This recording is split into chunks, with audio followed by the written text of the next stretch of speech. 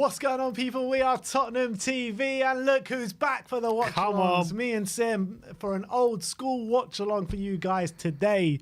And just before we get into the lineup, seeing as it's an old school watch-along, I think it's only right to bring back the giveaways. The old school giveaways. We used to do the Harry Kane giveaways way back when during lockdown, if you remember them well. Whenever Harry Kane scored, we're doing a giveaway. But today we are doing just a Tottenham giveaway because Tottenham don't score as many goals anymore. So, although Kane still does, to be fair to him. So if Tottenham score a goal, I am going to ask the audience a question. You do have to be a member to win the prize, but the first member to get the question right will be getting a prize, and we'll be sending it over to you. What are we giving away? T-shirts. We're giving away a T-shirt. So, and which T-shirt? Have we chosen yet? Well, it's going to be a choice, the viewer's choice. So we've got, you can have an Italian Job T-shirt if you really want, but I'm guessing that you probably don't want an Italian Job T-shirt. So it's either one of these lovely We Are Tottenham TV T-shirts or a Heung-min Son T-shirt. All right, so I will ask a question if Tottenham do score a goal. First member to get the question right will be getting a T-shirt. We'll be getting a prize sent to you. We'll obviously have to message us on Twitter or Instagram after to get the details. But so yeah, watch out for that during the watch along, people. All right, so there you have it. The giveaways are back. We're giving away some T-shirts today, but just remember you have to be a member to claim your prize. But let's get into the lineups and start off with Everton. We've got Jordan Pickford in goal, a back four of Coleman, Tarkowski, Keane and Godfrey. Garner Gay, Onana and Doucouré in midfield with Iwobi, McNeil and Gray up top. In terms of their bench, Begovic, Holgate, Mina, Mikalenko, Morpie, Davis, Cody, Garner and Sims. For Spurs, exactly how we predicted in the predicted lineup. And we've got Lloris in goal. Welcome back to Hugo Lloris, captain. Romero, Dyer, Longley in a back three. Pedro Porro, right wing back, Højbjerg and Skip in the double pivot, Ivan Perisic left wing back with Kulusevski, Harry Kane and Heung-min Son leading the line for Spurs. As predicted, yeah. The bench doesn't read great for Tottenham. We've got Forster, Austin, Tanganga, Sanchez, Saad, Devine, Mundell, Lucas and Danjuma. So 2 goalkeepers on the bench, 2 academy products on the bench. We do have 2 forward players in Danjuma and Lucas. Stellini did kind of imply that Spurs will be giving more of the fringe players or the players frozen out more of an opportunity as a clean slate. So maybe we'll see Danjuma tonight. Let's fingers crossed. But yeah, I mean, look, I don't think Stellini had too many options. Well, the only one was Lloris, wasn't it? Yeah, he didn't have too many choices to make due to the injury list. You can see through the bench the problems, our injury problems that we have. But I for one, I'm not saying I'm not happy that Lloris is back. He's our captain and he's been a great servant. I just think in this particular game, I would have kept Forster only because of his physicality and his ability to come for crosses. I do think it's going to be more suited to this game. So I would have just delayed Lloris's return for one game. But look, Stellini's the man in charge and he's chosen to put Lloris straight back in. And I guess given the fact that he's our captain, it does make sense. Yeah, I mean, he was talking, wasn't he, in the press conference, Stellini, about him potentially starting to make a few tactical tweaks. What do you think that means, and what do you think we might be able to see today? It's hard to say. I know it's hard to do because obviously he did things like getting Emerson to cut inside and things like that. But I think what tactical tweaks are you going to make? Maybe get the fullbacks even higher up. I mean, get maybe possession-wise, it'll be having Son and Kulusevski running behind a bit more as opposed to coming deep. Maybe the tactic of having Harry Kane very far up a lot of the time that Conte has had, instead of having him come deep and get Son to run beyond. Maybe that's going to be the go back to that tactic that we had like last season instead of this season where we had Son come deep towards the halfway line. So, I mean, I can't. I mean, it's until I've seen us. I mean, I have seen us under Stellini, but it's very different. To me, I said it before. What's Carl been saying? I need Kane and Kulusevski to score because I have both of them in my FPL team, so I need them to score. Come on, you Spurs! Big up to you, Carl. I said before when we played under Stellini, barring the Man City game, which I did think was a big difference. When I saw the West Ham and the Chelsea game, I really didn't see a massive difference between him when we played in those games and compared to how we played under Conte. The big difference for me was that we didn't make big unforced errors like we did in big games under Antonio Conte, which put us in a bad position. In those games, we were more switched on at the back anyway, not making those mistakes, and it put us in a position where in the second half, when we did have those moments to get out teams, we made them pay. We made the most of it. So I don't know. Maybe it's not necessarily tactically we're going to see a big difference. It's more going to be mentality, and it's more going to be about less pressure on the players from the sidelines and things like that. Here's a question for you. I don't know if you... Well, when was the last time Spurs lost at Goodison Park in the league? Are they showing it on screen now? They showed it on screen before. The last time we lost at Goodison Park in the league... Trying to think. 15. It's probably been a while. It's actually not as in the FA Cup we did. I'm talking about the league. In the league. It's not as far back as you think, as I thought when I asked the question, to be honest. So last season we drew 0-0. Season before that. Oh no, it wasn't that. I was actually looking at I was looking at a home game actually. Because we lost last season at home, 2 seasons ago at home. Yeah, first game of the season. Calvert-Lewin. It is actually quite far back. Do you know when the last time we lost to Everton at Goodison Park? Trying to think. 14, 15. Was it no, 14, 15 we won 1-0. 15, 16. Few people getting it in the comments we already. Drew 1-1. 16, 17. We drew 1-1. It must be, 2012? 2012. Really? Was that the last time? An Osman assist. That was mad. The last time we lost to Everton. That game we were 1-0 up, and then we conceded 2 in the last few minutes. Yeah. And we ended up losing. No, we lost 1-0. No, 2-1. 1-0. No, we lost the season after that. We lost the season after that? Yeah. So we did. So we did. 2-1 with Pina and Jelavic in the last minute. That's it. Yeah. Clint Dempsey scoring the for Spurs. So the lineup for Spurs that day: Lloris, Walker, Kulka, Gallas, Dempsey, Adebayor, Defoe, Lennon, Sandro, Vertonghen. So the only one still here is Hugo Lloris. So we have a good record against Everton. A lot of draws. Yeah, a lot of draws. But look, we are 4 minutes away from kickoff. We've got nearly 500 people with us. So everyone go and smash that like, smash that subscriber button. Otherwise, you know what's going to happen. Sim's going to start talking about algorithms and absolutely nobody wants to see that.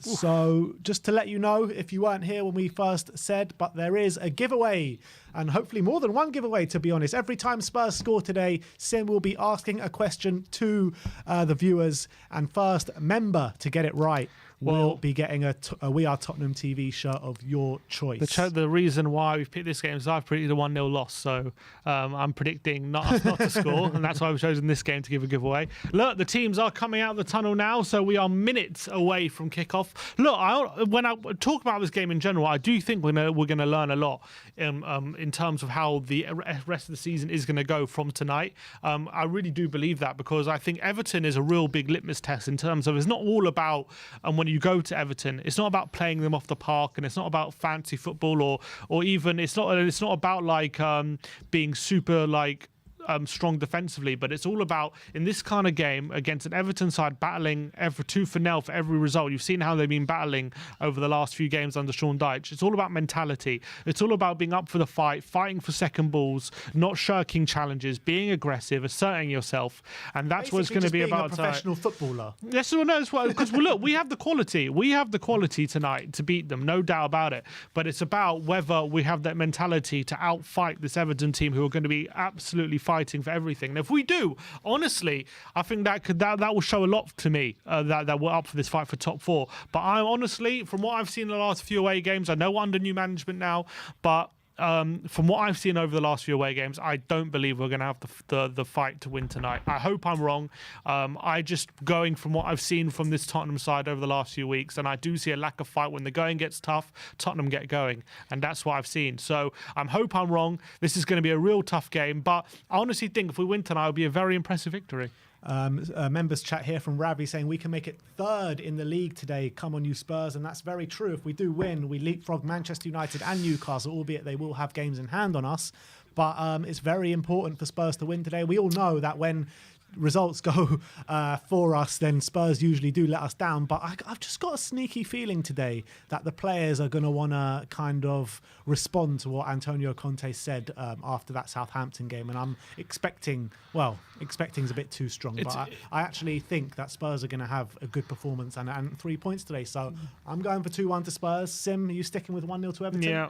I want to know your score predictions in the comment section. We are 2 minutes away from kickoff. So let me know your score predictions. Let me know where you're watching from as well, as we are nearly there. It's a weird one though, isn't it? Because after Conte said those comments, they've had a long time to kind of spew over those comments and think about them, and now they kind of get their chance to reply to Conte, but it's taken a long time, hasn't it? It's 16 days. It's feel like an eternity since those Conte. So much has happened. Yeah, so much has been. It's been crazy, but look, now's their chance. I hope I'm wrong. I really do. I really hope I'm wrong, but I've seen us how we respond when we get pressured and teams become physically dominant, and usually we crumble. So I hope that doesn't happen today, but I just think the evidence says it will. Yeah, you say that, but you cast your mind back to when just before we hired Jose Mourinho, right? We looked toothless, sluggish in all these away games, and suddenly Mourinho comes in and we beat West Ham in a really good performance. Yeah, but it's funny. It's funny you say that, because what's our longest run apart from recently not winning away from home? Wasn't it then? It was just after that little mini run from Mourinho. Yeah, so there always is an initial bounce. Exactly. Slightly. That's what I'm saying. But that's today. But it showed. But that shows that was their true quality. The fact that they kept crumbling. I agree. That's their true quality. But I'm saying today, because it's like a slightly new era. It's not a new era though. It's the same thing. No, but you know what I mean. It is the same thing. But Conte's we are underway. We are underway, people. Come on. Tottenham kicking from left to right in their white strip navy shorts with Everton at home. Let's get us into the atmosphere. Jake Backus with the super chat saying, going for 3-1 to Spurs. Come on, you Spurs. KPV has upgraded to platinum membership. Big up to KPV. We do have a new tier of membership where we will be bringing you exclusive content only for our platinum members very, very soon. Here comes Spurs. Romero snuffing out Decore already, and Lloris gets his first touch when did he get injured? Hugo. Yeah. He got injured at the Man City game. Yeah, he actually... and Kulusevski's down. I don't know what happened there. Holding his face. Head. He should be all right. Did you see... he did a video... he got poked in the eye there by Godfrey. That was like Vertonghen on Diego Costa. No, was it Dembele? Firmino. Dembele. Oh, Dembele on Costa, yeah. But also Vertonghen poked Firmino in the eye. I remember that as well. Kulusevski did this video for the Premier League on... talking about how he's learned to dribble and stuff like that, and how he gets his advantages. It was quite interesting. Talks about how he learned a lot of Eden Hazard. Yeah, he said he loves Eden Hazard. That's right. All right. So Spurs have free kick on the halfway line. Here's Romero. You know, one thing actually, I hope they do change, which I really didn't like. It's a little pet peeve, but when we have a throw in our own half, we always have our wing back come and take it. And I really feel like that always, or his Porro looking for the pass into Kane, and it's been intercepted, and here's Onana. We've lost the second ball. Here's Decore. Good ball into Iwobi. He's got space on the right-hand side. He cuts inside Højbjerg. Iwobi out. Here's Gray. Goes and down. Shoots. Oh my word! It's just over the Stop bar. giving him so much That space. was so easy. So much space. That was so easy, Tottenham. Where was the midfield? Nowhere to be seen. They're literally just spitting in my face. Everything I've just said, and we're basically reverting back to... Højbjerg, put in a challenge. Put in a challenge. Come on. That was also... Get close to him. Why are they letting him shoot? Gray's their biggest threat. What was Højbjerg doing there? Just not putting in a challenge. Gray with a shot just over the bar. That was way too easy. Super chat here from Sean Luke Doherty saying, "Hi guys, from Liverpool fan. You're a great channel. Thank you very much. Big up to you, man. Your channel's great." We are 2.5 minutes into the game. 800. Lloris has just put out play. Basically, everything I've said, and it couldn't have gone any worse. All right, here's Gray. Onana. Come on, Tottenham. Let's see some energy. It is only 3 minutes in. I know. But still, guess we need to settle into this game. Here's Settle Tottenham. Jordan Pickford. What I was saying, though, was when we get throw-ins... Oh, Romero's giving away. Kulusevski with a foul on Onana, and it's a free kick. Decore. What I don't like it, because I feel like when the wing backs are picking up the throw-ins inside their own half, it just forces the whole team back, and I feel like it's harder to then get back up the pitch again, and it forces the wing backs to put in more energy than they should. Whereas if you just get a wide centre back to take the throw-in, I reckon it's a much better scenario. You keep the wing back a bit further up, you can throw it to him as well. You get more players in the opposition's half. It just annoyed me a lot seeing that. Here is Perisic. Is that Spurs? Everton won it. Yeah, Spurs throw.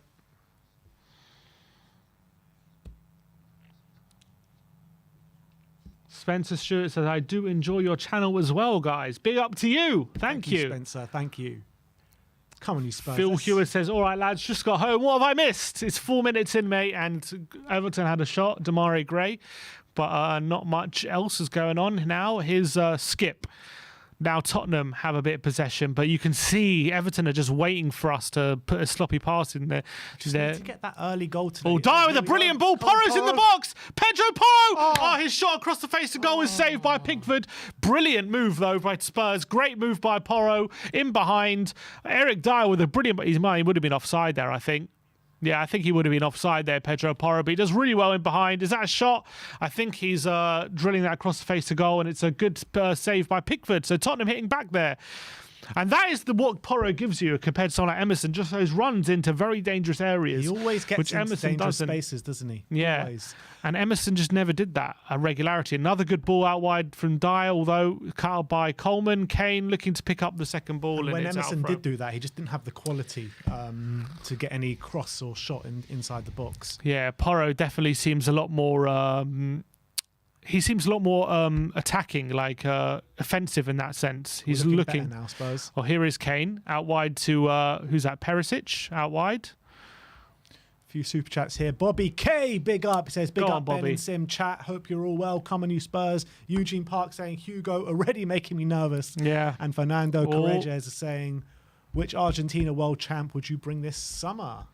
Which Argentina world champ? Alexis McAllister. I love him. I think he's getting even better. Kulusevski in the back post. And Porro. He seems to be getting better and better. Yeah, he really does. I think since the World Cup, he's really gained that confidence. It's winning the World Cup, and now he's playing so good. Højbjerg, brilliant. Is that a foul by Gray? Free kick to Spurs? Or Spurs, referee says play on. That's the proactive play I want to see from Højbjerg. That was brilliant. Here is Dyer. He caught Gray napping there. Perisic with a ball to Dyer. It's not the best ball, and Dyer is forced to just hoof it long towards Porro, but Godfrey's there. But Porro's got to keep doing those runs inside because Godfrey's going to be occupied by Kulusevski. So unless McNeil tracks him back every time, he's going to have a lot of space. But McNeil is very good at tracking back. That's the thing. Yeah, I mean, he's got a lot of energy and a lot of stamina, McNeil, getting up and down the pitch all night long. Here's another long ball. Here's who's that? Is that Perisic? Perisic went for a 30-yarder, up and under, well over the bar. He's like, Conte's not here. I can do anything I want now. Why not? Exactly. No Conte shouting him on the sideline. Yeah, I think it's a great run here by Porro. Not too many. Oh, he could have pulled it back for Son potentially if he had a bit more composure. 7 minutes in. I think Spurs are growing in this game nicely after the first early few minutes that were pretty poor. Yeah, we seem to have been taking charge of it, hopefully. But you just got to be wary, like, if we misplace a pass or like here, second balls, we're second to it again. Here's McNeil. And Godfrey on the overlap on the inside. He cut inside the box for good play. Kulu tracking back. And he dribbles his way out of trouble as well. And he's looking for help. He cuts inside Onana. It's a good tackle, though, by Onana. And here's Idrissa Gueye. Iwobi looking for support. He's got Coleman on the overlap. Coleman. He's looking for inside. Here's Decore. And he's given away to Son. Can Tottenham break? Højbjerg. Oh, he's been pressured by Decore. He hasn't lost it. He's given it to Romero. Here's Porro. Tottenham playing their way out of trouble nicely. Højbjerg, Kulusevski. Tottenham doing well. Looking for the ball in behind. It's a good interception by Tarkowski, though. And Everton can come away with it. Iwobi to McNeil. McNeil for Everton. Great challenge by Romero. That's what I like to see. Run straight into Romero. It's a brilliant tackle, and Tottenham now come away with it. And here's Harry Kane at the quarterback position. Harry Kane. Ball to Pedro Porro. Brilliant. Porro, the good ball into Kulusevski. A bit of miscommunication, and Kulusevski's pass is misplaced. But Tottenham still have possession. So long ball over the top to no one. But Kulusevski's looking to pounce on it. Doesn't. And here come Everton. Another super chat here from Chris saying, good morning from Australia. Oh, good tackle from Skip, and here he comes. He's got Son on the left. Give it to Son. Oh, he's overrun it. But it's fallen to Kane in the box. Oh, Kane is... Oh, that was poor from Skippy, man. Oh, my word, Skip, but he just overran it. He had Son to his left. He had options to his right as well. Really, disappointing there from Skip. Great challenge there by Højbjerg. Skip had so much time. It's his touch here. But then it falls to Kane, and is it off the line here? It's off the line by Michael Keane. I tell you, that's going in. Yeah. That's going in by off Harry Kane. Chances starting to come now for Spurs. Back to that super chat. Good morning from Australia. We'll be seeing Ben and Sim later on tour. I hope so. Find us a sponsor. We'll be there. Won't rule it out, but won't commit to it just yet. Yeah, I have had a look at the flights. They are bloody extortionate. Free kick to Everton. It's Damari Gray. 1,145 people in here with us today. Big Everyone up. Go and smash that like and that subscribe button on 148 likes, people. Here comes Everton. Oh, Gray's free kick flicked on, and Tarkat. Oh, it's Michael Keane actually in the box. Free. I don't know how he's so completely free. Completely free. Don't know how that happens. It's not a great ball from Gray, but it's kind of flicked on by Decore, through to Michael Keane, and he's able to chest and volley. Romero's a bit slow to react there. We're doing a worldie to get it in from there, to be fair. And it's over the bar, and Tottenham have a goal kick. Romero is being pressured inside his own penalty area. He gives it to Porro, who goes long. Oh, that's a poor ball. It's not a great ball. Skip can't get under, but Tottenham win it back. Højbjerg again. Another good tackle from him. Yeah, he looks like he's really growing into this game, Pierre. No, he's starting to win the ball back for Spurs quite a few times now. Here's Dyer, Ollie Skip. Here's Clement Longley to Eric Dyer. Longley. Back to Dyer. Tottenham fans singing, "You're going down with the West Ham." To the Everton fans. Here's Kulusevski. Can he get on the half turn against Godfrey? He can. He gives it to Porro.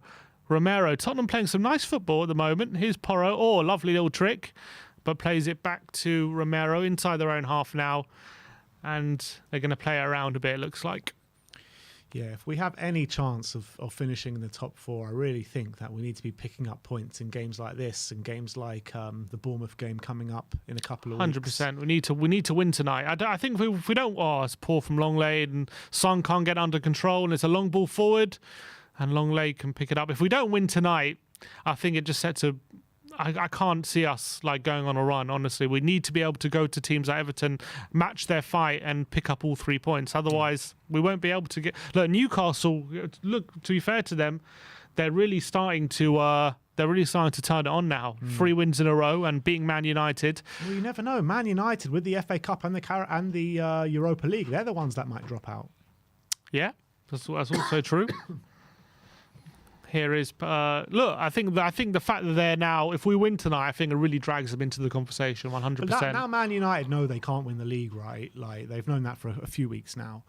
Surely their priority's got to be the Europa League. You have to think so, McNeil, and maybe they'll take their eye off the ball. Their away form has been pretty bad recently. Foul by Godfrey on Kulusevski, free kick. Am I right in saying if Chelsea win Champions League and Man United win Europa League, does that mean we're out if we finish 4th? If they both finish outside the top 4. Oh, if they both finish outside the top 4. Which, I mean... It's not likely, but it's possible. Very possible, yeah.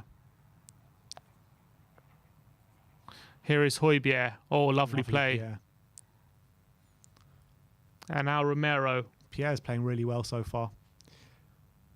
He was lazy in that first minute, but apart from that, he's been really good. Oh, it's a good ball by Romero. Brilliant ball to Perisic now. He's got a chance. He goes on the overlap to Son, who cuts inside. Oh, he tries a little trick to get past Keane, but can't quite make it work and dribbled out for a goal fans kick. Were just singing, he's magic.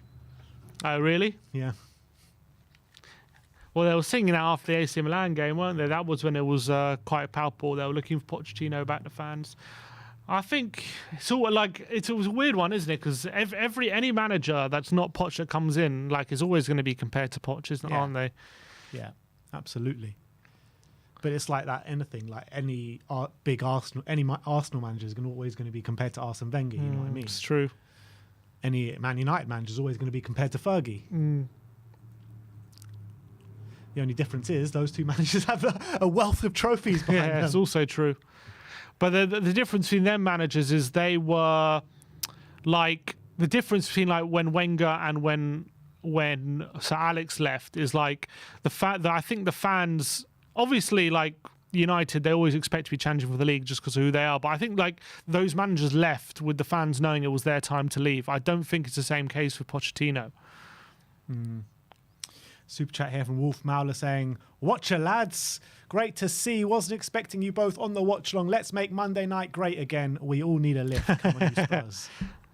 Big up to you, Wolf. Oh, Here's Decore, Onana. Oh, his pass was looking for Iwobi, but is hit by his own man, and Spurs have it back. Here's Kulusevski. Skip. They're not booing Son because of that injury he did at Goodison Park all those years I wouldn't be ago, surprised. Wouldn't be surprised. Literally, Son was crying and like apologized like every single day, like for the next. It wasn't 10 even days him as after well. that. It was Aurier. Yeah. It just looked like him because He got sent off, didn't he? Son was the one who got sent off, but it got overturned. It got overturned on the day or afterwards? After, retrospectively. Here's Dyer.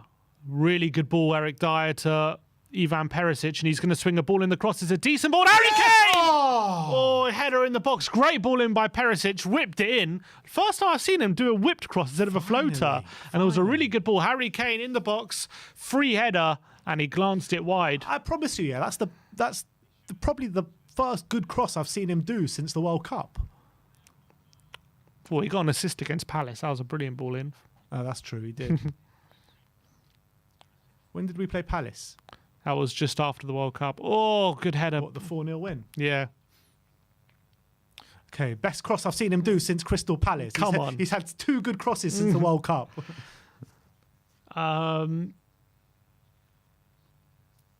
Here is... All right, Spurs had the ball again. Most headed goals in a season. If Kane scores a header today or any other game during the season, he'll break the record. Wow. Another record broken. Unbelievable.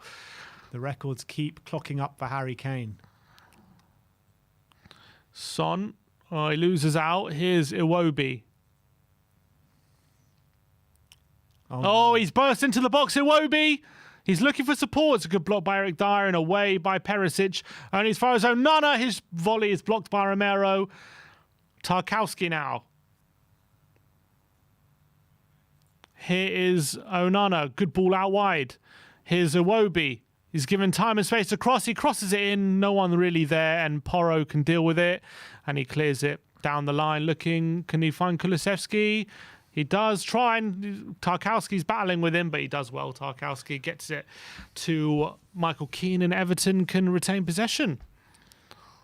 1,346 people watching with us today. Big up to all of you. Only 213 likes, though. It doesn't really match up. Everyone just go and smash, obliterate, absolutely annihilate that like and subscribe button. We are doing giveaways as well every time Tottenham score today, but you've got to be a member to claim those prizes, which are T-shirts. We Are Tottenham TV T-shirts. So if you want one, get that membership and join in the fun.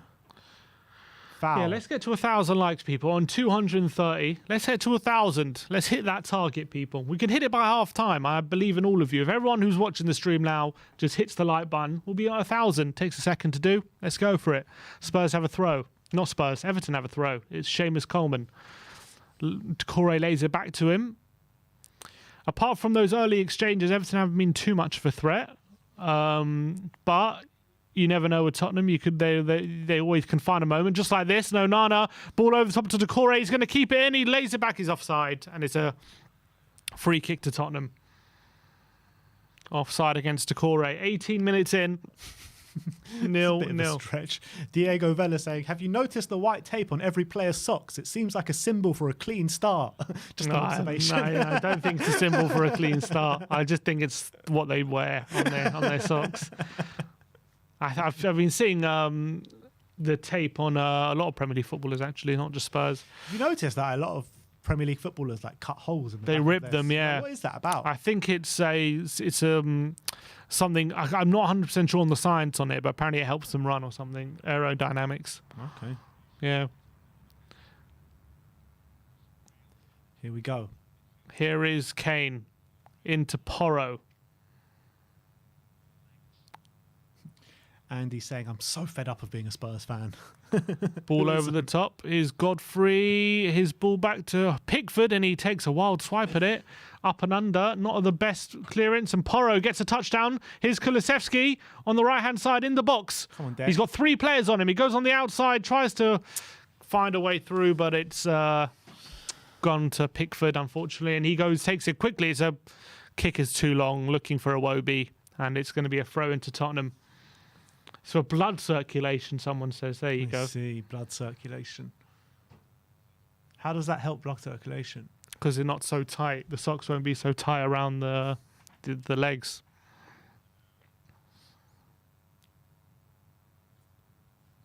So I don't know why someone hasn't developed a sock ripped. They just keep ripping them. Maybe they have.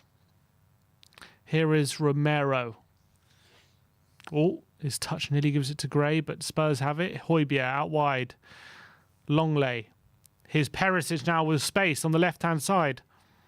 Is he taking on Coleman? He goes on the inside. Perisic to the ball at the back post. Oh, my word. It was so close to Pedro Porro. But McNeil was there. He tracked him this time. Oh, Porro was completely free at the back post. But McNeil with a crucial interception. He was about to tap it home. Brilliant from Perisic. Great ball in. Oh, I was right on a plate. Perisic is looking dangerous today, man. That's already 2 brilliant crosses he's put in the first 20 minutes. Oh. Good defending from Dwight McNeil. Porro knows it as well. Good defending. 20 minutes gone. Corner to Spurs. Goals from corners. Spurs lead the way with 13 this season in the Premier League. And Perisic to take it. Left-footed. In-swinger. It's headed away. Only as far as Pedro Porro tries to lay off for Kulusevski and isn't able to, but Decore's clearance is going to go straight to Hugo Lloris, who first time swiped out wide to Perisic. And here's Kulusevski to Perisic, and Tottenham on the attack, but it's not a good ball from Perisic. And Everton have it, although Dyer isn't giving up, and he is able to win possession back. Here's Højbjerg. Do Everton take a draw from this game, do you reckon? Probably, because it's so tight. I think every point is so valuable, especially when you're playing top half teams. Yeah. Oh, what is that from Longley? Gives it to no one, and it's away. Looking for Gray. And Skip with a foul, pulling the shirt, and it's a free kick to Everton. Skip shaking his head there, but it was a foul. Yeah, he's the pulling. back of What? his Why? shirt. Why is he? There's no absolutely need for no that. need to do it as well. It's not like he's running beyond him. He's it's literally ahead of him. So unnecessary. They're just challenging for the ball, and he pulls the back of his shirt. I don't see the point in that. Free kick near the halfway line to Everton. No. Here is Demarai Gray. Is he going to hoist this one in? Wolf Mauler says Everton looks so vulnerable under our crosses today, and they do. We are crossing, especially when Perisic is looking very dangerous right now. But Tarkowski with a header at the back post. He beats Perisic to it. Well Lloris played, comes Hugo. and he claims, but Well doesn't fully get played. it. But Son is able to come away with it. Hugo. But Lloris just about does enough to get it away. Didn't look completely convincing though. Here is Idrissa Gueye. He loists forward. Tarkowski wins the header, and it's away by Porro this time. But Tarkowski's winning every header. And here is Gray. Goes on the outside of Longley. He beats him. Cuts inside. No. Perisic puts his hands up like he didn't touch him. And referee doesn't give anything. It looked like a dive to me. Well, book and him here's then. Kane. No one and ever referee gets booked for says, diving anymore. "Oh, referee says, play on. Let's see. Gray cuts inside. Oh, it's a No. massive dive. You've got to book him. Unless I he hate slipped. He this. might have just slipped, to be fair. He might have just slipped. But like the booking for diving has completely gone out the Premier League. I don't know what's happened to Yeah, it. they don't do it anymore. I don't know. Here's Iwobi. Coleman crosses it in, and Onana's there, but Romero does well to get the header away. But Godfrey, his shot is deflected, and Dyer deflects it away, and it could have gone anywhere, but it's gone for a corner to Everton. Tarkowski, though, is winning all sorts of headers at the moment. It's causing problems. Yeah. Come on, be more switched on there, Kulu. Good player, that Onana, isn't he? He is. He's doing really well. He's doing really well at Everton. Where did they sign him from? Where did they sign? I can't Was it remember. a Belgian team or something? Can't remember where they signed him from off the top of my head. Corner to Everton. Or towards the back post. Lloris again just about gets enough on it, but he was flaps Lille. at it a bit. It was Lille. Oh, and Godfrey beats Kulusevski to it. And here's Godfrey on the left-hand side to Decore. Son challenging, goes to Iwobi. Kulusevski's Well back on the played, pitch and makes the Kulu. tackle. Kane, though, pulls out the challenge, and it goes to Godfrey. Here's Demarai Gray on the right-hand side. Into the box, away by Perisic, and Well here's played, come on. Kulusevski. Comes away with it. He's got Look at Sonny. space on the Look at counter. Sonny. Kane. He was looking for Son, but he couldn't find the timing of the pass, and he just comes away with it. Here is Kane. Play it. To Højbjerg, looking for the 1-2. He gives it to Longley. It's pressuring by Everton. Longley goes long. Looking for Perisic is too long. And Coleman. It's a foul. Free kick to Everton. What's Perisic doing there? I don't know. Why is he fouling him?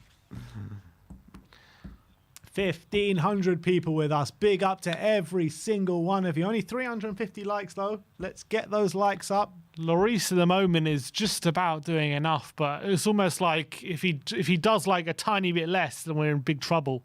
He's like just getting enough on it at the moment, but Just he is. warming up. He's just warming up. He doesn't look too convincing. He's just warming up. Hope you're right. Free kick to Everton, Pickford to take it, and it's going to be out for a throw into Spurs. We do look dangerous. It's pretty much what I thought. When we get out wide, and we have the time and space out wide, we look dangerous. But we're not. We've got to make the most of it. If we're not Need getting to it score in, a goal. that's damn right. What's going on here? Oh, Nana's got a problem, does he? Oh, is it Ramadan? Is it the break for Ramadan? Oh, is it? Onana and Decore are breaking their fast, and Gay. Oh, I see. We must have some Muslim players, don't we? I know Dan Juma is a Muslim. Dan Juma is. I don't know who else. Who in the starting 11? Today's starting 11. Probably No one. I can't think of anyone. Spurs. So there is a lull in play as a lot of the Muslim players take a break to break their fast. Pretty mad they're playing having fasted though, isn't I it? know, but you know, before this year or before last year, they didn't even take breaks during the No, I game. They know. just played. Isn't that playing a high-level Premier League game Yeah, without eating the whole day? It's nuts. It's madness. Got to give him the respect. Yeah, fair play. All right, are we? I think that's a couple of minutes, and I think we're going to get back underway. Oh, Chelsea-Liverpool tomorrow. You reckon Chelsea will win that after the Potter news? I don't know how wild that. You know who's their manager now? It's the former Brighton right back, Bruno. Do you remember him? No. He played for Brighton for a long time, and even he played for them in the Premier League as well. He was a Spanish right back. His name was Bruno. Bruno what? Just Bruno? He was known at Brighton as just Bruno, but he is it's called Bruno. I can't remember his surname. But he was known as just Bruno, yeah. He was a bald-headed guy. How long ago? In the Premier League. He played for them in the Premier League. Maybe... Salter? Yeah. I don't remember him at all. He was just known as just Bruno. I don't remember him. I think he came up with them from the Championship as well, but I think he had a long career in Spain. They came up in 2017. All right, here come Everton with Gay. Out to Iwobi. He's going to get across in the box. But no he's got there. time, Porro. No. Oh, he chests it back to Lloris, and it wasn't a great pass, and it just about makes it back to him. The thing is with Everton is if they had like a Chris Wood or something right now, we would be in a lot more trouble. But because they have that lack of presence in the box, it's helping us at the moment. Gray is just when they're whipping across to Gray, it's just meat and drink. Yeah. But when they do get the bodies forward from set pieces, it's a different kettle of fish. Yeah, they shouldn't have got rid of Rondon. Yeah, honestly. I reckon Deitch would have loved Rondon. Georgiou with the members chat for 14 months he's been a member for. He says, thanks for maintaining the enthusiasm, guys. Come on, you Spurs. Big up to you, George. Look, we won that top 4. Let's hope that we can have a big last 10 games. Look, whatever shit show's going on at Tottenham Hotspur, we still love the club. Tottenham till we die. We're always going to want them to win. Long ball forward from Eric Dyer, looking for Porro, but Godfrey is able to head it away. And here's McNeil down the line to Gray, and Romero's at foul. Referee says yes. Referee says he fouled Amari Gray. That wasn't a foul. God, he's full of it, Damari Gray. Let's see this again. No, that was a foul. He was clipped. Yeah, he was clipped. Clipped his back of his heels. Brian says Rodgers is in the stands. I haven't seen any. Have we seen any footage of him? Maybe I missed it. No.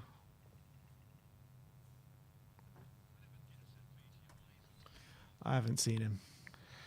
Must have missed it if he's there.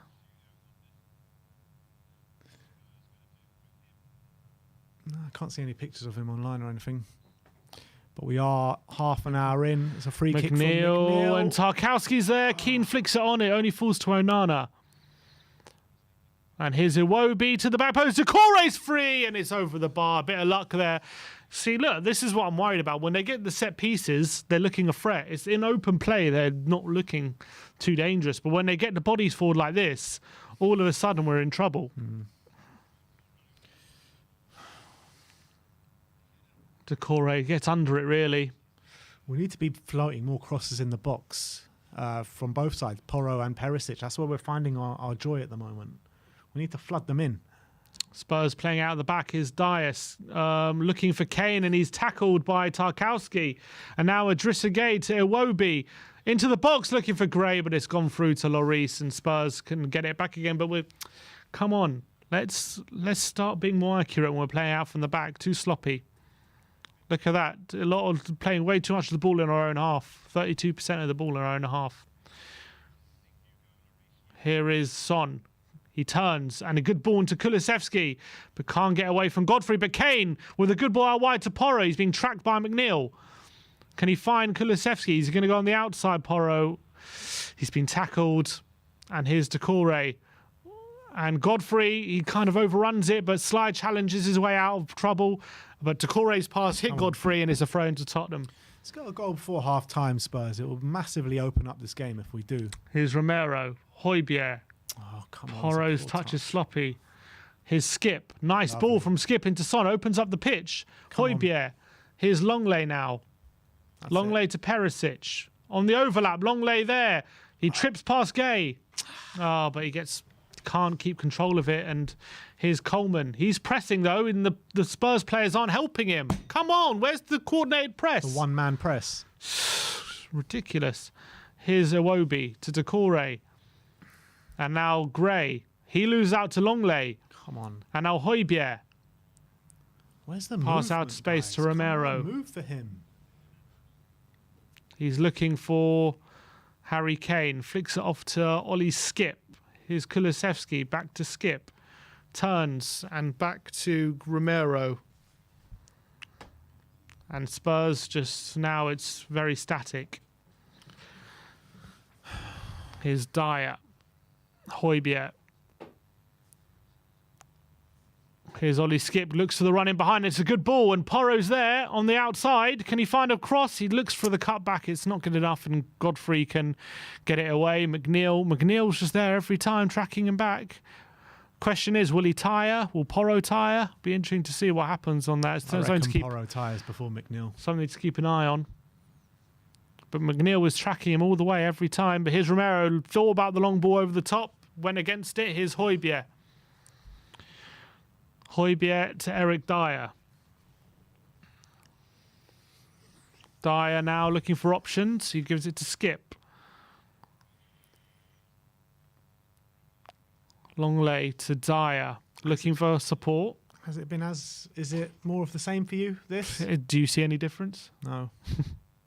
I think it's very similar. Very similar to what we've seen under Conte. Is this our good half or our bad half? Great question. Great question. Well, I What do you guess we'll have to wait and see. I don't think it'll be too bad. What you're hoping for. I'm going to say it's our bad half. I'm going to say it's our bad half. Ah, so we're winning the game then. Not necessarily. Or a touch inside from Perisic, and it's not a great one and given away. But Longley with a good interception. Looking for Kane in behind. Is he offside? Referee says no. post. Oh, he is offside. Ah. Kane is offside. I'm gonna get Kane is... one on. What's there? If there's a Copperberg, I'll take it.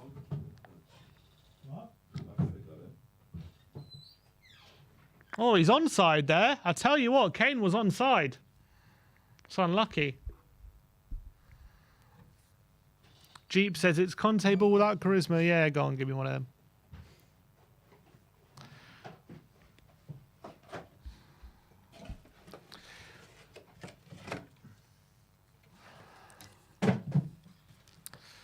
Kane was onside on that chance. Oh, he was onside? Yep, she was onside.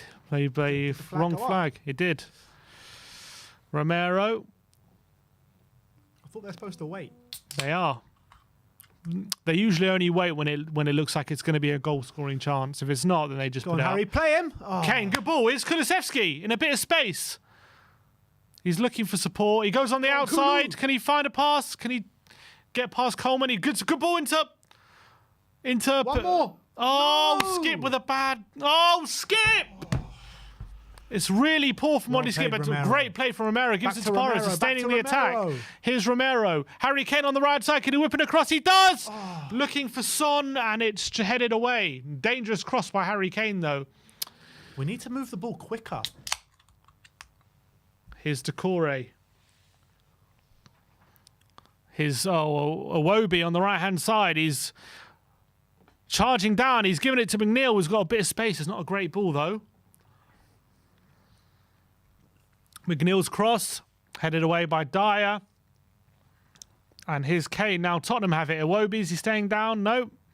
Here is Kulusevski to Højbjerg. To Porro. Into Kulusevski. He can turn.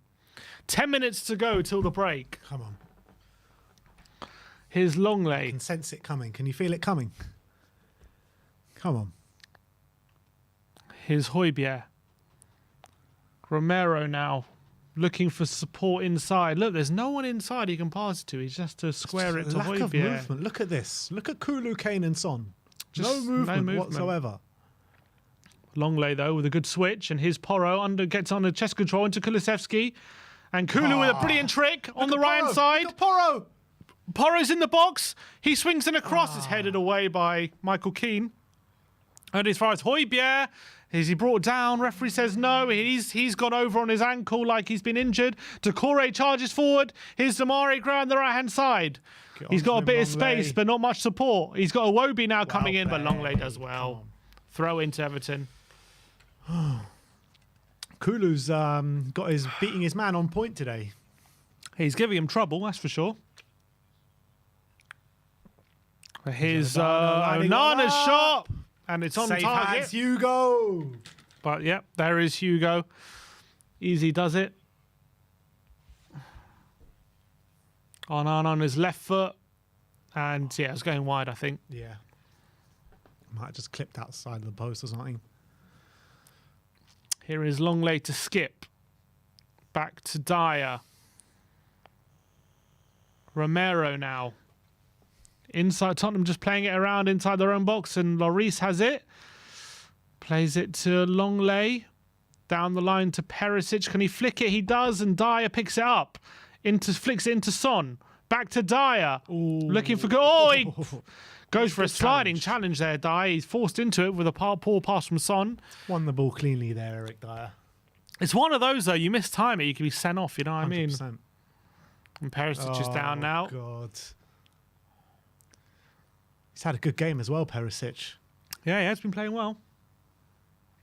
Credit where credit's Although, due. again, his general play is still Tarkowski's down as Tarkowski's well. pulled up, though. He doesn't look great. Tarkowski goes off, that's a big loss for Everton.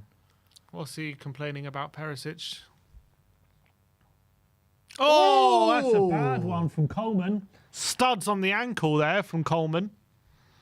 Yeah, that's a booking. That's a booking. He's lucky. Perisic not happy, but Tarkowski is not getting up. Doesn't look like he's in a good way. Looks like got a knee injury. Oh, I tell you, he clashed with Dyer there. They got Cody and Holgate. Aston Cody's not too bad, I guess. There you go. Tarkowski hasn't missed any minutes for Everton this season. Yeah, that I don't understand how Coleman doesn't get booked for that. Yeah, disgraceful challenge. Definite booking.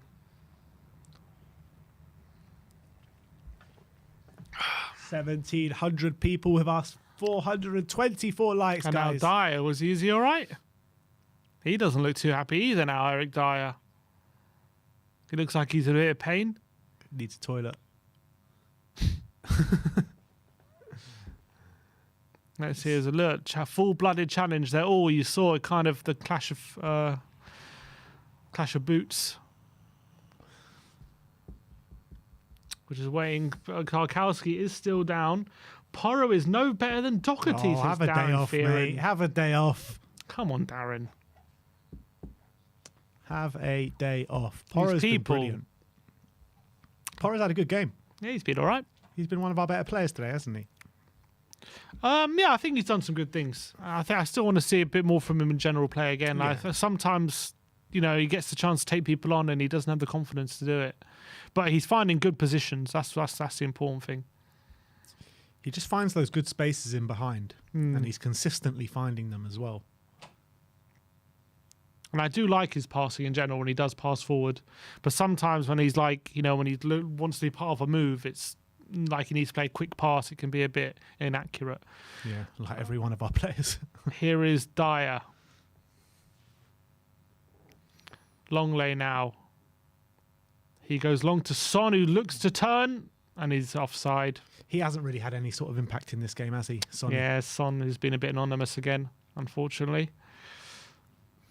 Been a bit of a quiet game in general, to be honest. Not been a great game of football. It's been it's been a bit of a battle. Let's see the stats so far. XG wise, Tottenham shading it 0.36 to 0.38, but Everton's 6 shots to Tottenham's 3. 1 big chance each, apparently. What was our big chance? Oh, Dyer away. Here's McNeil, takes on Porro, gets a ball in the box, and headed away from, who is it, Dyer? Not sure who, it might have been Longley. McNeil wants to take a quick throw. He does. Here's Idrissa. Come on. Iwobi looking for over the top to Coleman, and come off it. Up. Dyer has it, and it's going to be a goal kick. Coleman's never getting a penalty. He's for actually that. seriously claiming for it as well. Never getting. The fans were, but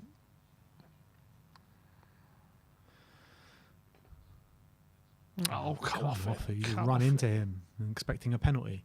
Look how he's shouting at the referee. Yeah, come on, Coleman. You know it's not a penalty. Yeah, he's got a little bit of a smile on. He knows it's not. Romero, good ball by Romero into Kane, and here's Skip. Dyer being challenged by Decore, and he keeps the ball, and Skip goes long to Romero.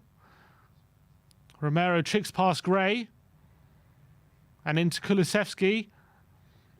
He attacks the space and he plays a through ball to Son! Heung-min Son! Oh, it's a save by Pickford. 1-on-1. Son's sprint. Oh, he's offside. Was he? Yeah, he's offside apparently. The one chance it looked like we were going to have in this half, and the referee's put his flag up. Great play by Kulusevski. Yeah, I think he's just... Yeah, he is. Yeah, he's just...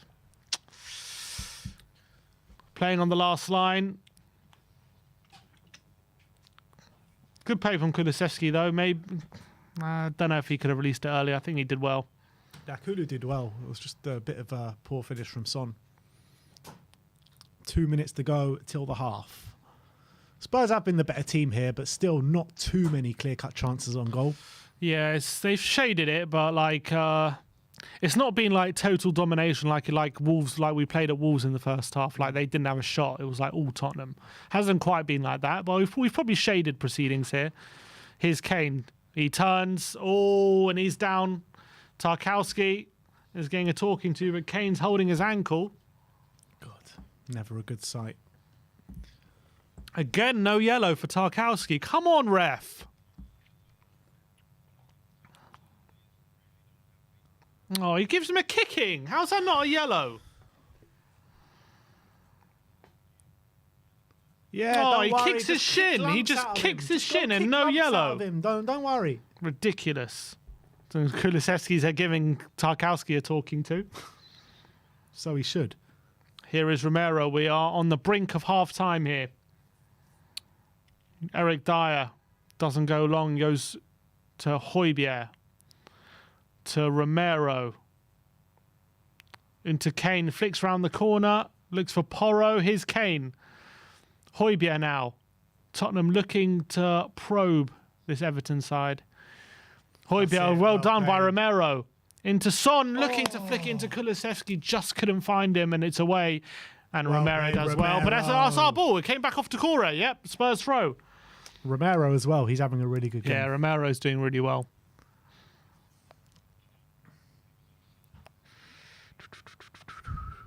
Come on. Oh, Kane looking to run in behind, but it's going to go through to Pickford. And that's 45. I mean... Our last attempt at goal, they're saying, is the 16th minute. Really? Apparently. Because someone doesn't count because he was offside. 3 minutes added on. Porro goes long. Godfrey with the interception. Can Skip win it? He does. Off Onana. And here comes Kulusevski. Here's Son. Out wide. Perisic is free. Oh, come on. Here is Perisic now. To Kulusevski in the box. It's back to Perisic. Oh, it's a poor ball. And Gay intercepts off Son. Oh. That's poor from Sonny. Poor from Son and poor from Perisic. But Longley wins the ball off Gray, and Tottenham come away with it again. Here's Perisic. Go on the outside of Coleman. He goes on the outside, tries to cut it back. It's a block. And Everton come away with it. Iwobi down the line to Damari Gray. Here's Decore. Back to Gray. Referee says free kick. They give it to Gray every bloody time. He's able to hold it up. How are we allowing that? Oh, God, Romero. Romero is going on the warpath here. Yeah, because no one wants to press. Romero's like, if you guys don't want to press, I'll do it. Stellini now being animated. What was that in his hand? Stopwatch, for the. I'm guessing for the added time.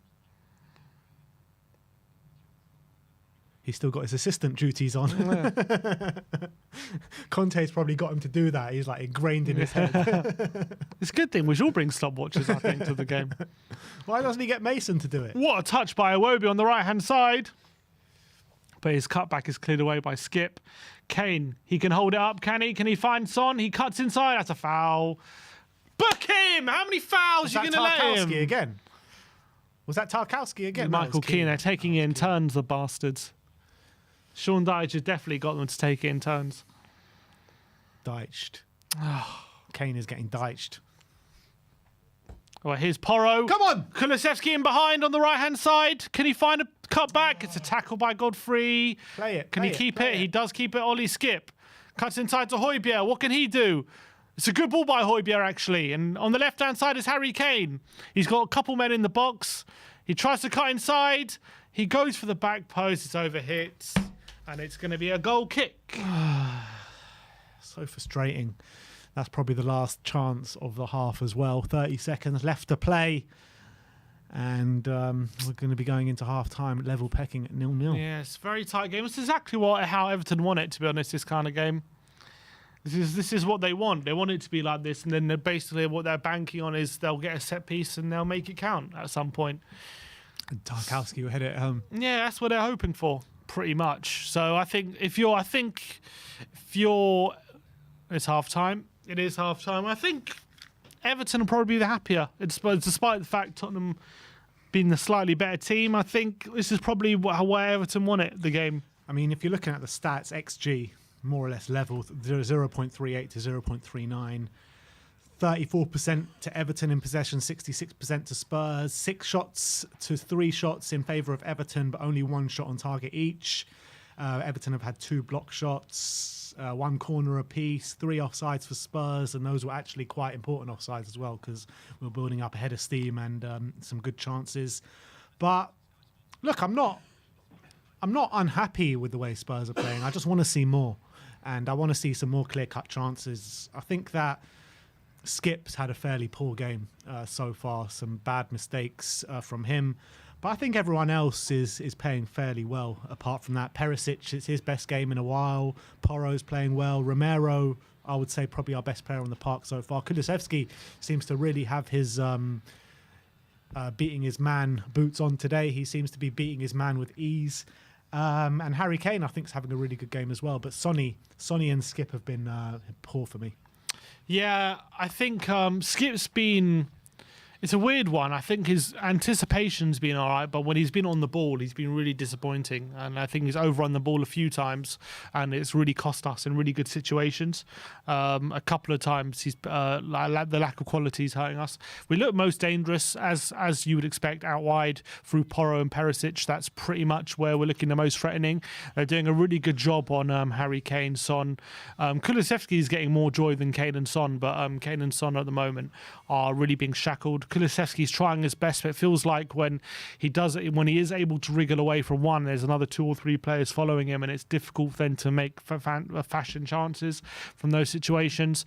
I think Everton are doing well to break on their counter-attacks, breaking away, getting set pieces, and they're looking most threatening from those point of view. In open play, they're struggling with a lack of presence, I feel like, in the box right now. They're getting into wide areas, but then they're putting in crosses and no one's really there to challenge our centre-backs, apart from when you have Decore making a late run or anything like that, or when there's a set piece. So I feel like we're shackling them from open play. Set pieces, when we're not looking convincing, to be honest. But when we get the ball out wide, we are looking dangerous, and we're trying to. Well, I think the back line and the midfield are doing all right when they're playing out the back, but as soon as it gets to the forward line, it just gets too crowded, and all of a sudden they're either getting fouled or they're losing the ball at the moment, the forward line, and it's hard for us to kind of build attacks from that point of view. So unless we're getting out wide to Perisic or Porro, so I think it is more of the same. I don't see many changes from under Conte, to be honest. I think it's you could copy and paste this, and basically Conte could still be in charge. You wouldn't know. I think I think it's pretty much the same. I think that we could easily win this game in the second half, but I also think that Everton have the game where they want it, where it's really tight, when they're not giving away too many clear-cut chances, and they're looking a threat from set pieces when they get the opportunity, which is what they want. Yeah, no, absolutely. I want to see more movement from the Spurs players. I see a lot of times Spurs are getting the ball in the central areas in the midfield with Skip and Højbjerg, and they look ahead of them, and Kulu static, Kane static, Son static. We need to see more movement off the ball, which we're not seeing at the moment. Yeah, and when we are coming short for the ball, like when we see Kane coming for it, and a lot of the time he just get fouled, but we need to make sure we're exploiting that space left by him, because it's more often than not, it's Tarkowski or Michael Keane coming and fouling him. And if there is chances for him to wriggle out of those situations, we have to make sure that Sonny or Kulusevski are exploiting that space, and we haven't seen that anywhere near enough. Sonny has been anonymous. At least Kulusevski's been trying. When he's gotten the ball, he's wriggled out of a few situations, albeit hasn't been able to fashion too much. But Son has just been anonymous. He hasn't been able to pick up dangerous positions. He had that one moment where he was 1-on-1, but that was offside anyway. So I want to see more from Son. Again, Perisic has been playing well, but he has been picking up those positions out wide, and Son, you don't see him there because he's very central, because Perisic is out wide. Do you think that's a reason why we're not seeing Son play well today? I don't know about well, but I just think it's not about. I don't think Perisic is hurting Son play well. I think he's just limiting Son's options, whereas Which impacts him playing well. I don't know. I wouldn't want to blame it on him playing well, because he should be doing more in the central areas. He's not doing enough. Like, Son has that ability in the central areas to do things, and he isn't doing enough himself. His close control isn't good enough. His decision making isn't quick enough. So all those things are hurting him. But when it's not working for you in one position, sometimes you like to drift into another, and having Perisic constantly there is probably not helping him. But I would argue Perisic is doing well when he picks up the ball in those positions. So what am I going to say? It's Perisic's fault? No, he's doing his job. Yeah, you know what I mean? No, I agree, and I think it's the best performance we've seen Perisic play for a while. In turn, let's go to super chats. Eli Nador with the super chat saying Stellini insists Tottenham will come back swinging despite losing both Antonio Conte and Fabio Paratici. Did you see the embargo section from Stellini? I read it, yeah.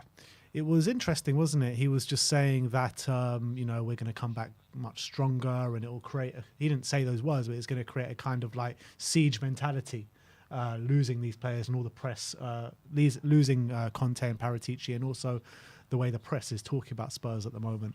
Do you see that happening? I think he'll try. But I also think that it's very difficult, because the messages, I think a lot of it is going to be the same.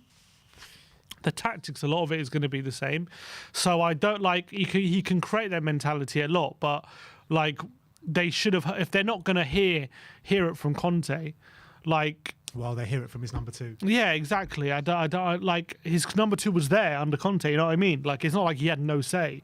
Like, we know Stellini was very, very involved under Conte. So I think he might try his best to do that. But whether he's successful, I don't know. But maybe Stellini has other methods that he wasn't able to do whilst Conte was here, because Conte always had final say.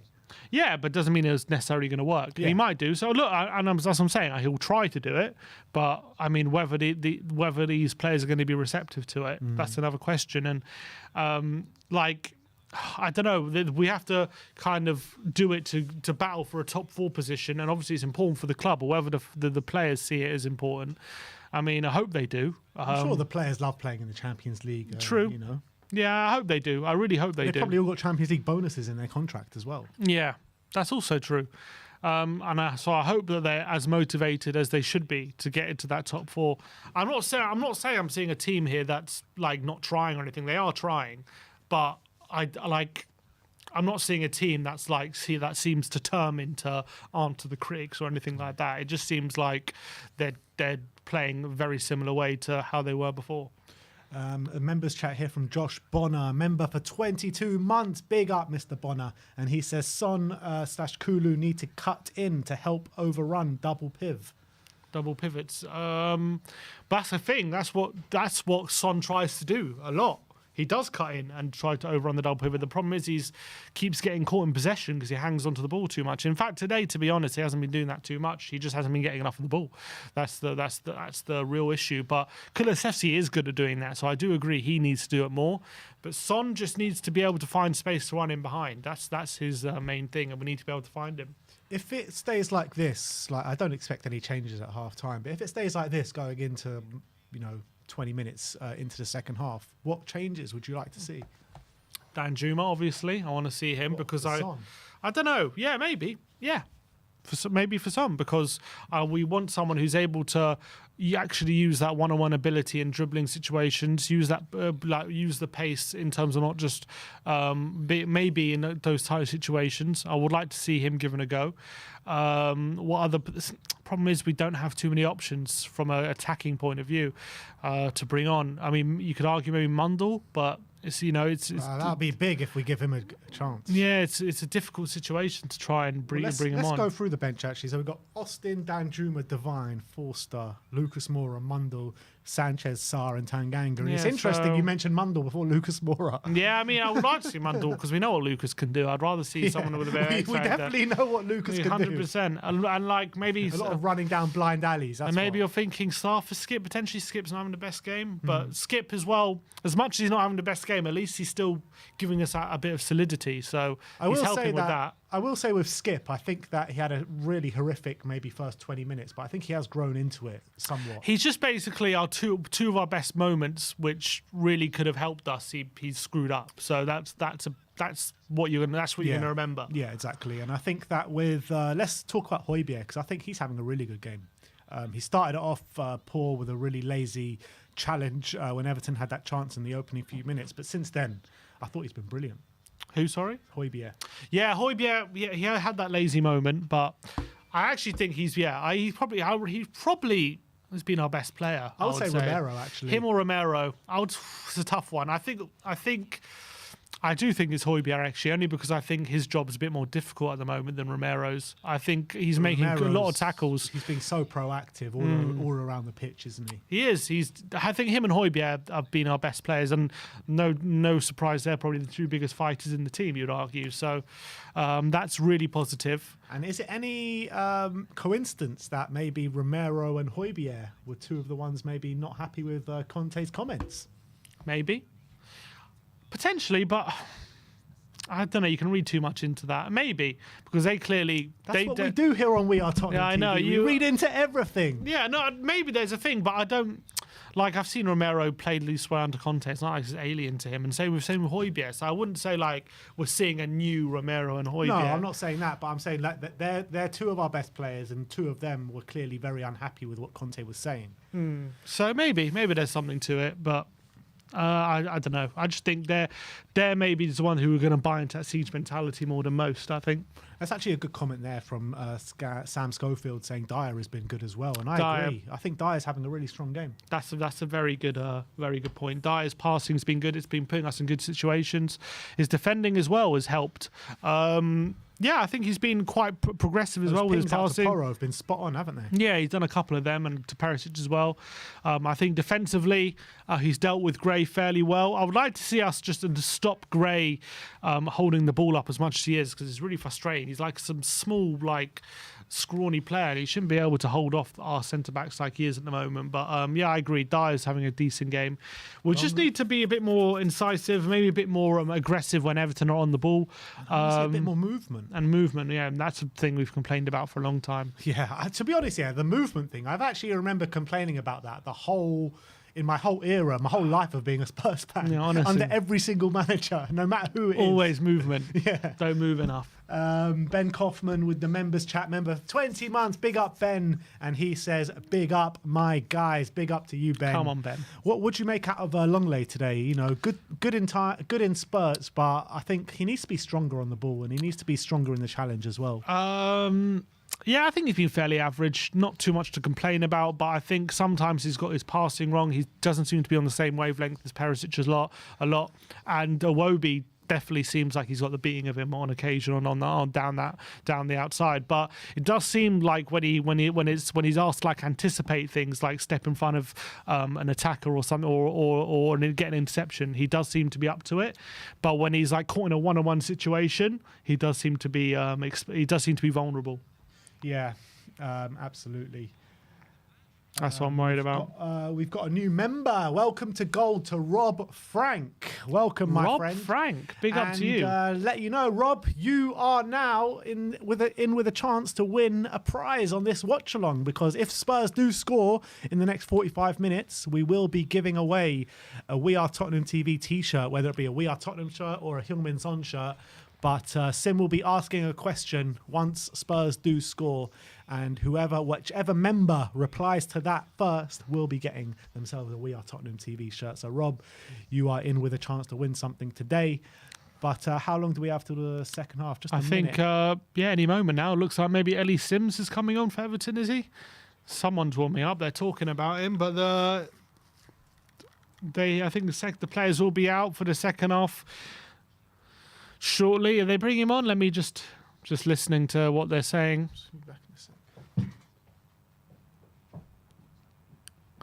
Let's see what's happening. The players are out for the second half here at Goodison Park. It doesn't look like Sims is coming on just yet, but he is warming up, so maybe he'll be on at some point in the second half. Any subs at half time? Doesn't look like it. Doesn't look like it.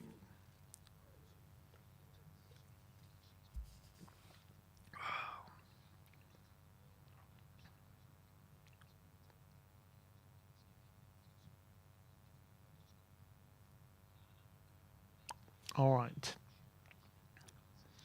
Everton are out for the second half now. And no subs for either side going into the second half. Looks like it shall be as we were.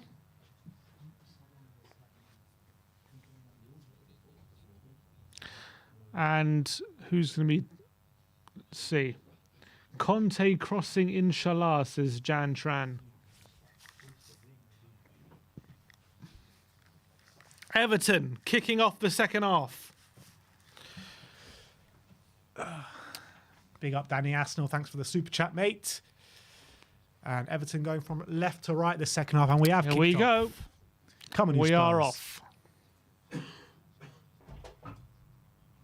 Decore flicks on to Anana on the left-hand side. Oh, Nana.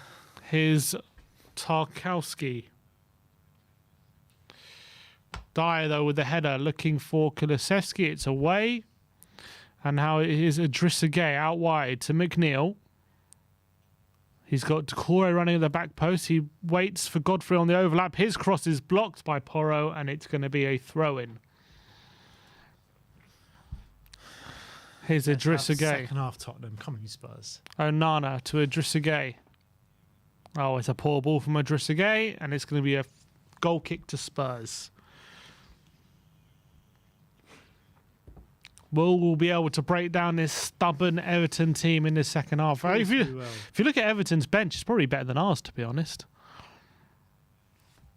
Second half goals, though, 65%. We have the most second half goals in the season, or what? Highest percentage of second half goals.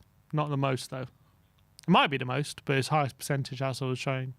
34 second half goals. So we do score more in the second half. Maybe that will... Oh, Dyer's giving away! Idrissa Gueye! Oh, we're lucky. Just it's over as the bar. we were praising him. Bloody hell, Eric Dyer. Put himself in trouble. Idrissa Gueye was hounded by the Everton midfielders. Is this not just like Groundhog a constant theme with Eric Dyer? There's Dyer. Just, can't get rid of it quick enough. Onana and Gueye pounce on him. And like, we are lucky that Idrissa Gueye... Every time anyone praises Dyer, this comes next. Idrissa Gueye, though, if he had any composure, would have found a pass or something or got it on target. We're very lucky. Very lucky Idrissa Gueye plays it over the bar.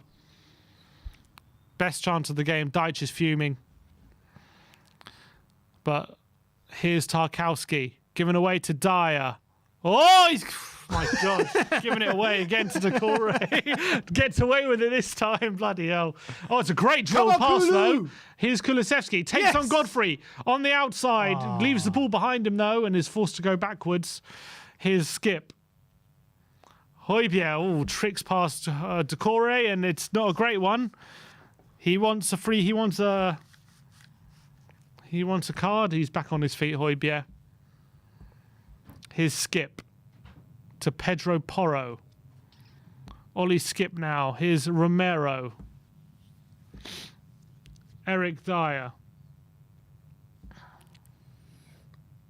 Longley. Down the line to Son. Can he turn on Keane? He does. That's got to be a foul.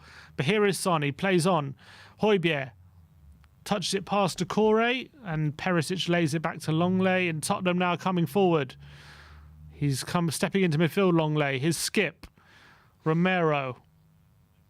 Flicks it to Skip. Højbjerg. Perisic. Perry. Cuts inside and floats across, but it's away by Michael Keane. Jaden says, had that been a top team, we would have been 1-0 down there from Eric Dyer. And yeah, you're probably right. We cannot be just gifting them possession in those areas of the pitch. And that's just what we know Dyer can do at any moment. Here is Dyer, though. Good ball into Son. He looks to be shown for the ball a lot more already in this half. And here's Skip into Højbjerg. Højbjerg's got a bit of space. He plays out wide to Perisic. Kane is outside the box. He floats one to the back post looking for Porro, and it's out by McNeil. And again, he tracks him all the way back, and it's going to be a corner. But I mean, like, Harry Kane is in those areas, and he's crossing it into, like, the shortest guy on the pitch, Pedro Porro at the back post. It's like, obviously, it's never going to work. He's our best crosser, Kane. It's a corner to Tottenham. Can we find a moment here? Do you think he's a better crosser than Perisic? Kane? Yeah. I think he's one of the best crossers in the league. Is Perisic not one of the best crossers in the league? Not as good as Kane. I think Kane is an unbelievable crosser. I agree. Perisic is a good crosser. That's like Perisic's bread and butter. But Kane's elite at so many things, and I think crossing's one of them. Here's Porro. He goes for goal, and it's over the bar.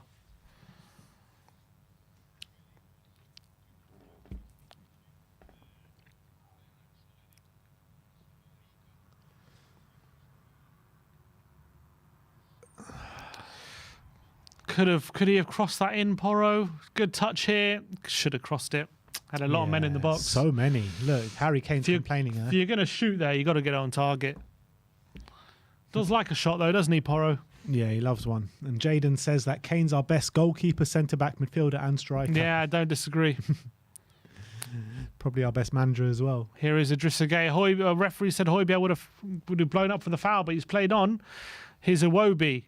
Onana. Godfrey.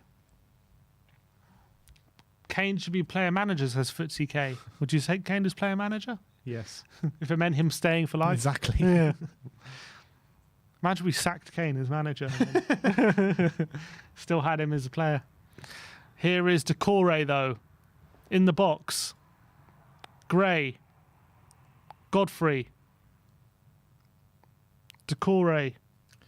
Juan Dan is asking, how do you become a member? Well, there is a link underneath the stream that says join. So just follow the steps. Coleman's cross is deep. Dyer away.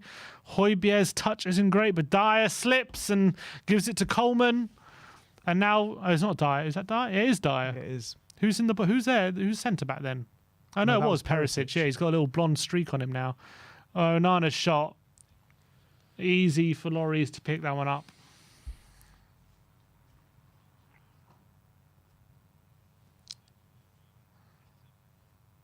Not 2 weak shots he's had, Onana. Come on, Spurs. Longley. Here's Perisic. Højbjerg. Back to Lloris, who passes out wide to Romero. He's given it away. Romero Skip took his eye off it. And Romero played it behind him. Here's Iwobi on the right-hand side. It's a good tackle by Perisic, and Tottenham come away with it. Here's Son to Kulusevski. Kulusevski has it now on the right-hand side. He's going to take on Godfrey. He goes long. It's a good ball to Longley, but forced backwards. Yeah. Here's Perisic, and he's given it away to Iwobi. Here's Decore. He goes long, but easy for Spurs. Porro picks that one up. Now Porro. Kulusevski takes on Decore. Does really well, Kulusevski. Takes on 3 players. Got to be a foul somewhere. God, he beat 3 players there, Kulusevski. Just one of them took it out, surely. Referee said no. Really frustrating start to the second half. Here's McNeil. The good half for Spurs with the first half. Oh, but Decore, good play by Romero, and it's going to be a goal kick. Do you think we hear anything about this manager situation any time before the end of the season? Yeah, I think hopefully we get an indication of like if we're getting close to signing one. I like to think we will hear something, like maybe not soon, but maybe near the end of the season we might hear like, oh, we're set to agree with someone after the season or something like that. I hope we hear something. Have we done that before with a manager? With a manager, I don't think that's ever happened. I don't think that's ever happened with a manager. Who did we do with the player? Just Lewis Holtby, wasn't it? Lewis Holtby.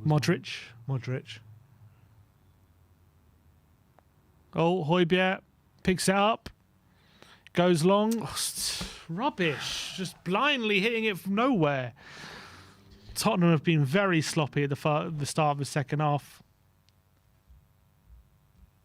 Matt McDonald saying, what youth player would you guys pick to come on? Well, there is only one, and that's Mundle, Divine. Isn't it? Oh, Divine as well, yeah. Play Divine. Be interesting. I'd like to see Mundle come on, though. Here is... He's never going to come on with the game this tight, though. Yeah. Well, it depends how highly they rate him. Here is Seamus Coleman on the right-hand side for Everton. Son tracking him back. Idrissa Gueye, Iwobi.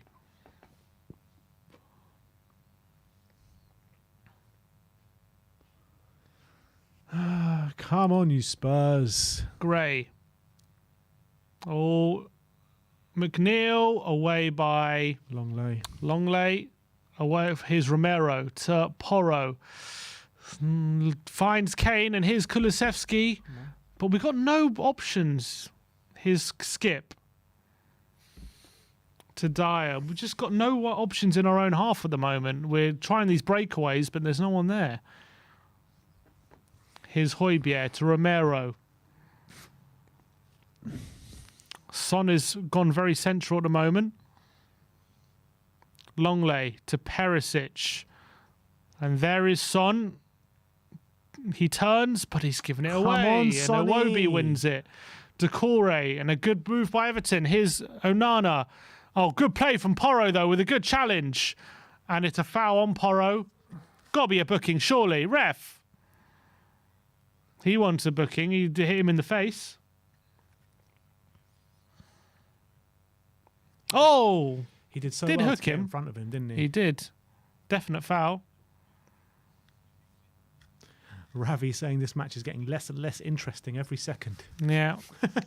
That's how things are. Look, it's Everton, Spurs, like with the teams in their current form. Do you expect anything less, to be honest? 2 of the most anti-football teams in the league. Perisic tries to cut inside, and it's cleared away. Here's Dyer with a good challenge, and Skip. Oh, he's given it away to Decore. Decore on the right-hand side now. And he wins a corner. That's what they want, bloody corners. Yeah. We can't let them do this. No. They're going to score from one of these. They just will.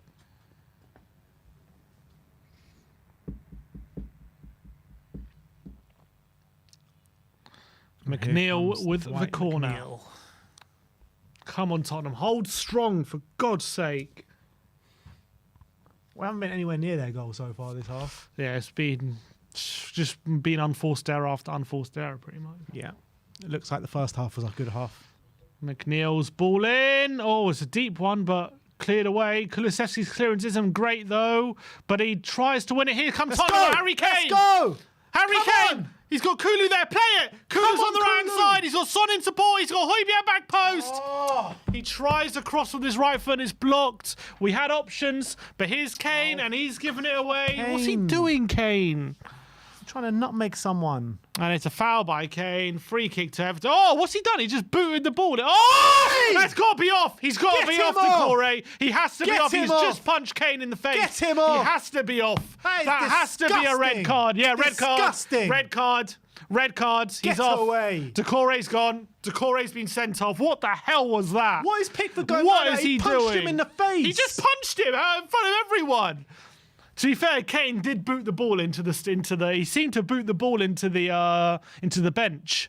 But what is Decore doing? A moment of madness, absolute moment of madness, and it's a red card. Idiot Decore. He's got to go. The referee has an immediate red card. He's got no option. No option. It wasn't even one of those ones where Kane is like. Now that was obvious, clear as day. It wasn't even one of those ones where Kane is like playing up. He punched. It's nothing like the Emerson Royale No, one from a few it's weeks like- ago. no, he's off. He's gone. What is Decore doing? There's a moment of madness there by Decore. And he is gone. And that's a big miss for them. 3 games. Yeah. What an idiot. What an absolute idiot. Everton are down to 10 men. Let's see this again. So Kane. Kane here, he gets the ball. He booted it at Decore. Oh, and he just went right into his face. Why is Decore going so mad about that? I That's don't just know. a clear that's just a challenge. He pushes Gray over. I thought he booted the ball into the bench. Oh, he kind of kicks Gray there a bit. And then he boots it. Oh, Kane didn't like it. And then he just, right into the face. Well, actually, I tell you what, I thought it was harder than it was. It does Yeah. seem to be a bit of a slap Yeah. more than a punch. But still, it's just sending No, off. look, you put your hand in someone's face, he's off. He's off. Nah, he's off. He's off. Does Kane get a booking there? Maybe, For but the foul on Gray and for tucking his shirt as well? he might do, but he's off. There's got to be a red card for sure. And now Everton will have to play the rest of the game with 10 men. Deitch is fuming. Look how red his face is. His face is always Face red. is so yeah, but it's even more red. It's like you can see the steam coming out of it. It's matching his beard. Yeah, he's fuming. He is fuming. We've got to go on and win this game now. Yeah, no excuses. No excuses. There never was any excuses anyway, but Super chat here from Gaza saying, through thick and thin, you guys are there. And little Brian. oh, he did get booked, Harry Yeah, I Kane. thought he Yeah, would he do. did get booked. Half an hour to find a goal, Tottenham. Everton are just going to keep every man behind the ball now, aren't they? Tarkowski's drawn. What are they trying to complain? Look, he puts his arm in his face. It's a red.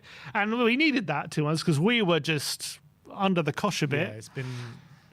Yeah, I wouldn't say maybe under the cosh, but we just haven't come Just out all the over second the half. place. We just Bit haven't all over come the out place. whatsoever.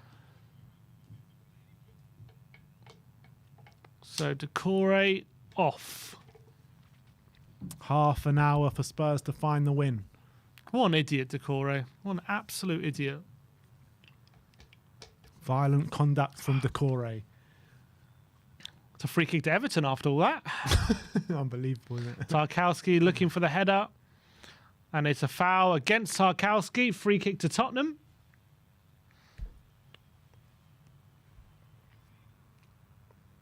Harry misses the next game, apparently. Is that I true? don't think so. He has on 5 yellows, but it has to be 10 at this point. Oh, okay. I'm pretty sure.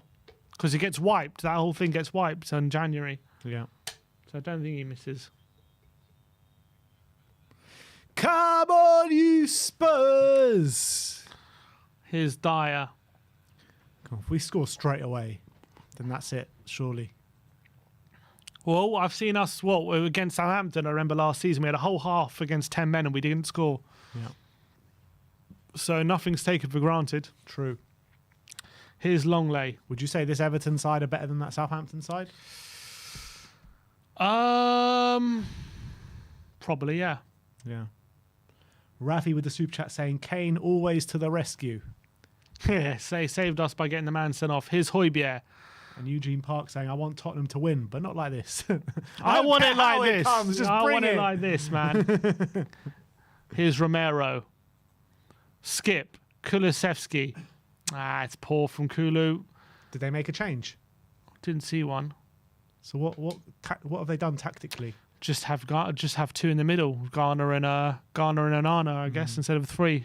Instead of 4-3-3, it's probably 4-4-2, 4-4-1 probably. Yeah, 4-4-1. Here's Dyer. Come on, move for him, someone, please. Here's Romero.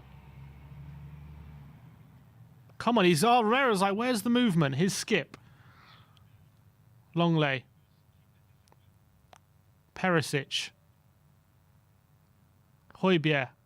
Thought about going long. Finds Romero. Let's go. Romero to Kulusevski on the right-hand side. Kulu, back to Romero. Back to Kulusevski. Oh, looking for Son, but it's all clogged up and it's away. Someone move. Someone get across. And now Everton have just got very little in terms of breaking at the moment. Yeah, that's it. They're just putting everyone behind the ball. Yeah, now they just try and get a point. Porro with a cross in. It's a dangerous one. Perisic in the back post. His header looking for Kane and it's away. Good ball in from Porro though. Just couldn't quite turn it towards Kane. And here is Perisic. Brilliant. Oh, no. But Longley's giving it away to Iwobi. And Iwobi outmuscles him. Idiot. And he's free down the right-hand side, but he's got no options. Here is Iwobi in the box. He goes for goal, and it's away. Swipe, and it's so weak in those situations. What is it? It's a yellow card. For who? What's happened? Yellow card for Longley for trying to pull down Iwobi, I'm guessing.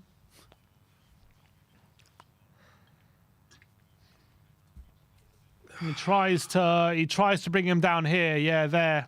Yeah, that is a booking. It's a booking. Pulls his shirt. Play on from the ref and a yellow card. But yeah, it's poor from Iwobi. 25, just over 25 minutes to get a goal, Tottenham. Come on, let's see some bloody urgency.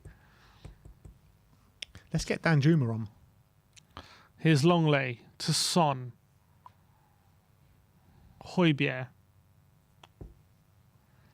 Dyer to Romero. Big up. 2,000 people with us. Big up, everyone. Come on. Let's get to 1,000 likes. We're on 560. We just need 25% of you to scroll down and hit the like button. 25%. Come on. Smash. It takes a second. Strike. It's absolutely free. Let's get 1,000 likes, people. Porro with the ball in the box. It's away.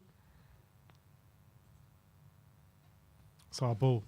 25% of the people currently watching just need to hit the like button and we'll get to 1,000 likes. And smash that subscriber button while you're there. If you're new to the channel, you like the content, just scroll down and smash that like. Come on, you Spurs. Appreciate you guys. Here is Pedro Porro. 5 minutes to go.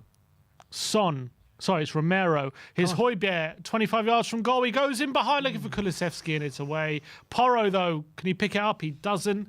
It's Dyer. There's just no outball at the moment. It's because of the movement. Here's Longley. Kane now in a very deep position. He's getting booed for big boos around for Harry Kane because he got Decore sent off. Yeah, I'm sure they were booing at the World Cup as well.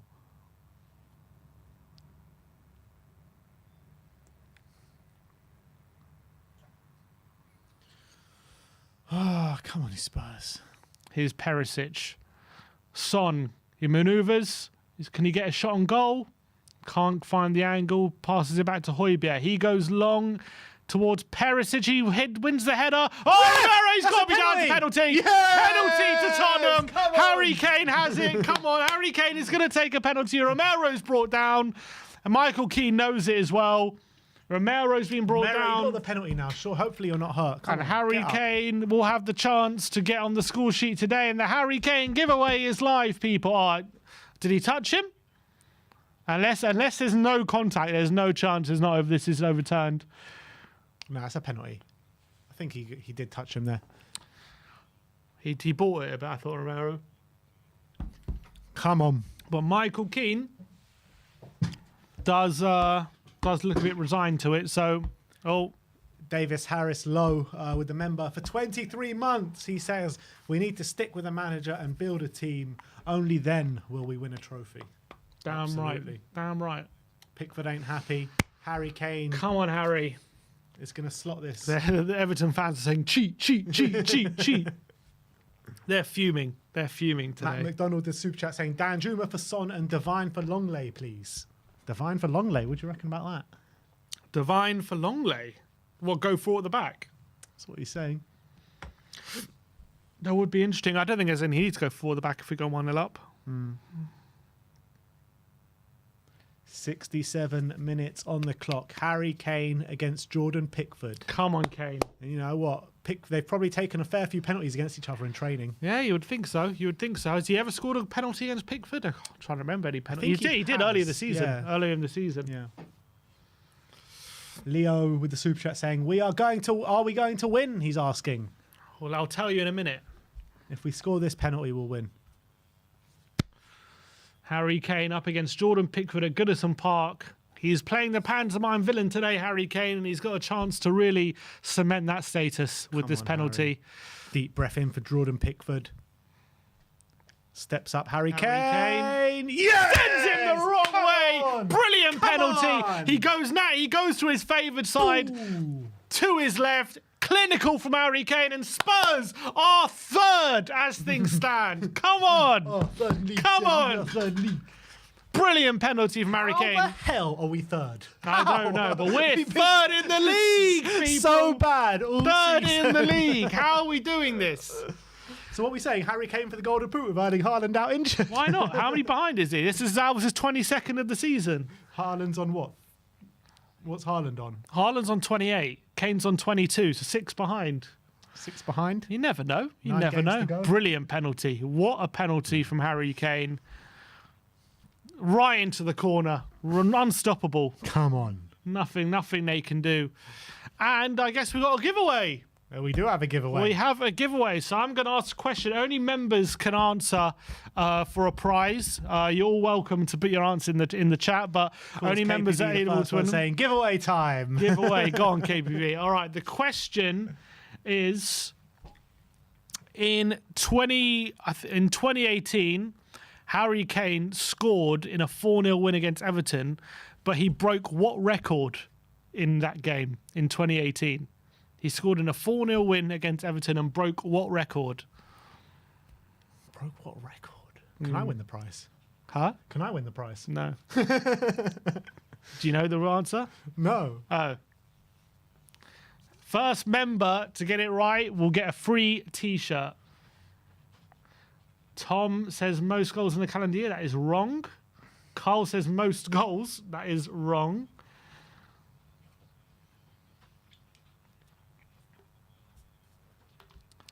Most goals without a trophy. Most goals without a trophy. No. I have no clue what the answer is to this. 2018, he broke a record. Yeah. I'm pretty sure it was that one, yeah. Can't see anyone having it yet. Most assists in a calendar year. I mean, I don't think he would break that with a goal. No one got it? Was it 4-0 home or away? It was at home.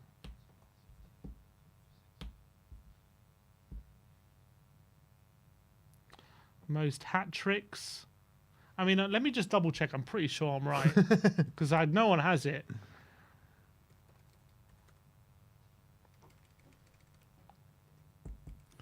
All right. Everton have pushed men forward now. Maybe that will leave more gaps for Spurs. It's a foul from Clement Longley, and it's a free kick to Everton. We don't want to be giving any stupid free kicks away right now. 20 minutes to go. Spurs 1-0 up here. Yeah, I'm right. So... Show me. One sec. Most goals. No one. I don't see. I think we have it. One sec. Let me just check. No one else got it. VAR. Oh, no, we have. Yeah, I think we have it. Jack Bacchus, I think, has it. 1 second. Free kick in. Get it away. There we go. It's away. And Jack Bacchus has won it. He beat Teddy Sheringham's Tottenham Premier League record, whereas Tottenham's all-time Premier League top goal scorer when he scored in that game back in 2018 against Everton in a 4-0 win. He became Tottenham's all-time Premier League top goal scorer in that game. Jack Bacchus, well done to you. A free T-shirt will be coming your way. Make sure you message us on social media and we'll be sending that to you. But congratulations, Jack. You'll be getting a free T-shirt for getting that right. Congratulations. Big up, Jack. The giveaways are back on We Are Tottenham TV. Big up, Jack. Let's hope we can give away another T-shirt today. I wouldn't bet on it, but... Yeah, but Jack, make sure to message us on social media, whether it be Instagram or Twitter. Oh, Romero, what's he doing? Get it away! Oh, my word. He's so calm in that situation. He's being pressured inside his 6-yard box and he's nearly lost it. But here's Gray. He shoots and it's into Lloris's arms. Safe We're hands, our own Hugo. worst enemy. It's like the only way we don't win this is if we shoot I ourselves in the actually foot. blame Hugo more than Romero. Why is Hugo just playing it to him there? Look at the player breaking him down. Yeah, true. I didn't see that bit from Hugo, to be fair. It's a poor pass from Hugo. He's just playing Romero into trouble for no reason. That's also true. But you can see 3 players closing into Romero there. Here's Longley, Perisic, Skip. Look at that, 83% possession for 10 men in the last 5 minutes. It's ridiculous. Ollie Skip, Pierre-Emile Højbjerg. Oh, Spurs singing Pochettino out loud here. The fans, you can hear it. Here's Heung-min Son looking for the run of Porro in behind. Porro's on the left. Porro's on the right side. His shot is into the side netting, and it's a goal kick to Everton.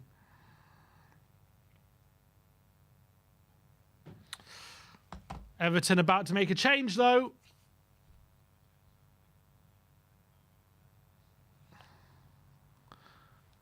And Mikalenko. A couple of changes for Everton as we approach the last 15 minutes of this game. Goal kick to Everton.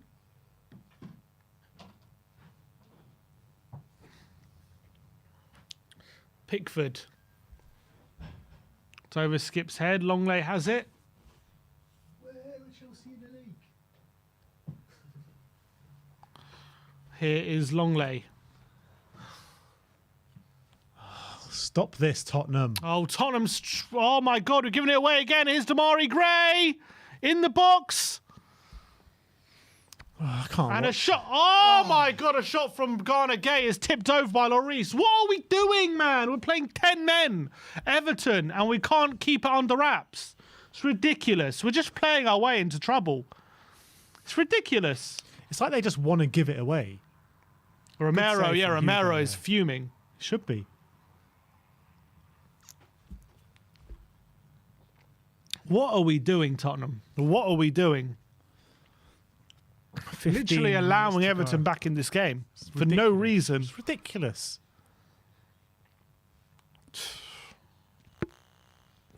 Make a change, Tottenham. McNeil's corner.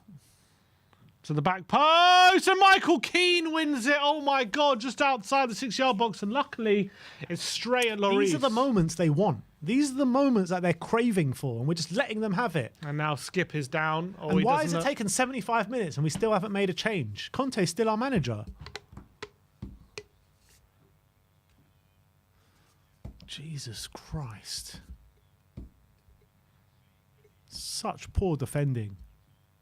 Michael Keane going Since off? we've scored, we've been absolutely tragic. Yep. Well, to be fair, we were pretty tragic before we scored as well. The second half has been a really poor performance. Sims for Coleman and Mikalenko for...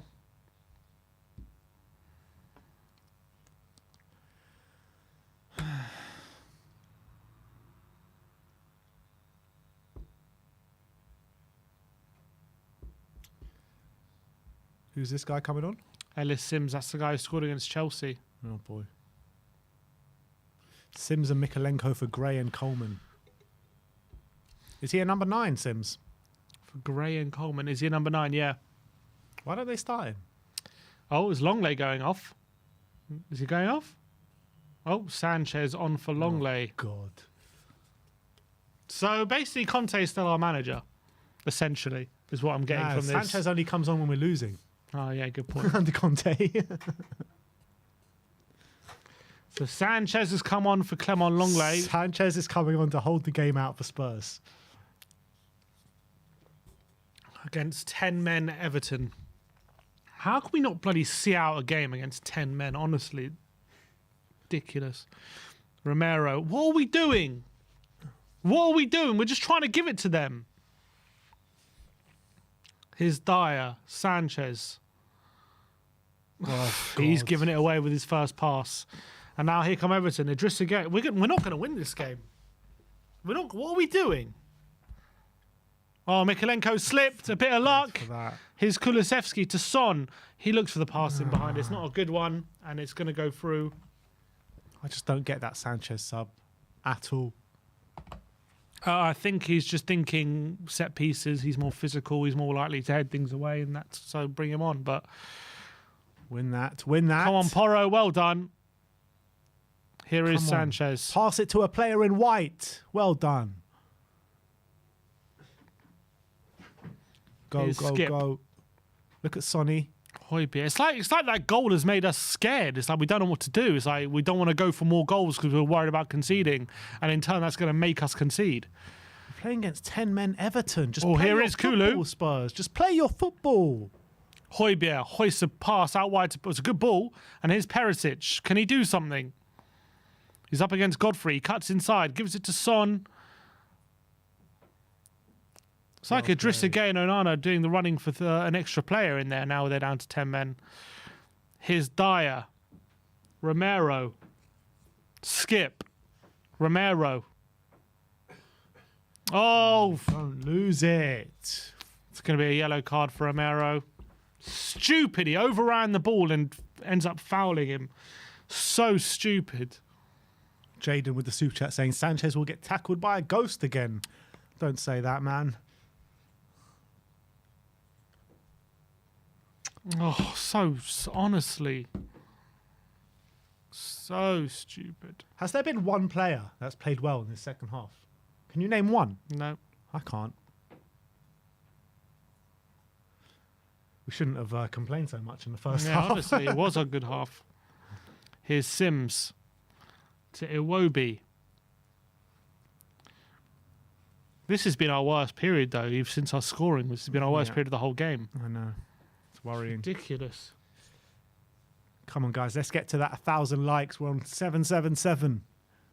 2,198 people How are we not watching. here? Oh, Iwobi's trick pass on. And now Not Sims. Iwobi. McNeil. Oh, it's a good ball out to Mikalenko. And his cross. There's no Get chance as a away. penalty. He had his hands behind his back. Come on, Kane. Chase And that, Kane Kane. chasing down Tarkowski is going to head it back to Pickford. He literally had his hands behind his back, But Porro. it's clear to see one team want it more than the other.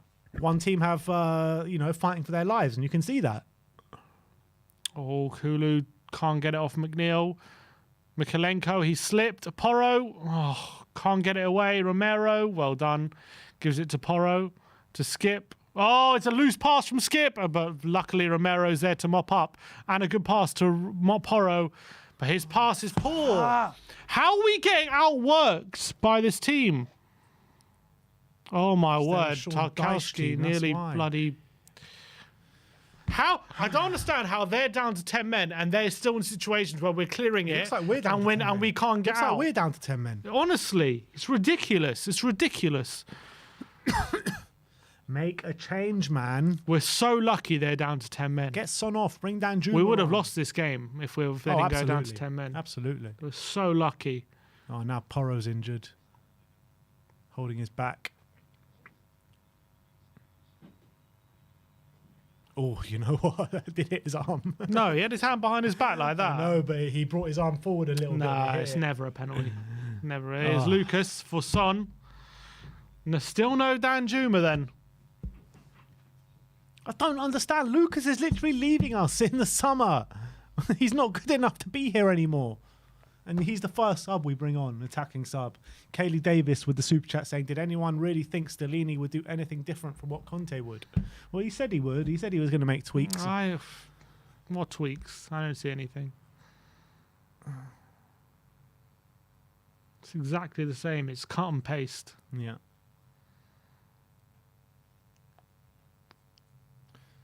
Here's Pickford. So the only change we've brought on Lucas and Sanchez.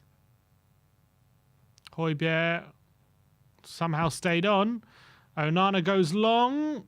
Oh, it's going to go through to Iwobi. Don't give away a corner. Don't give away a corner. It's what they want. Godfrey's cross. It's going to go to Lloris, surely. And he catches. Come on. Waste some time, Hugo. Players are literally just trying to give it away. Everton clearly just want it more than us at the moment. Good take, Hugo. 82 minutes on the clock. 200 likes away from 1,000. Sanchez to Dyer. Under pressure from Sims. He gives it to Skip. Don't give it away. Bloody hell. Gets away with it and it's a free kick. Oh, I don't know if I can watch this, man. This is killing me.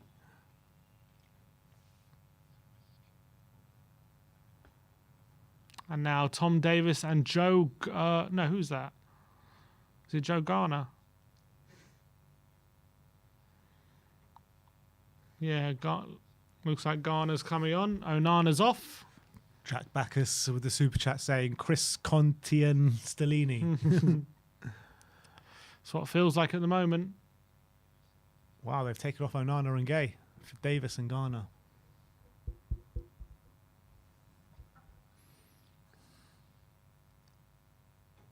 Come on, you Spurs. Just hold out for another few minutes. Literally just been trying to give it to them all half. Sanchez into Kane. Oh, Here's lovely. Lucas. Lovely Go play. on, Lucas. Kane goes long for Kulusevski. It's going to go all the way to Porro, though. Here's Pedro Porro. Kulusevski. What can he do? Can he find his way? Can he win a corner? No. Wins a throw, though.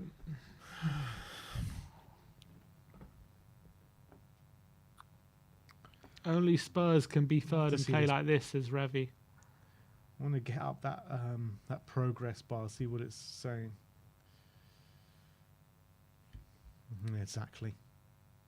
Look at that. Yeah, literally. It's ridiculous. It's ridiculous. Oh, my God. Oh, we're... What are we doing? What are we doing? We're just unforced error. Højbjerg, no time to play the pass, and he just passed out of play. And Sanchez stretching for it. It's like, why can't players keep I've never up or seen their a team levels winning from and being... half. I've never seen us winning and see us like be so angry watching us play, honestly. It's ridiculous. Yeah, the manager's the problem. Attacking change. You heard it. The manager's the problem, everyone. That's it. Oh, really, just score. I want them to score at this point. It's pissing me off. We'll probably give away a penalty or something stupid. It's what we deserve. We don't deserve anything of this game, honestly. Pissing me off. Don't complain. Just get on with it.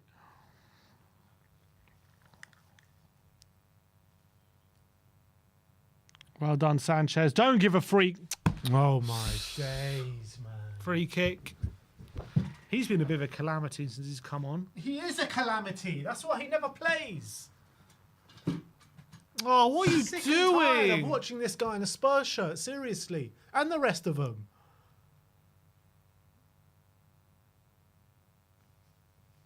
If they score from this, I swear.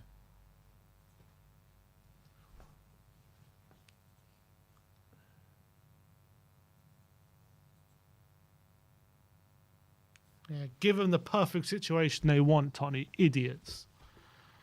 Literally just play into their hands. We're like the perfect team to play when you're down to 10 men, honestly. The perfect team. Perfect team to play when you're 11 men. No, 10 men. They'll just give you, they'll just like make unforced errors. They'll give you free kicks, whatever you want. Idiots.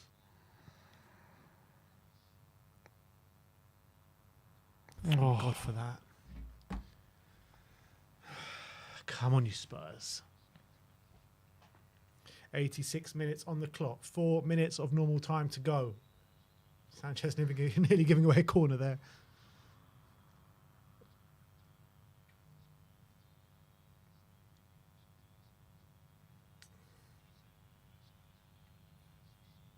Take your sweet ass time with this, Hugo. Yeah, just waste time. Forget more goals. Just waste time at this point. I don't want to see us have the ball.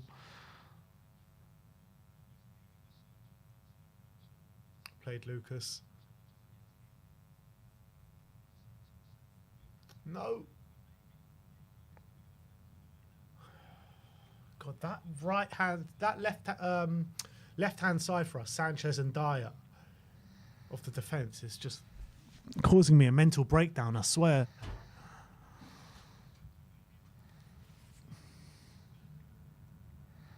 We should be like on the front foot looking to put this game to bed, and yet we're like panicking. There should be so many holes in this team that we can capitalise on. It's ridiculous. It's actually laughable how we've approached this game since they've gone down to 10 men. Oh, he's going to get sent off. He just got sent off. Lucas just got sent off. It's now 10 versus 10. The worst cameo. It's now 10 versus bloody 10. What are you doing? We are a laughing stock. We're winning 1-0, set to go third, and we're still a laughing stock. That's how crazy things are at Tottenham Hotspur. What are you doing, Lucas Moura? What are you doing? Why is he coming on? Why is he playing? You're actually, the funny thing is, you're taking off a left side. Oh, it's a leg breaker. It's a leg breaker from Lucas. He's so lucky that Michael Keane hasn't broken his leg, because that's a shocking challenge. We've taken off Son, who plays on the left. Lucas plays on the right. Danjuma plays on the left. And we're bringing on Lucas. I don't understand it. I just don't understand it. It's now 10v10, and we could very much not win this game now. Very easily not win this game. It was 50-50 when they were down to 10 and we were on 11, to be honest. It was 50-50 where we were getting 3 points. We do not deserve anything. Let it go! You're such an idiot.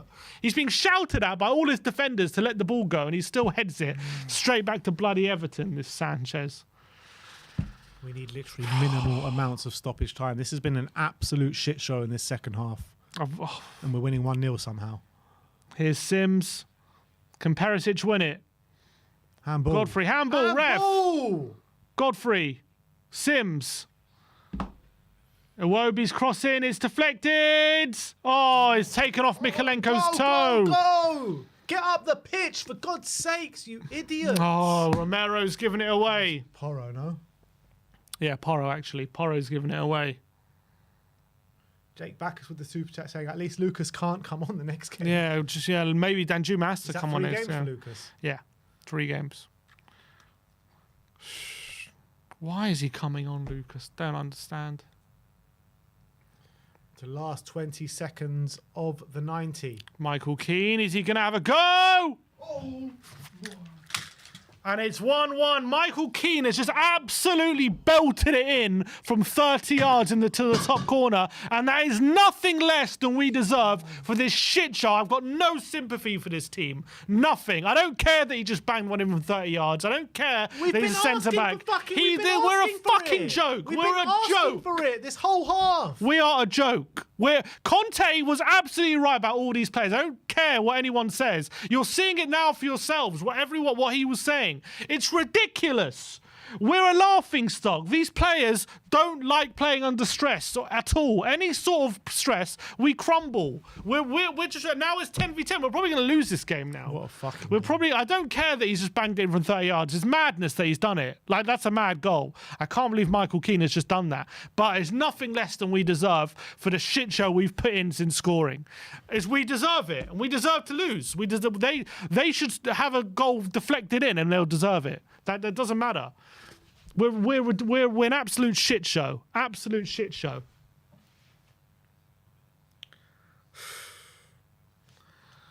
But we're coming forward. Perisic in the box. Perisic's shot, deflection. Corner. No. Corner! That's got to be a corner. That has to be a corner. He's given a goal kick.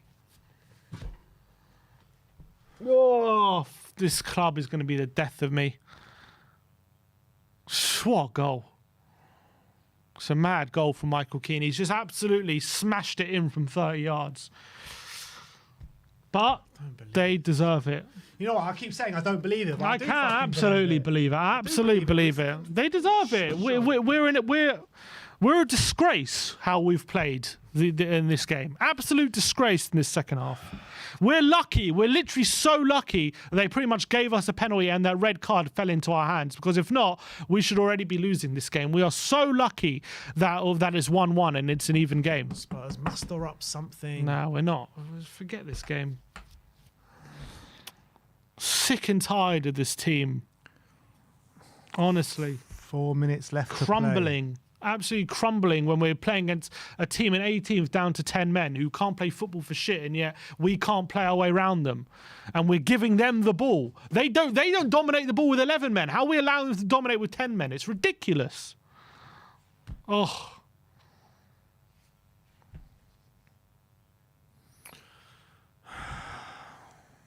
Ah! Of course, we had an opportunity to go third, and this is what we do. Of course, it's obvious. And then kiss goodbye, top four. Anyone talking about top four, we laugh them off.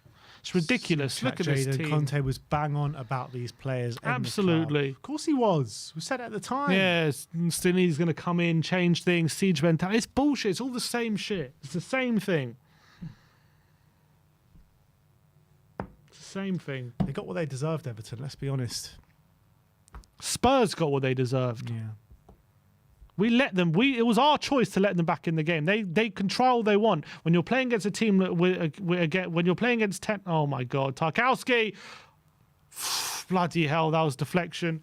When you're playing against 10 men, there are things you can do to make sure they don't get back in the game. It's on you. You allow them. They don't get back in the game. You allow them back in the game. Basically, don't shit the bed every time you have the ball. Essentially. Pretty actually much. Keep possession. Just keep possession. You have to invite them onto you. They can't keep possession. But we can't do it. We can't do it because we're just these players. Mentality of these players is just awful. RJ with the super chat saying we never play with any sort of urgent. Oh my God.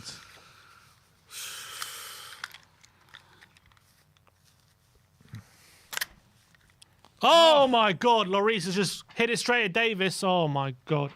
And what's going to happen? We're probably going to start wasting time because we want the point, I reckon. We're going to start wasting time now. Oh, bloody hell.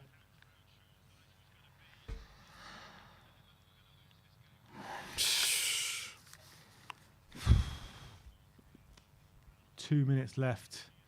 Rishab with the super chat saying Nagelsmann, Poch, right, same club culture. Look at this. Look at this. Porro. Yeah, give it straight to McNeil, you idiot. Here's Joe Garner. 90 seconds to go. McNeil, is he trying to win a corner? He doesn't. Here's Dyer. Gives it straight back to Everton. Go on, Romero. Foul him. Foul him. No. That's it. Last minute of the game.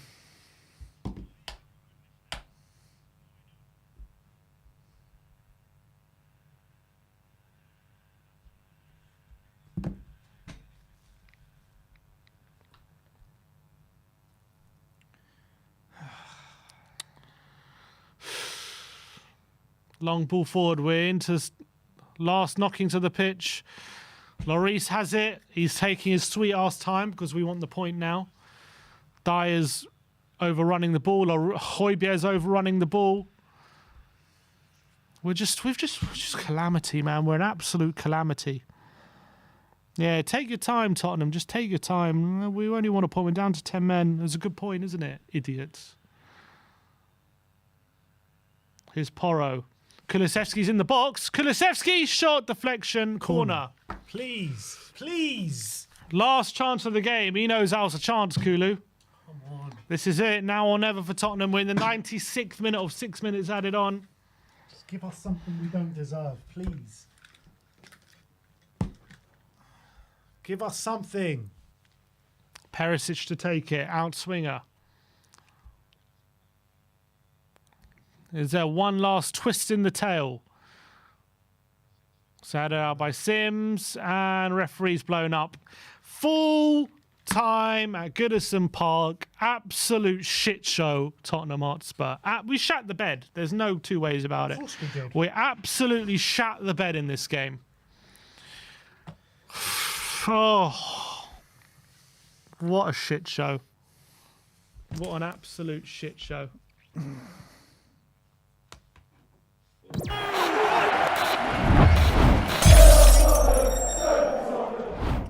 What's going on, people? We are Tottenham TV. Everton won, Tottenham won at Goodison Park.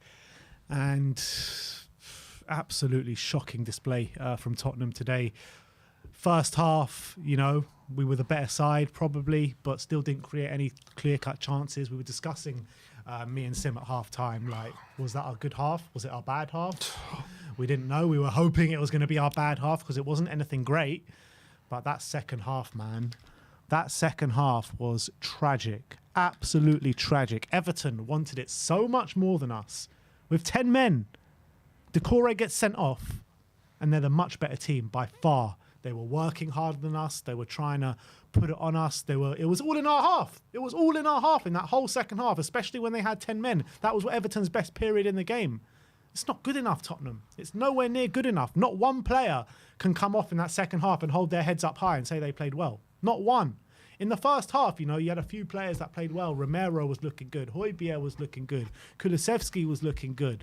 But it all went to shit in that second half. It really did. And it's a disgrace. I mean, with Everton going down to 10 men and us taking the lead, that is our opportunity to be in the ascendancy and really hurt Everton for the way they were coming forward and really pick them off. But we did nothing. We did nothing. It was unforced error after unforced error until Everton, they finally scored and they got what they deserved. We got what we deserved. It's an absolute shit show. The scoreline flatters us. That's the reality. The scoreline absolutely flatters us. They might have scored a 30-yard last-minute equaliser, and you might think, oh, you know, that's a bit of luck, and you know, you win some, you lose one. You know, when one of those goes in, you just got to take it. But you know, that goal had been coming absolutely from the beginning of that second half. It'd been absolutely coming. It's an absolute joke how we performed in that second half. We were making so many unforced errors. Everton were just Dyer was losing the ball on the edge of his own box. Ollie Skip was losing the ball in dangerous situations. We were just giving the ball to them in such dangerous situations, and we literally got given a gift.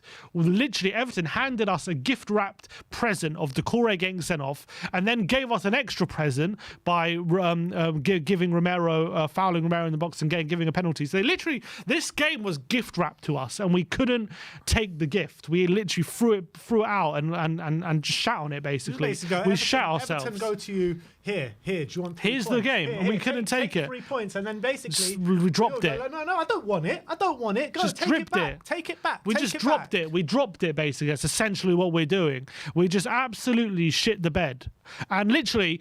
You're in the perfect situation in this game. You're 1-0 up. They're down to 10 men.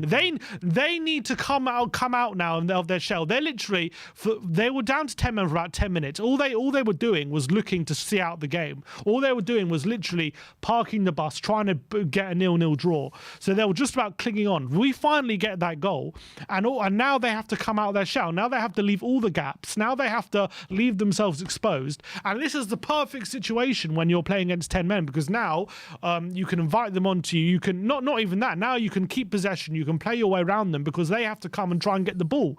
But what do? We actually give them the ascendancy. We allow them possession. We allow them to actually dominate possession against us. This is a team who fail to dominate possession 9 times out of 10 when they have 11 men. So what we do is when they when they have 10 men, we allow them to dominate possession. We allow them to pump crosses in the box. We panic. We act like we're the team.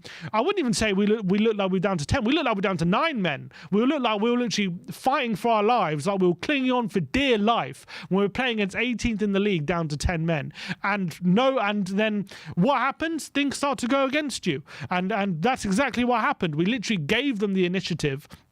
We allowed them to dominate the ball. There was no urgency. There was no aggression when they're down to 10 men. There was no even a thought of let's try and kill this game and get the second goal. It was almost like we've got this goal, now let's park the bus now against 10 men. Romero, it was ridiculous. Bring on Sanchez. Dyer, Sanchez, Longley. Bring on Lucas. All these unforced errors, even Porro. I mean, all of them. Everyone was culpable in that second half. Every single one of them. It's nowhere near good enough. Like, how can they get away with playing like this time and time again? And fool me once again. I thought that, you know, we would see a response from them today. How wrong was I?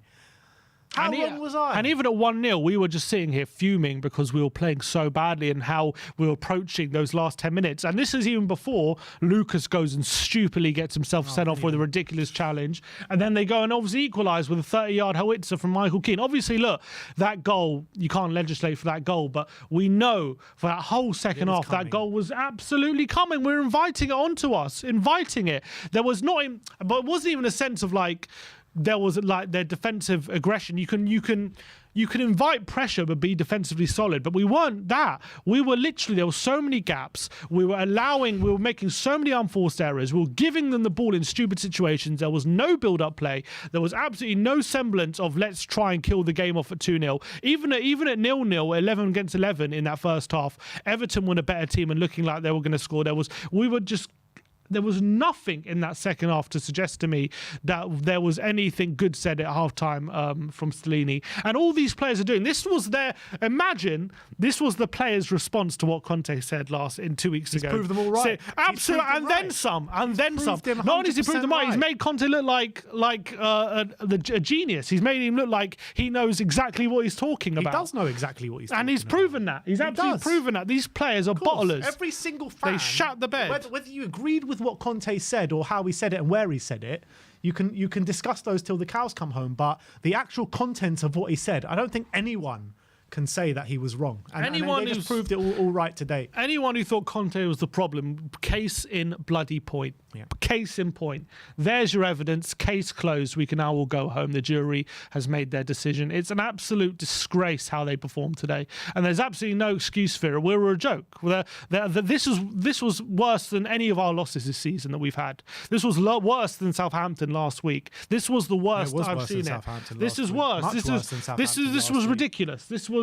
There is no excuse for how we performed today. And now we're supposed to be under a new manager, assistant manager, who all the players apparently, are on side with, and apparently he's the one who can put his arm around the shoulder. He's the one who could get a performance out of these players. Because look how they did under him when Conte was away. But you know what? When the going gets tough, when the pressure's on this team, it wasn't even that much pressure. We're playing against 10 men, and yet when the pressure's on, this is what happens. We crumble, absolutely crumble. And we had the chance to go third in the league today. In fact, we actually went above United with that draw, funnily enough. But we had the chance to go third in the league and really say for the last 10 games, all right, we're going to really give a good crack for top 4. You can kiss top 4 goodbye. There's no chance of getting top 4. Well, there's absolutely nothing. We're not going to win another away. I can tell you right now, we're not winning another away game this season. We're not winning another away game. We're not. We're not winning. No chance. Doesn't matter who it is. You can name anyone. We just played Villa, 18th and 19th. No chance. Leeds. Maybe Leeds. We just played 18th and 20th. Just last 2 away games, we couldn't get a win. After being a winning with a few minutes to go. We're bottlers, man. We're absolute bottlers. We're bottlers. We're bottlers. That's why we've been given the Spursy tag year on, year out, because we keep producing for everyone else to laugh at us. And here's another one where we can produce for people to laugh at us. And we deserve it. We're 4th, 50 points. Man U 5th on 50 points. A draw to go 4th. I've never been so angry. Newcastle also on 50 points in 3rd, but they've both got 2 games in hands on us. Both of them. We still got both of them to play as well. Forget it. We're not winning another way. We crumble because we don't like playing under pressure. Exactly what Conte said. Soon as the pressure comes, this is what happens. It's ridiculous. Andrew Dean says, same players, different coaches. Mourinho, the players don't like to play under pressure. No passion, selfish, playing like 11 players, not a team. How many managers need to come in and say it? How many? How many before we start acting? How many? It's been too many now. These players are clearly bottle jobs. These players don't know how to handle the occasion, any sort of occasion. And this wasn't even a big occasion. This is Everton away on a Monday night, and they crumble to 10 men? Come on, have a day off, guys. Seriously. Just play like you're getting paid to do. You're all getting paid so handsomely to play for Tottenham Hotspur, and you put in performances like that week in, week out. What an opportunity to put some breathing space and go 3rd in the league, where none of you deserve to be. And you still can't do that against 18th in the league. An absolute disgrace. Look, no chance. I agree with you. No chance for top 4. Forget it. We can kiss top 4 goodbye. Look at this mentality. And what was Conte's last words? What can we fight for with this mentality? 7th or 8th? Absolutely bang on the money. That's exactly what we can fight for. If we're not going to win. I'm telling you, these away games where teams actually have a bit of impetus to try and come at us, there is no chance that we're going to pull out victories when we need to. There is absolutely no chance. I tell you when the only chance we actually win an away game is when top four is mathematically gone. Then we might win. But once we actually mathematically have a chance to get top four, we're going to crumble because these guys don't like playing with the pressure of actually needing to win in these tough away games. It's all right when you've got the home comforts and the home crowd with you, and you got your nice plush stadium and you got your nice cafe in the stadium and your big dressing room. But when the going gets tough, when you go to a tough away game where teams are scrapping for their lives and you need to really battle for it, you need to really be on your game, they've shown time and time again they don't have it in them. They just don't have it in them. No chance. Like, how many times do they need to prove it to us? How many times before and we keep falling for it. We keep falling for it. Rip this squad down. Sell Dyer. Sell Sanchez. Sell these players that are doing this time and time again. I've had enough. I have to say, Stellini, like, I understand, like, you want to protect the result, but you have to see when you're playing against 10 men, your best way to see out the game is keep possession as best you can. So many spaces and exactly, and play your way through them, not batten down the hatches and hope to see out a 1-0 with 15 minutes to go. Actually, just keep possession and see out the game that way. Bringing on Sanchez sub was disgrace. Sanchez, how many times did he give the ball away when he came on? Time and time again. He gave it away within the first minute of exactly. Whereas Longley, he would have actually kept the ball. He would actually had a bit of composure. Like, I don't understand that choice. Lucas Moura. Why are you bring on Lucas? He gives the ball away. What is that? Like bring on Dan Juma. We got Dan Juma. We got even Mundo. I would have preferred to see come on instead of Lucas Moura. Like, come on, man. This guy is leaving us in the summer. He doesn't have a place in this squad. But yet again, under Conte and again under Stellini, he's our first sub every time. First attacking change. Like, what is that? CCM 28 says at least the players' feelings won't get hurt by Conte now. Andrew Dean again says the result just proved Conte right with his rants. Our defence and bench are not good enough. Spursy at best. Incognito Joe says, I'm said the team has lost its heart. Absolutely right. I mean, this team deserves all the criticism it's getting after that pathetic display. It's absolutely pathetic. There is not a game you want more gift wrapped than what happened today.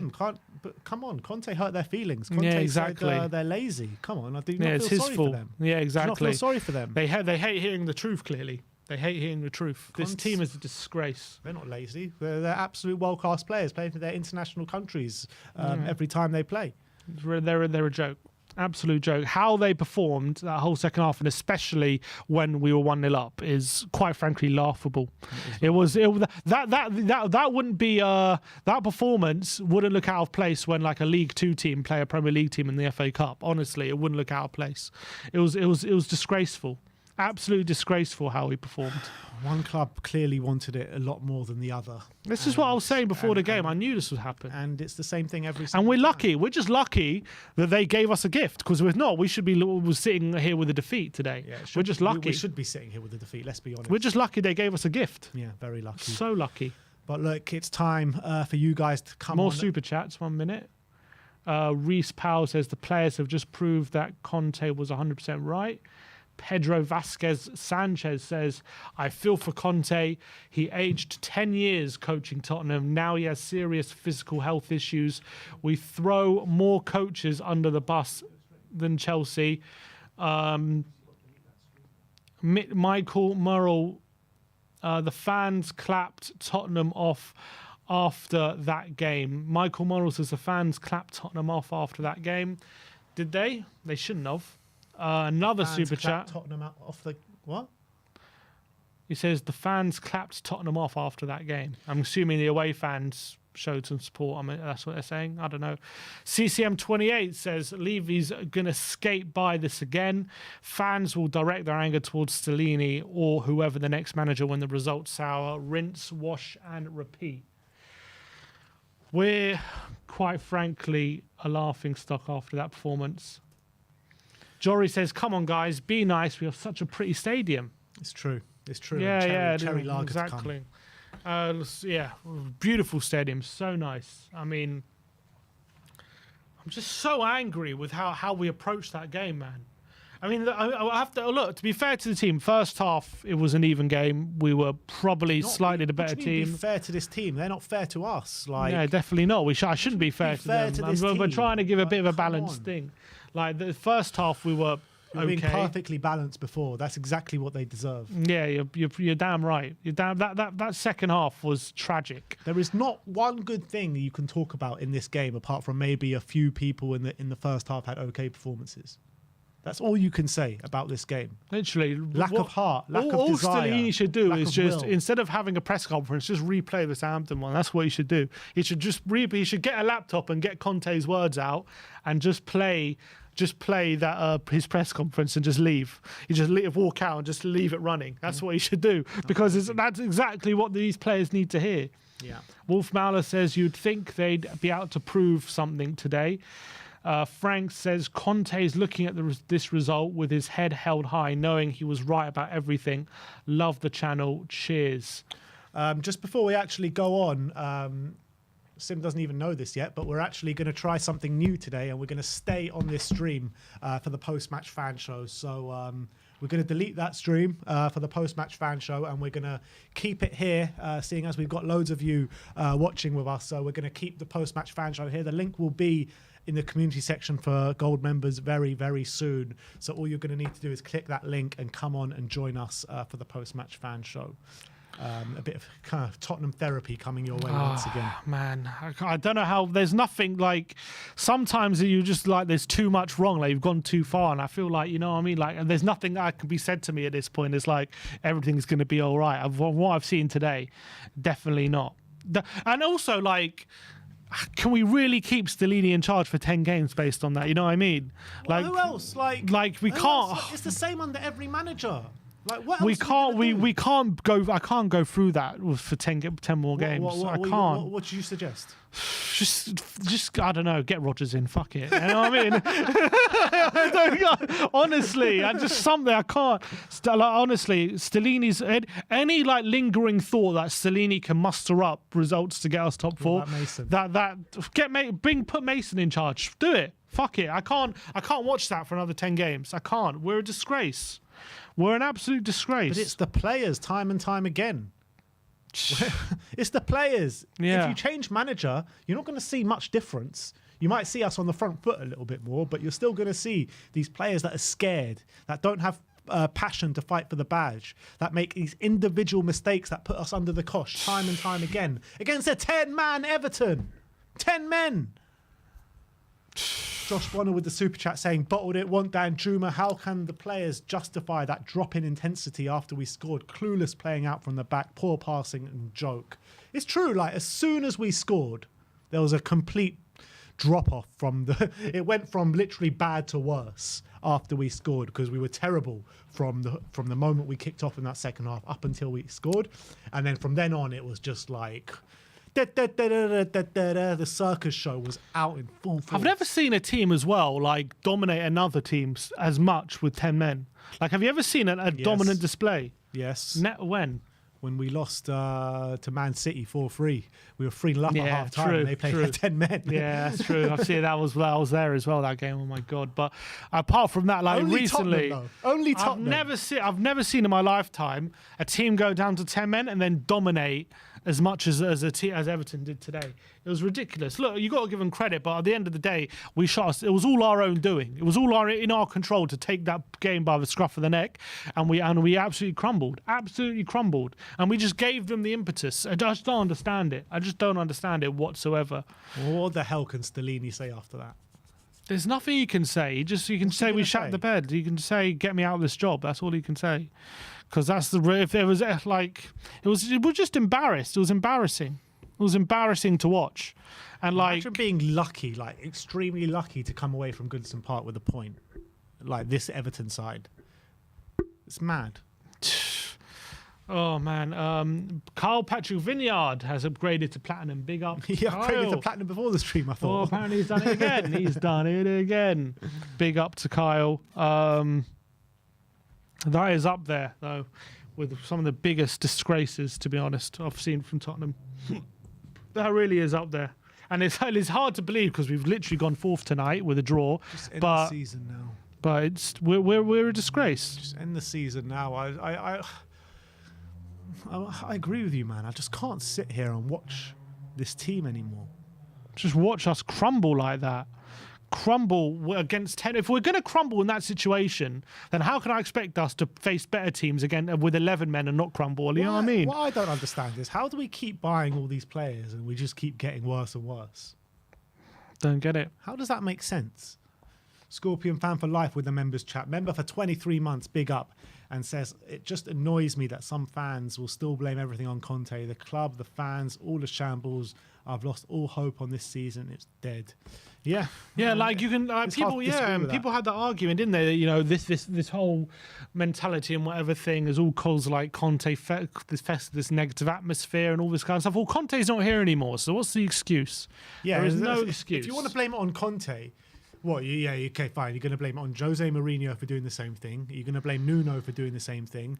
Are you going to blame Pochettino for doing the same thing? Because you got to remember, we didn't win an away game for 1 year at the end of Pochettino.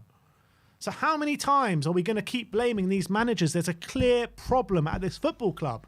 And that is the mentality that seeps down from the very top of this football club, that seeps down into the playing staff. And it feels like no matter who we sign, this mentality is always going to be here. And I don't know what's the best thing to change at this football club. How can you change something? What do you change? I don't know. Honestly, I've just lost all the will after that game. I just can't quite believe how bad we were against 10 men. I can't. I like. It was like we were trying to make. It was like we were trying to make them score. You know, like when you're in like the playground in primary school, and like there's like that one kid who's like terrible at football, but sometimes you just feel bad for him, so you just like try and let him score, and you like give him loads of chances. That's how I felt like we were today. Like we were just trying to give him loads of chances. Like, go try again. Oh, he hasn't got it in yet. Try again. Keep going. Keep giving him the ball until he scores, and then he'll finally get it in at some point. And like that was like how I felt when we were playing against these 10 men. And look, Everton will come out and they'll say, oh, you know, we battled and we were so brave. And no, they will. And I'm just saying they'll say like we deserved like to get back in the game and all this kind of stuff. And fair play to them. But at the end of the day, it was all in our control. Like it was much more us letting them in the game than them battling back into the game. Because when you have 10 men, we literally by definition have an extra man to play around them. We should always have a free man at all times in the game. Not only that, but they're flooding men forward. Exactly. There should be all these gaps for us in behind, and we're just letting them put us under the cosh. And every time we have the ball trying to play at the back, we're just giving the ball straight back to them every single time. Yeah, this isn't a case of like Everton outworking us. I mean, it is. They did outwork us. Sorry, it is a case of that. That's exactly what it was. But like how when we have the ball in possession, right? There are times where we have the ball and we're just lumping it forward like because we're being pressed and as if like we have no out ball. But we're playing 10 men. We should have a free man every phase of play. There should be a free man because we're playing against 10 men. So I just don't understand how we're in situations where like it's as if we're the ones with 10 men and they're the ones with 11 and we've got no out ball and no players to play around. It's ridiculous, absolutely ridiculous. Well, I bet you. I mean, I tell you what though, I'm so happy I'm not stuck on the M6 right now trying to get out. Thank God we didn't go up there. Back from Liverpool. So happy we didn't go up there. Oh, that is one saving grace. Exactly, that's the only saving grace I can think of. Aaron Eldenstein with the super chat saying, just got a Tottenham tattoo. Is it too late to remove it? Probably not, probably, my friend. Ilya Makowski.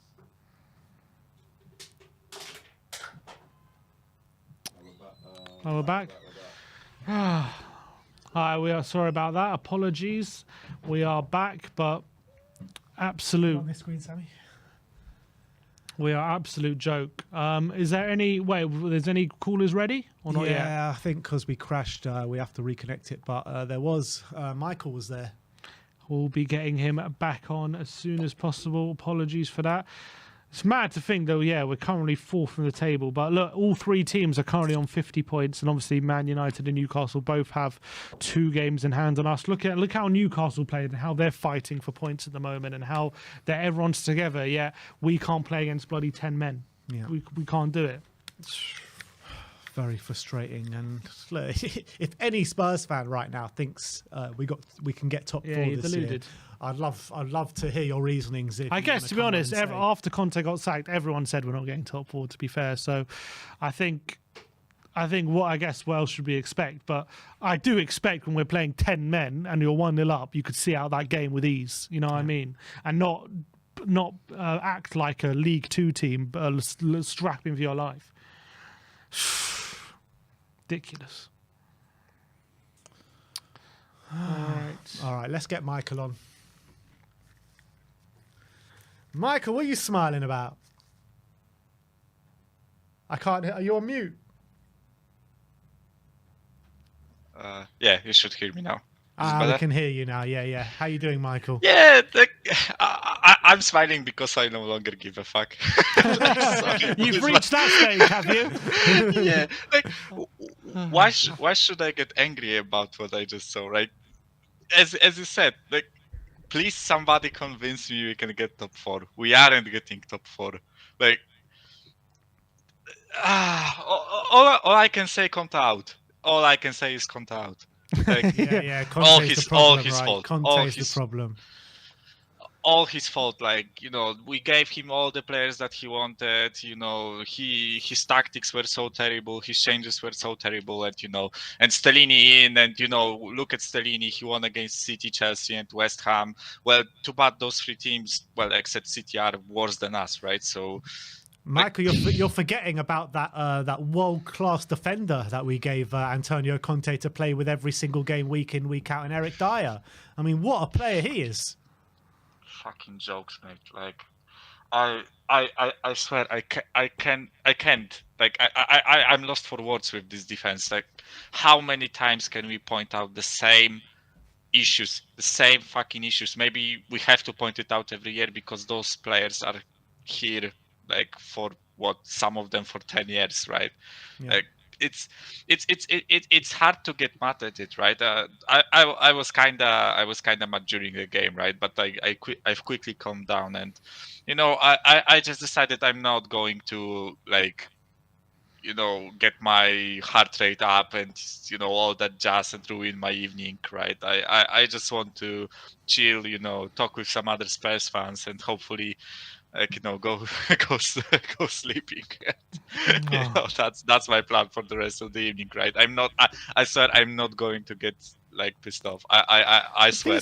I hope. Let me try and get you pissed off, Michael. Let me try, because I'm going to ask you a question. How do you explain those last 15 minutes when they're down to 10 men? Tell me. How do you explain how there was a stat that comes on the screen when for about 10 minutes after we scored, we went 1-0 up, and they're down to 10 men. They had 83% possession. They're the team with 10 men. Right, there was a 10-minute period. How do you explain that? What a joke! I think it's not about explaining the 15 minutes that they were 10 men. It's about explaining the whole second half. What was that? Honestly, boys, if Doucouré wasn't a dumbass, basically, right, and didn't put his hands on Kane's face, we would have lost that game. I want to get this clear and through. We don't deserve this point. I swear. I know people will say that we got the penalty, Kane scored the penalty, whatever. So thus we deserve the goal that we scored, right? But if you look at how this game panned out, we don't deserve a single point, and it's honestly embarrassing that a team that is so low down the table, that's been getting slapped left, right, and center, can just play us off the park, and then they get a man sent off, and then they play us off the park even harder.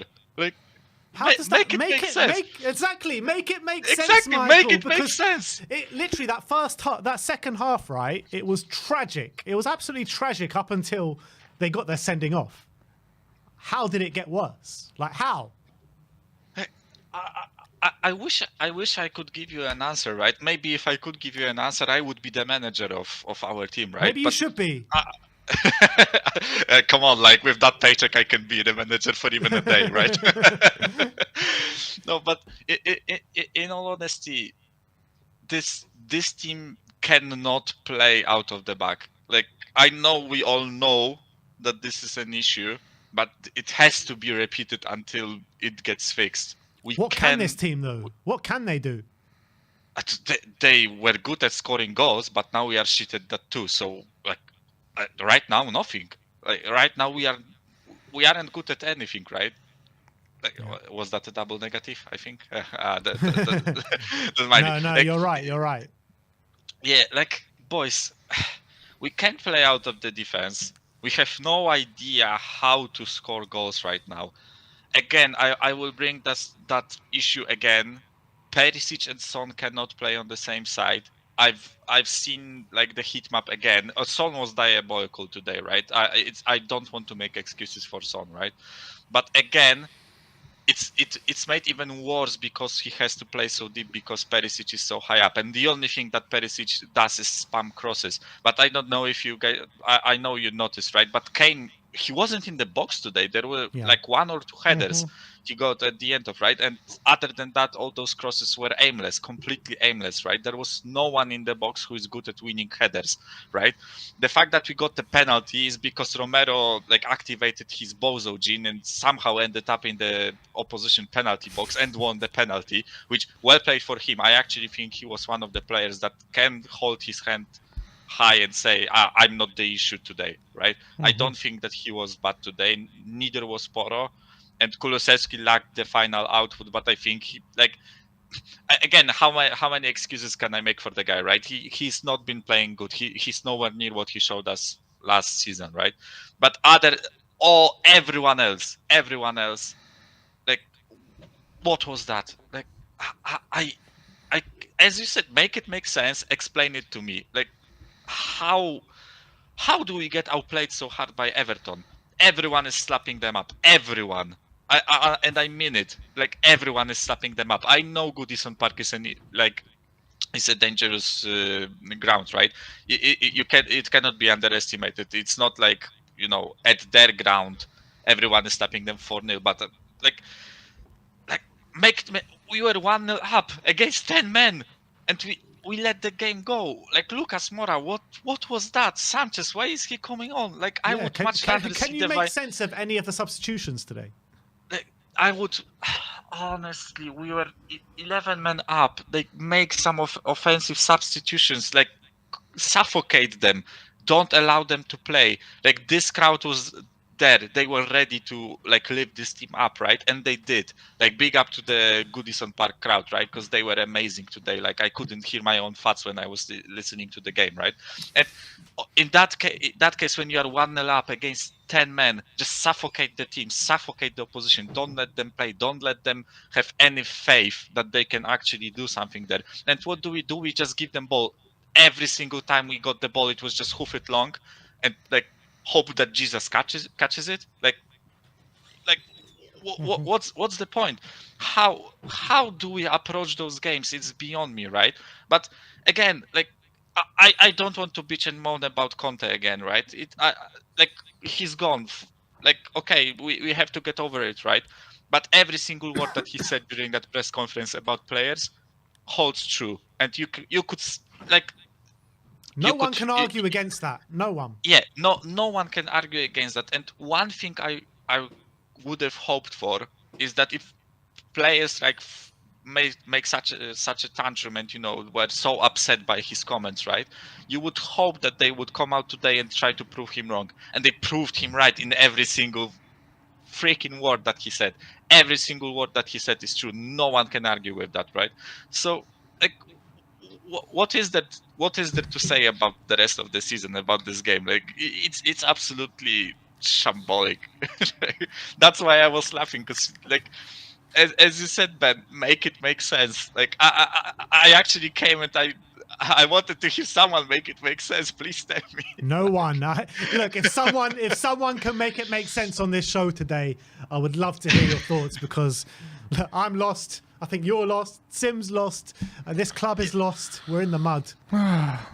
The only like viable reason is that those players are absolutely shit, and that's the only reason why this happened, right? That's the only reason. Like, this backline is absolutely shit, especially the left side of it, right? The right side today wasn't really that bad, right? But the left side of it, it's absolutely shambolic. But then again, we as fans sitting here watching the games, we could tell like a year ago that we need 2 central defenders. If we can tell that, why nobody at the club sees it?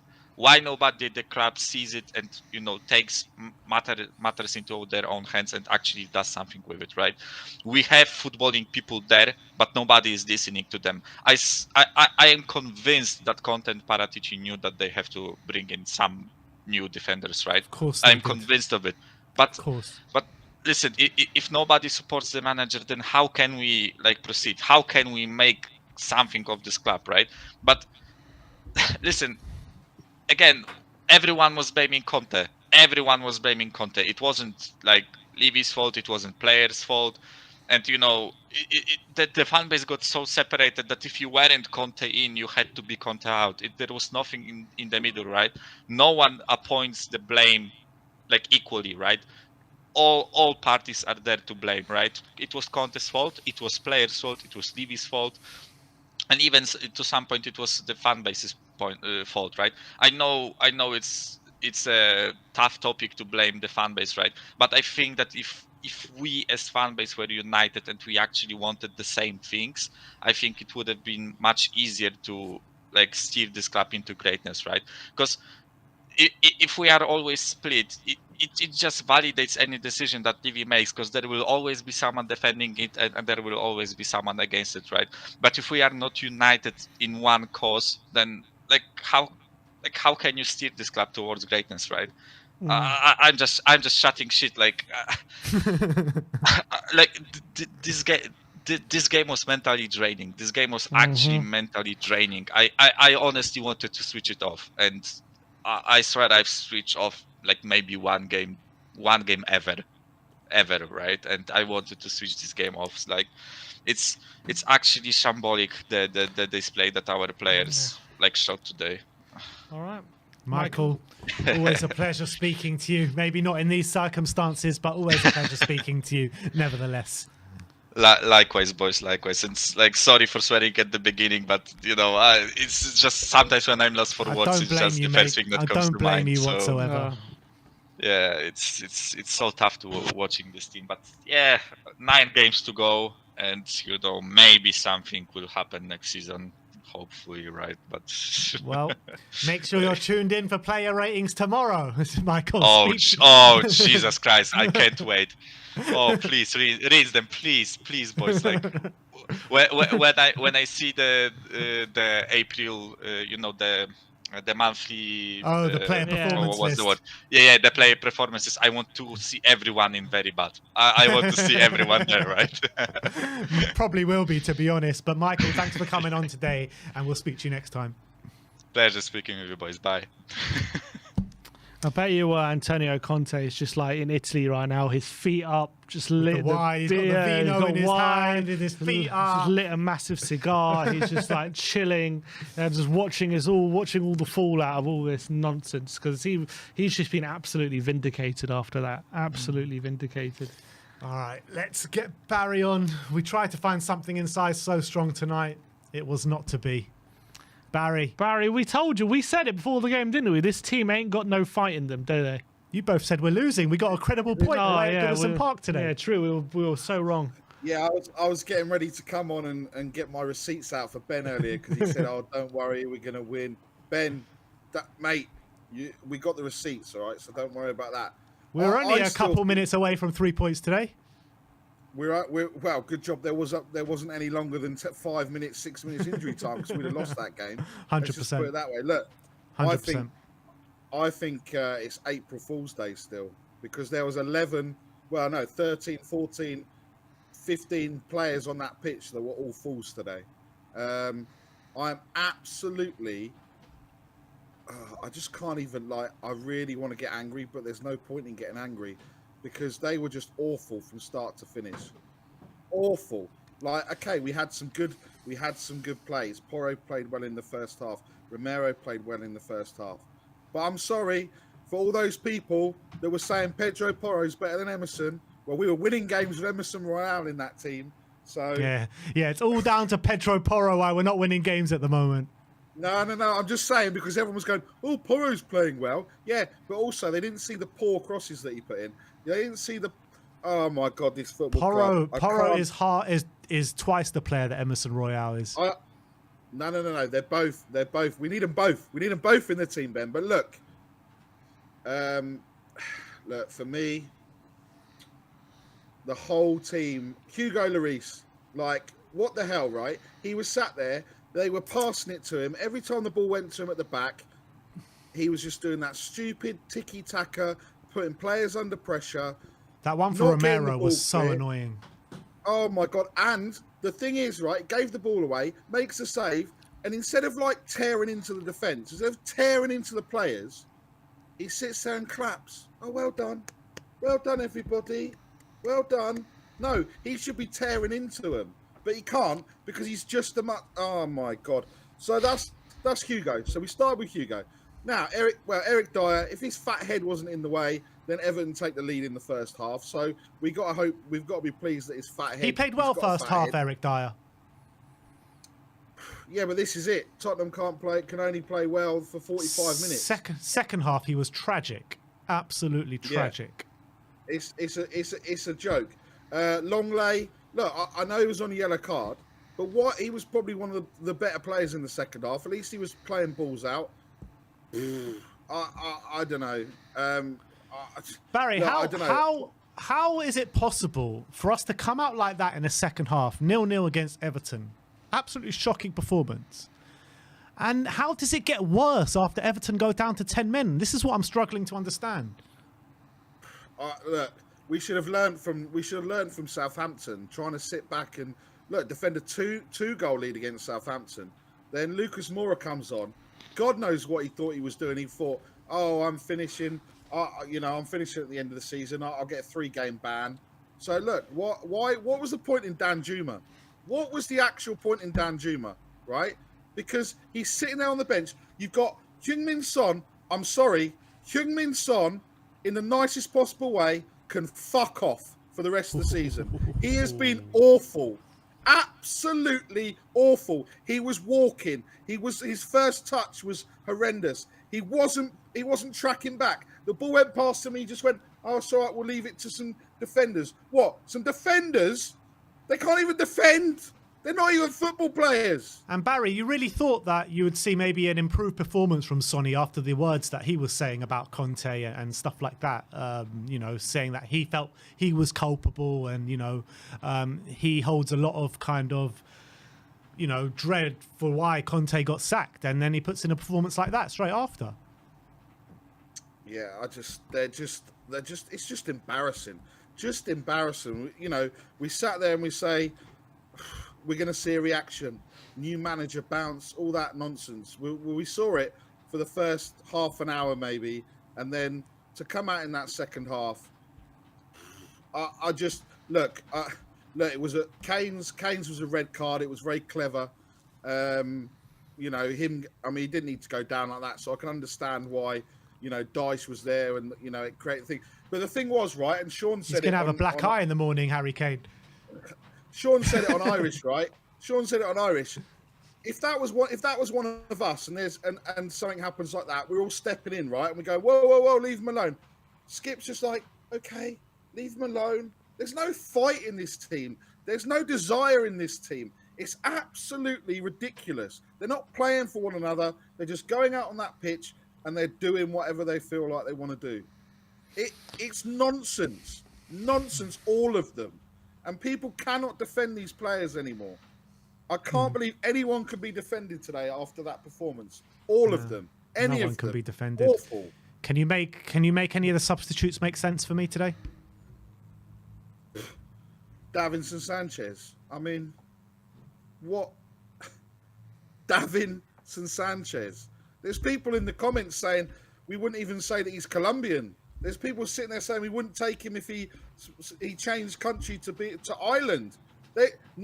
He's not a football player. Davinson Sanchez. That one, First of all, I mean, look, okay, we haven't got what else do we have on the bench? I don't even know what else we had on the bench. But No, we were struggling with bench players, weren't we, today? But in terms of Sanchez, Still, the changes should have been better. ridiculous. But you talk about the Danjuma one. What I really don't understand is like he takes off Lucas, who's playing on the left, and you have two options: either Danjuma, who's a natural left winger, or Lucas, who's a natural right winger, and he picks Lucas. I just don't. If you're taking off Kulusevski, I kind of half understand it, even though I still disagree. But like, if you're taking off Son and you're putting someone to play on the left, you have a left winger, so why not play your natural left winger on the left? It makes no sense. This is again. Nothing makes sense. You're sitting there, you're asking Michael, please make sense of it. Nobody can make sense of this. 20% possession was since Everton went down to 10 men, and since we scored, since we went 1-0 up, we had 20% possession from that point on. How is that even possible?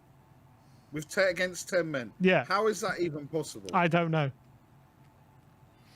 It's like someone's made that stat up and you think, oh no, that's wrong. Someone's made that up. You can't make any of this up anymore. We played what? We played Bournemouth for the weekend.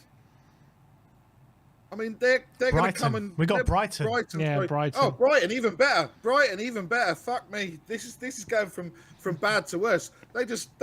Oh my god, this is just. You can't make it up. De Zerbi's going to come. It's not going to be like last year where they beat us 1-0 and they stunk the place out. They're going to come and absolutely annihilate us. Stellini said in his his post-match interview that last season we had, after 29 games, we had 51 points, and this season we have 50, so we're doing okay. It's okay not to improve. Yeah, he is just like making a mockery. And he said we're now level on points with Newcastle and United, so... Oh, what a great point today! Come on, the Spurs! It's a brilliant point. What a point. No wonder he was what's it called? Parking the bus to get the point. It's a brilliant point. He is just like literally just trying to find any sort of positive out of anything. He said we tried to press them and not give them much possession, but if you do this and they do a long ball and win the second ball, you control the game with the ball, not without the ball. But we didn't do that. Is that what we did in the second half? Though they were down to 10 men. Is that what we did? We were pressing. We them didn't half have the the ball. That was the problem. These managers are also seeing things as well that I don't know what we're seeing.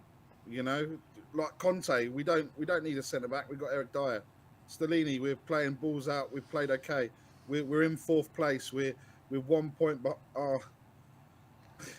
I said at the start of the season we're winning the Champions League and the Premier League, and we're going to finish above Arsenal. Fuck me, I'm in the mud. Honestly, this football team. This football. I can't even speak. I don't know what to say anymore with this football team. There is no logic. There's just no logic to those last 20 minutes. There's just no logic to it at all. No, sitting back against a 10-man team a team that could potentially get relegated. We're sitting back against them. Yeah, it's one thing if it's like Man City, who are really good at keeping the ball, and you have to sit back. Even with 10 men, you have to sit back. But when you're playing Everton, who literally, when they have 11 men, they usually spend most of the game sitting back anyway. And yet, when they have 10 men, we can't force them back. It's ridiculous.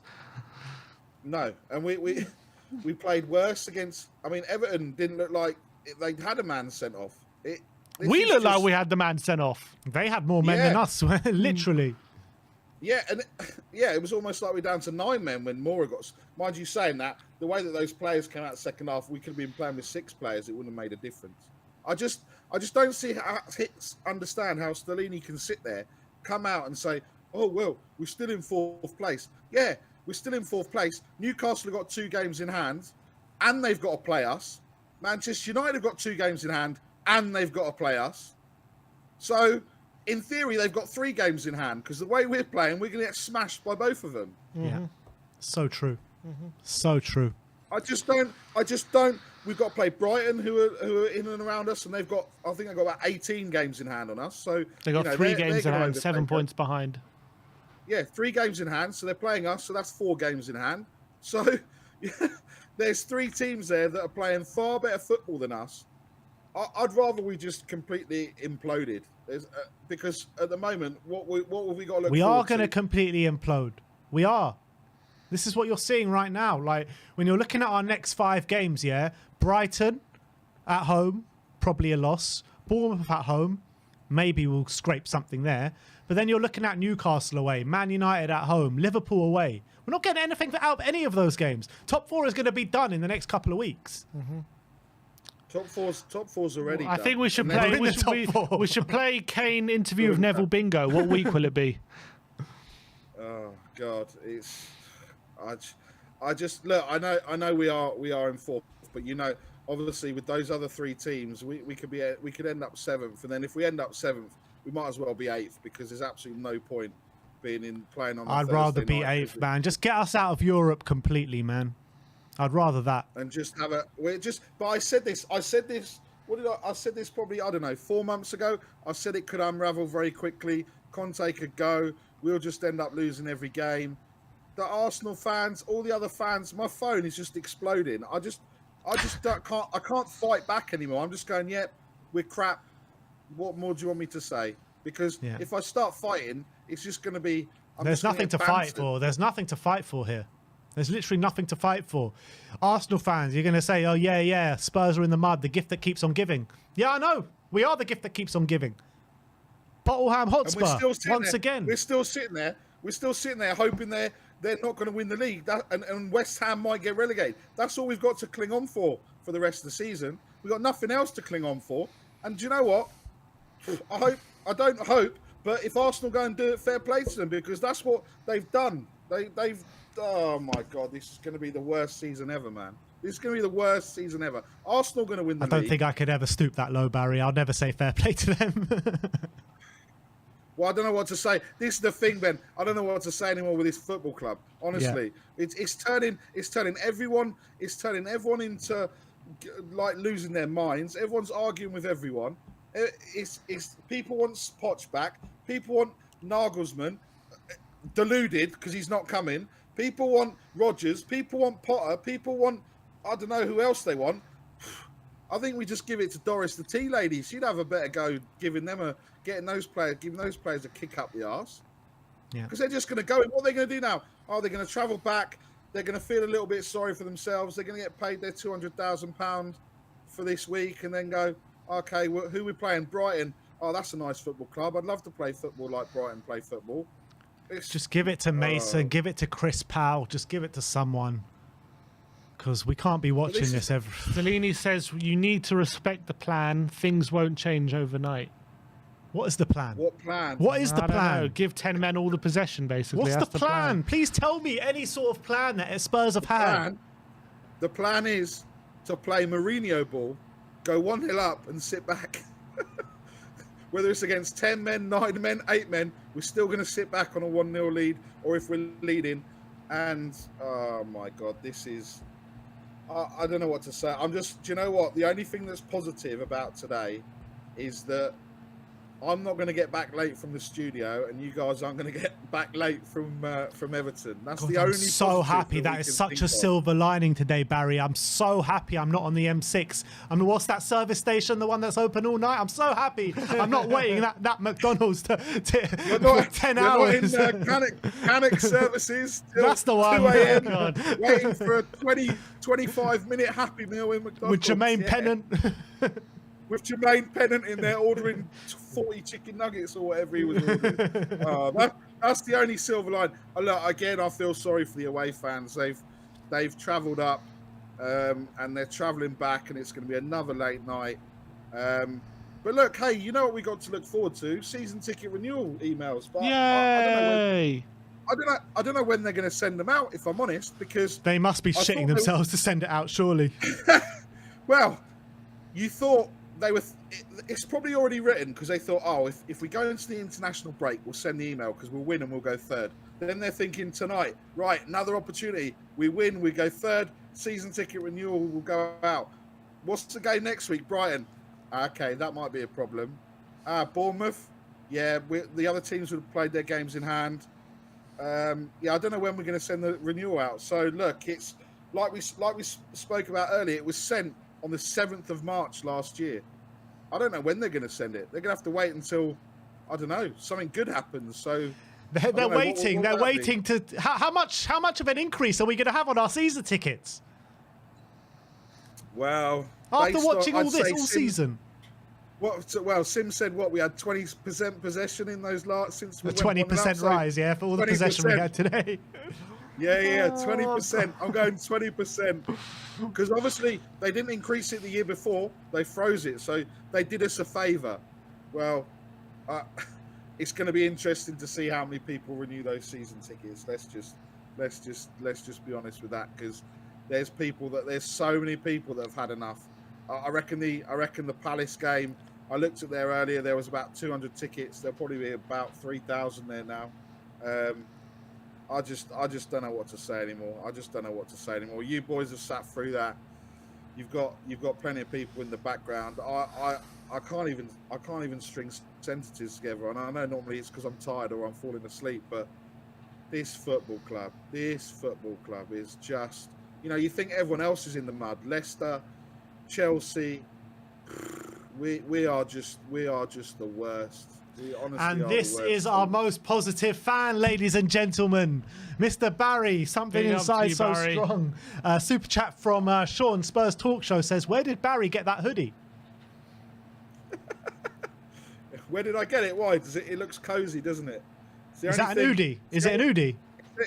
It's not an Udi. But I'll hit you up, Sean. I'll hit you up. I'll let you know where I got it from.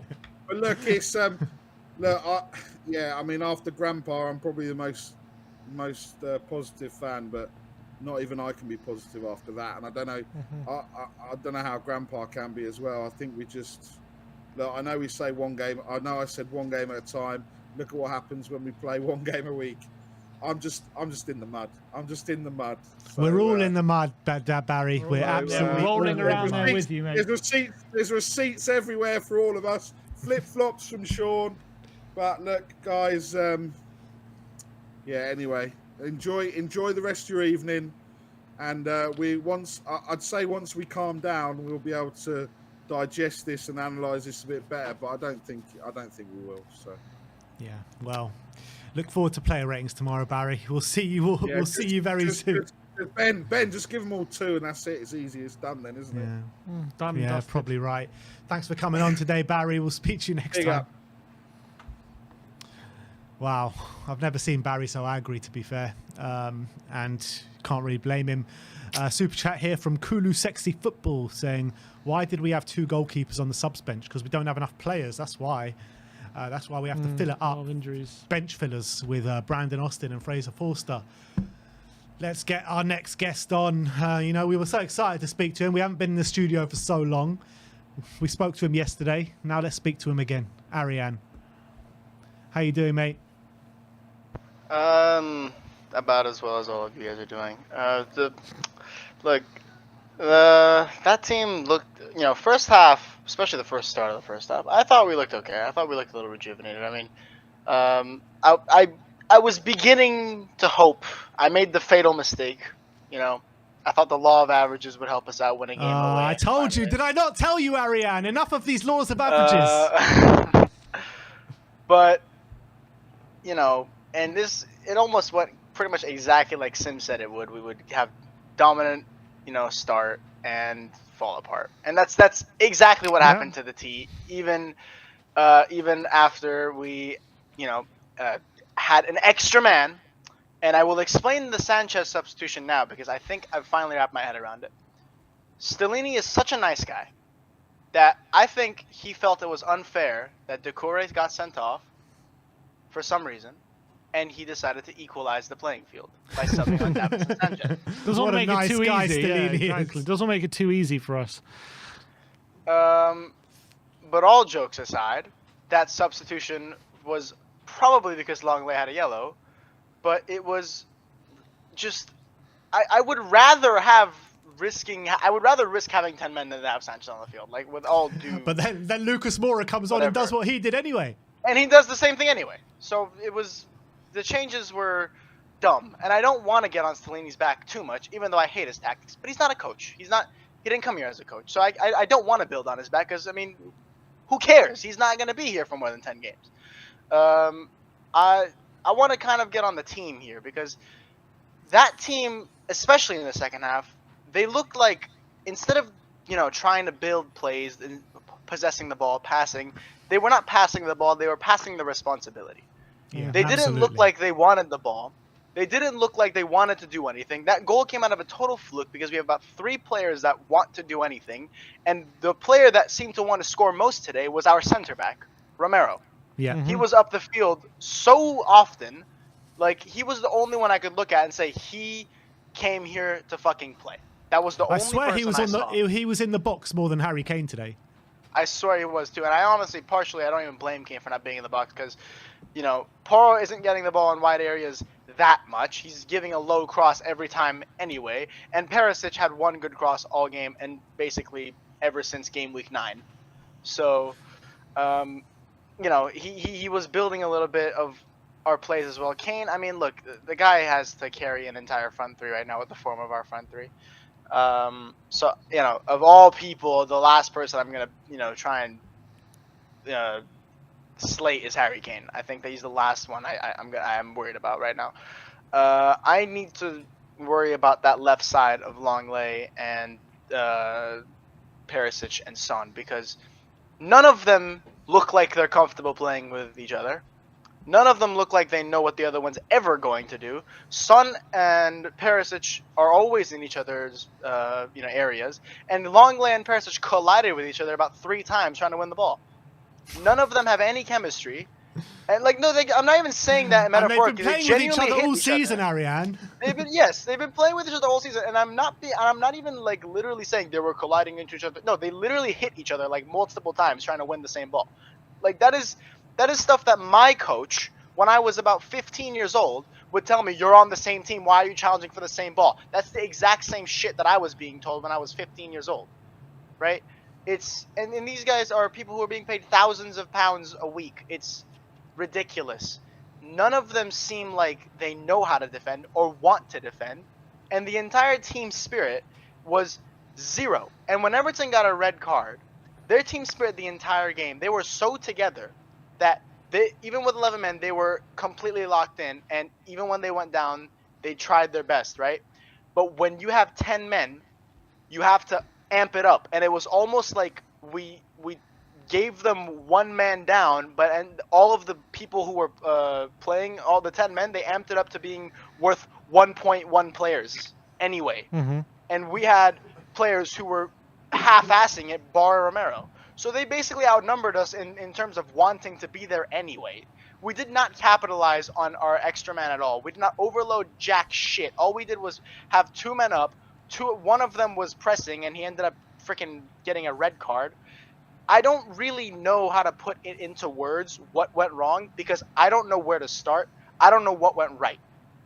Nothing from the coaching staff, from the 11, from the injuries, I don't know what went right. Ariane, from the moment we scored, we had 20% possession for the rest of the game. 20. What minute was that? Look, We scored what, the 67th or something? Something like that, 70th maybe? Whatever. Who cares? So we had 20 Like, for the final 22 minutes against 10 men. We had 20% possession. How is that? How do you explain that? How is that possible? Make it make sense, Against Everton, Ariane. against a team like Everton who don't keep possession. So it makes no sense to me how that is even possible. It It's makes because no you have, sense. you have 10 players who need a goal, so they're going to suffocate you, and we got completely suffocated. But we should And always who have a is free playing out of the man. back? Oh, of course we should, but we never will, because why? We have 3 players in front of Lloris who have to get that ball to begin with. On the right side, we have Romero, he's the only half-decent one. He always has 2 people on him, it seems, every time we get pressed. They're pretty clever. You have Dyer, who I don't even need to speak. And then you have Longley, who I also really shouldn't need to speak. The guy this guy was hailed as, oh, he's a shit defender, but at least he has a miracle of a left foot. I haven't seen it. Where is it? I don't know. Where is this left foot everyone speaks about? Because I haven't seen it complete any half-decent passes. And it was Longley, and then it was Sanchez, who doesn't have either foot. So I don't understand what the point of that was either. His first touch on the field was getting the ball using his weaker foot, which I don't even know which one it is at this point. I always lose track, and he passed it right into an Everton player. That was his first touch of the game, and I wanted to punch a wall right there because I knew that there was a goal in the game. As soon as Sanchez got on, I was like, "There's a goal. It's either gonna be 2-0 or 1-1. There's a goal in the game," because that's what you bring when you bring that kind of instability to the back line. That's exactly what happens. So I have just no idea what we expected to happen with like with that kind of structure. If we were going to play that way out of the back, right? And we have these 3 players who really don't have any fucking clue on how to do that. Why were we not at least committing more men back and at least trying to create some sort of cohesion? We had these 3 backline players who have no idea what they're doing, and the gap between them and midfield was the entire fucking half. The midfield weren't even helping. Literally. They weren't even helping. You had 5 players. We were in the lead. I don't even know why we had so many men up top, nowhere near the ball, nowhere near a man. I don't know what they were even doing. They just had their head up their ass, pretty much. I genuinely don't understand exactly how, like, what was going through their mind. Like, what are you thinking if you're Højbjerg? You're in the lead. You know Davinson Sanchez isn't going to complete that pass. You just know it. So what are you doing next to fucking Michael Keane? What are you doing? And why aren't you there when he's shooting the ball? There's just so many questions, but there's no answers. There's absolutely no answers. And honestly, I just want to coast this season out. And I could not give less of a fuck where we finish, because we could be in the Conference League. We could be 17th. I don't care, right?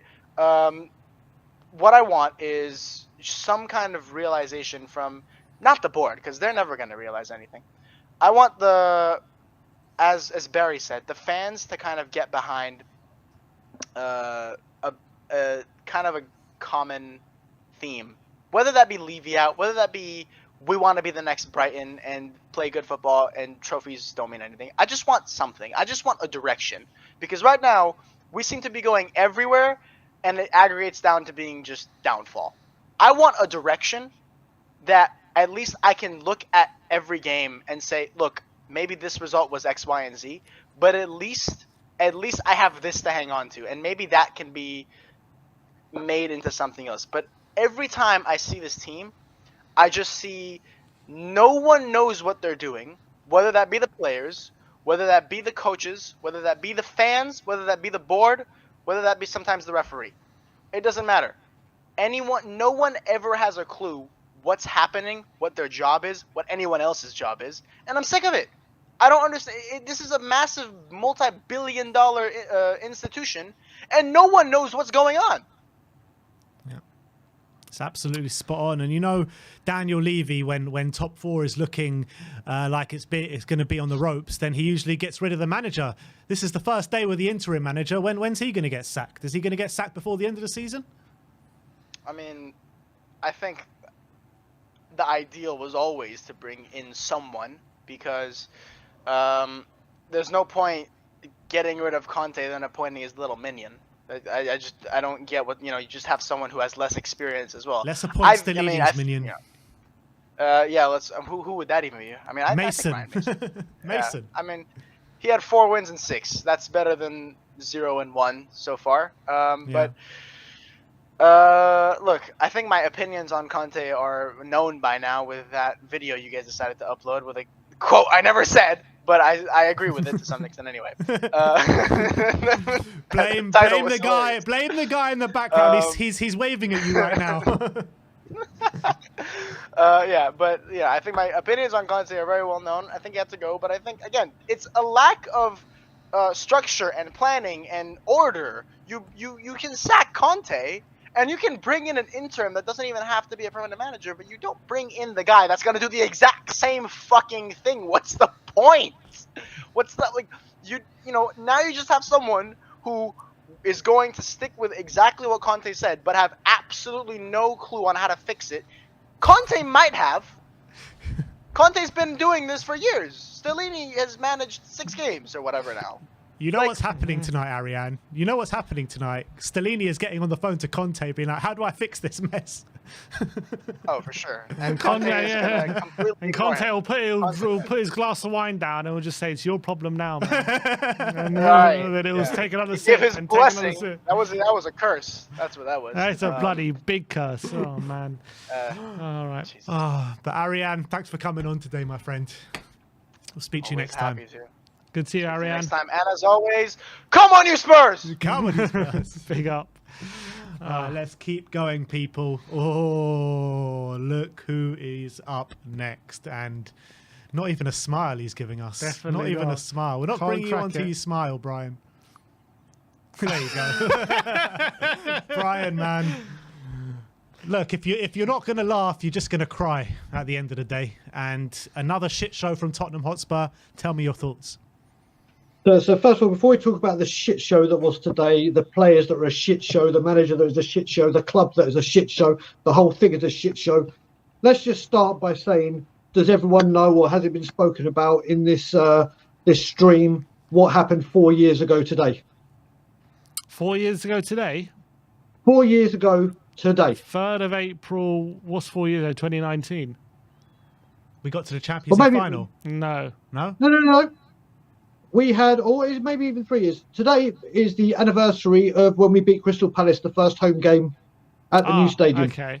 Right. So, since that wonderful time with that brand new stadium that's going to bring us the glory, that's going to take us places, we're going to do things, this is it. 6 managers, a corrupt director of football, shit show of the players, shit show of a club. Yes, this is taking us forward. Wonderful, wonderful, wonderful stuff. So just incredible. And Antonio Conte, don't tell me he didn't have anything to do with that. We've just watched Conte-Lini. That's our new management, Conte-Lini. Stellini's Conte's number 2. I mean, did you expect different football? I thought maybe the shackles would be off a little bit, but what I expected, Ben, was now it's your blueprint. Now it's your time to manage. Now you can do things your way. It was exactly the same as what Conte did. Substitutions, pathetic once again. And one thing, I wish Antonio Conte was there to give the same goddamn press conference he did after Southampton, because those players should be ashamed of themselves. Absolutely. And Brian, Go on, Ben. if anyone is coming out now and being like, oh, what Conte was saying is still crap, because a lot of people said, oh, that's rubbish from Conte. Why is Conte saying that? And you can argue maybe it wasn't the right place and the right time to say it, which I think it was. And I think that Conte was completely within his rights to say it. But how can anyone say that was not absolutely spot on, word for word, what Conte said? But you can't hurt the players' feelings, Ben. They'll be upset and hurt. And then, oh, no, you can't put any criticism on the... Fuck. Do you know what? And we had this conversation yesterday, and I'll ask you both this question. Hugo goddamn Lloris. When Fraser Foster was in goal, or Forster, whatever way you want to fucking pronounce his name, tell me once did we look that shaky when playing out from the back? I mean, look, I think a lot of the... I wouldn't put it down solely on Hugo Lloris why we look so bad playing out the back today. I mean, Coincidence? Everton are down to 10 men. Eric Dyer is passing it to them. Sanchez is passing it to them. Romero, everyone is just passing it to them. It's not just on Hugo Lloris tonight. Mate, I'm not saying it's just done on Hugo, but all that unnecessary pressure that we had on us was because we still try and play out from the back, and we don't have the players to do it. Listen, this is not getting away from how poor the attackers were. This is not getting away from it. And to tell you the truth, with Harry Kane's, with Decore's red card, yes, it was a red card for what he did, but shame on Harry Kane for going down like Mike Tyson just knocked him out. Right? It was. Like I've said, I've called this out when it happens with other players and ours. I hate all this, the way it's become so go down, like literally. That was a pathetic, oh no, I'm hurt. It really was. It was a red card because of the action. He shouldn't have done it to Corey, but he went down really delayed and really poorly. Listen, this has just been a gutless, spineless, toothless performance from these players once again. These players are a disgrace. I heard you talking to Nick when I was on the... Once again, like you were saying, it's better to be in that studio and just have to drive home from there. rather than traipsing Damn all right. that way up to Everton, watching that. I mean, I cannot. I could hear bits of the commentary in the pub that I was at with Ben. I was watching the game with Ben Kaufman. We had a lovely evening in Holborn watching the game. And once they went down to 10 men, and we scored that penalty, we need to get our goal difference up. We need to attack, and we just bring pressure on ourselves. What is that? How are you supposed to attack if our defence is passing it to their attack every single action? It's not, mate. We just. This club is clueless. This club is clueless. And like I said, I mean, I like I said to you before, I won't come on here and go, oh yeah, now's a good time to beat them. Yeah, we're going to win 1-0 and 2-1. I said 1-0, didn't I? So I'm wrong. Look, let's just face it. Did you think, honestly, during that watch along, that once they got the equaliser, they're going to go on and win this? I thought did, yeah. 100% they were going to win it, to be honest. Mate, I reckon if that was 2 minutes more, they would have.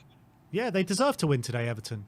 Mate, it was. I can't believe this maybe happened Everton at didn't Southampton. deserve to win, but we definitely deserve to lose today.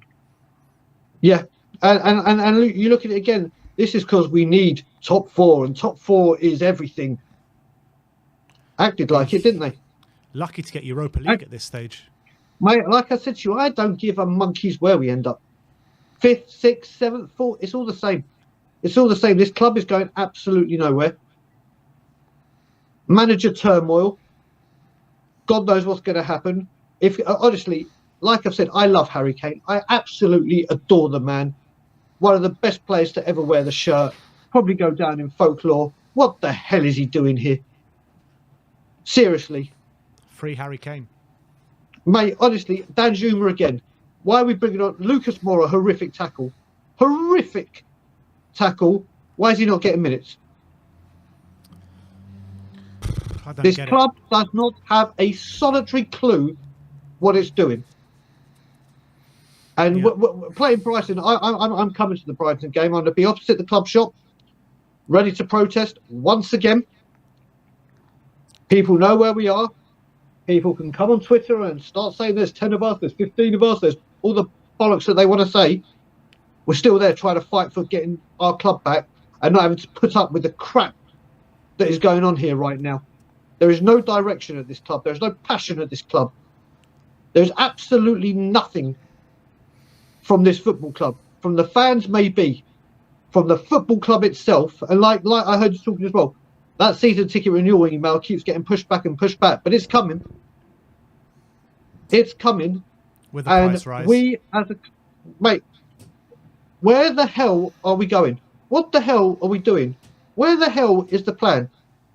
There is no plan. That's the whole problem. Brian, at this stupid football club. we're supposedly supposed to have 9 more games with Stellini. Can you? What would you do with him? Would you just get rid of him straight away? Was there any point? Mate, having him around? I was speaking to someone. I can't remember. I was speaking to. Was it yesterday, or it might even been you guys on the show, and said I don't see him lasting the week if we don't get a result.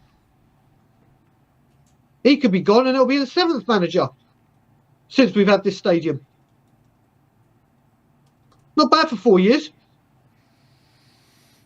Fantastic. Not bad Brian. at all. Good going, mate. Like I put on the Twitter, and like I said in Bottle, I tweeted Spurs. I said at Spurs official, aka Tottenham Hotspur, more like Bottleham Hotspur. This is pathetic. Every bit of banter we have coming our way, we totally, utterly deserve it, and we have nothing in return to say for it. Nothing. We have to lap up all this shit because of what that club, that ownership, that leadership is doing.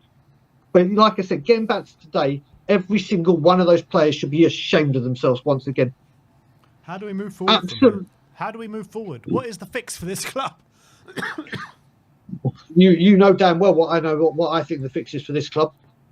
Yeah, you know damn well. You can say Daniel Levy out and all that, but you never know who's going to come in next. I agree with you. I agree with you that I think the hierarchy need to go. They've taken us. I completely agree, but we all know that's not going to happen. So, is there a fix while he's here? Is there a fix? Well, let's face it. Whatever manager comes in, they've got 18 months, and if it doesn't work, out they go.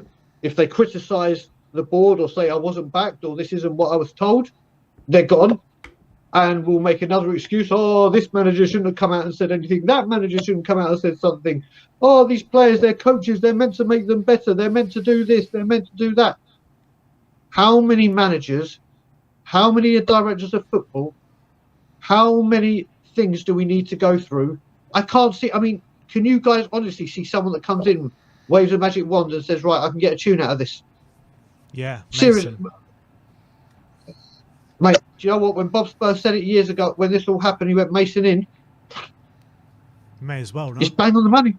May as He's well. back, mate. Exactly. May as well. At least, you know what? Ryan Mason has got Spurs in his blood. He will try and give his all, whether we think he's correct or not. He's got Spurs' best interests at heart. Yeah, he'll probably be another lucky and another yes man. But we'll know he'll try. I mean, people like Yaya Toure that have come into this club and have seen Barcelona, Manchester City, seen how real football clubs run. And he's come here to coach and learn his badges. Look what he's having to deal with. He's probably seen more blooming drama and controversy at our club in the short time he's been there than his entire goddamn career. Literally. Yeah, this is where we're at. Do you know what? He probably he probably looks back at himself and now says, do you know what? I was bitching about a birthday cake. I used to bitch about not getting a birthday cake. Look what the fuck is going on here. This is where we're at. Good old times. Good old times. Same time, this club same place. is an absolute illusion. That's all it is. I've said it time and time again over the years. You know, you walk into the gates at this football club, the stadium, the training ground, elite managers, some elite players, and then it all just turns to shit, doesn't it? When you actually know what actually is going on at this football club. We are a business enterprise with a property portfolio that hosts events that may occasionally, every other Saturday, play a game of football in that stadium. Only occasionally, depending on how the fixtures lie. That's what we are. Yeah. That's what we are. But don't forget to go get your Skywalk tickets and your go-karting ready for the summer of activities and all the fun that it will offer, the fantastic views of London. Go do all that. Go enjoy that. Keep buying the kits. Keep doing everything you're doing because that will keep continuing. Let's keep giving them money. Let's just keep going on and saying, yes, it's a wonderful business opportunity and giving him money will lead us to better things and we'll see an investment. All right. All right. But like I said, these players, every single one of them, hang their heads in shame. Embarrassing, spineless, gutless, toothless, away performance. Yet again, and people think we're going to go to Newcastle and win. And Liverpool. Who thinks? Who? Oh, Jesus. You know what, Ben? I better than I told you, Newcastle is my favourite away day. I love that place and I really wanted to go with you. I just want to say to you, thank you for making sure that's not happening and you doing the watch along. Thank you. Thank you from the bottom of my heart. Really, really. Anytime, Because Brian. this is just absolutely shambolic. And I cannot wait for this goddamn season to be over. Well, you know what? Like you said, a season of activity at the Tottenham Hotspur Stadium this summer. What new activities would you like to see in the stadium? A Daniel Levy pinata and me with a baseball bat would be from the top of the skywalk. Would be a fantastic adventure that I'd love to see. I'm willing to promote that now. I'll get the sponsorship money, and that would be a wonderful thing to do. Listen, mate, like I said, it doesn't matter. It doesn't matter because they'll keep making money, they'll keep taking people's money, and keep falling for the excuses. Yeah, absolutely. The PR machine continues.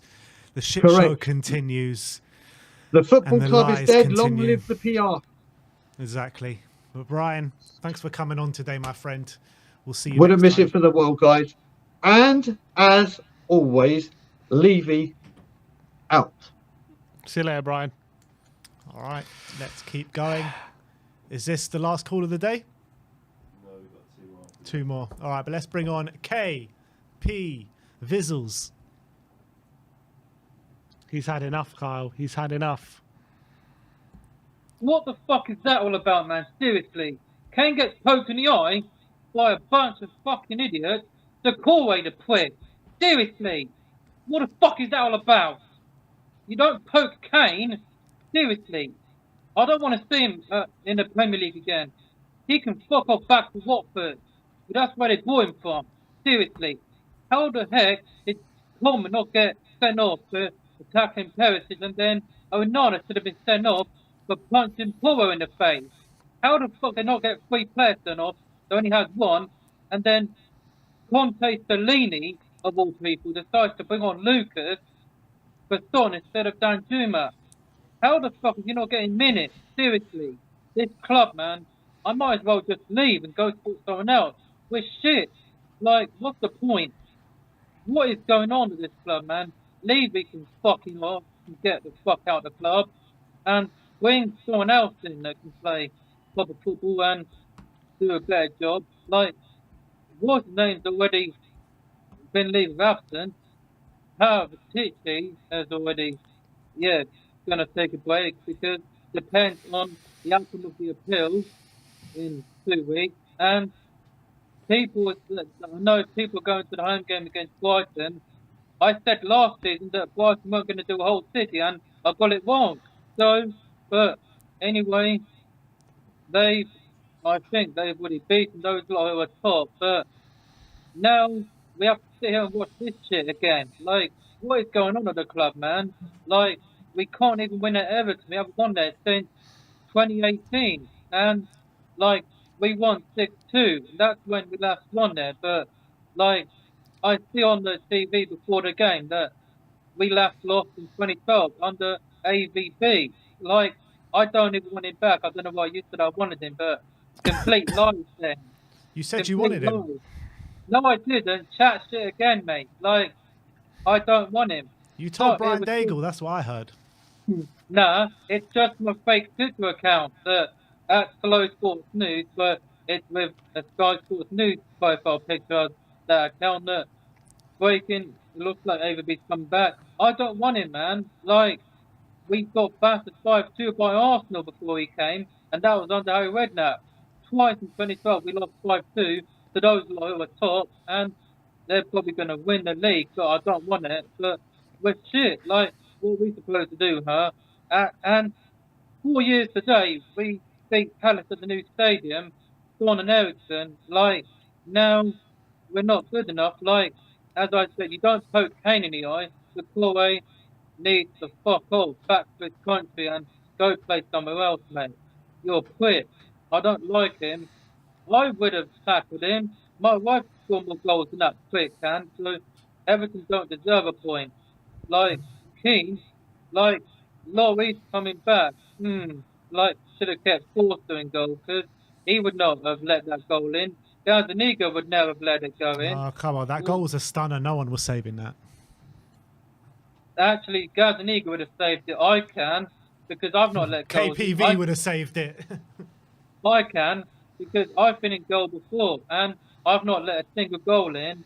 I would never let that goal go in. I can be better, but I love Harry Kane and Tom, but time to leave. We should sign you up, KPV. Get KPV in goal.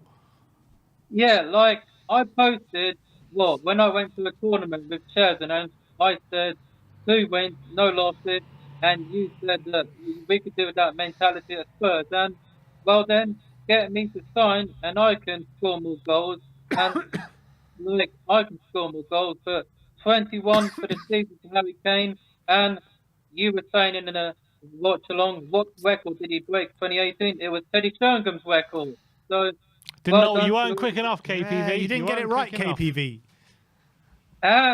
Well, I did get it right last season during the Brighton game, and I got that right. You said, like, which players played for Tottenham, Portsmouth, QPR.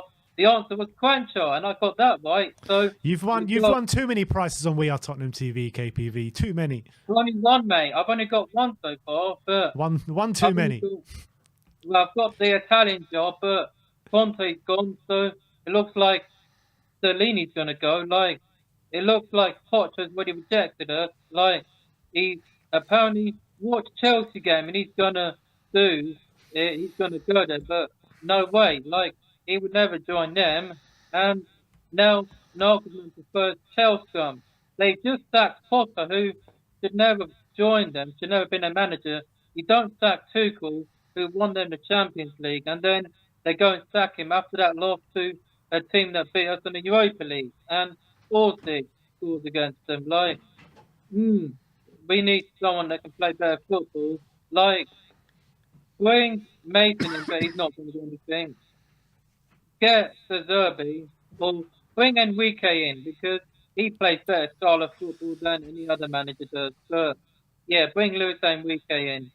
He's already won trophy before, so bring Luis Enrique. But yeah, I'm just gonna chill for the rest of the season. And unfortunately, it didn't work out last night for Cody Rhodes, so a shame. But Roman Reigns always wins with cheating with the bloodline helping, but that will never happen again. But anyway, I'm off because I'm not going to watch any more games until that bald-headed prick is out of the club. So anyway, I'm off. But Lucky for some.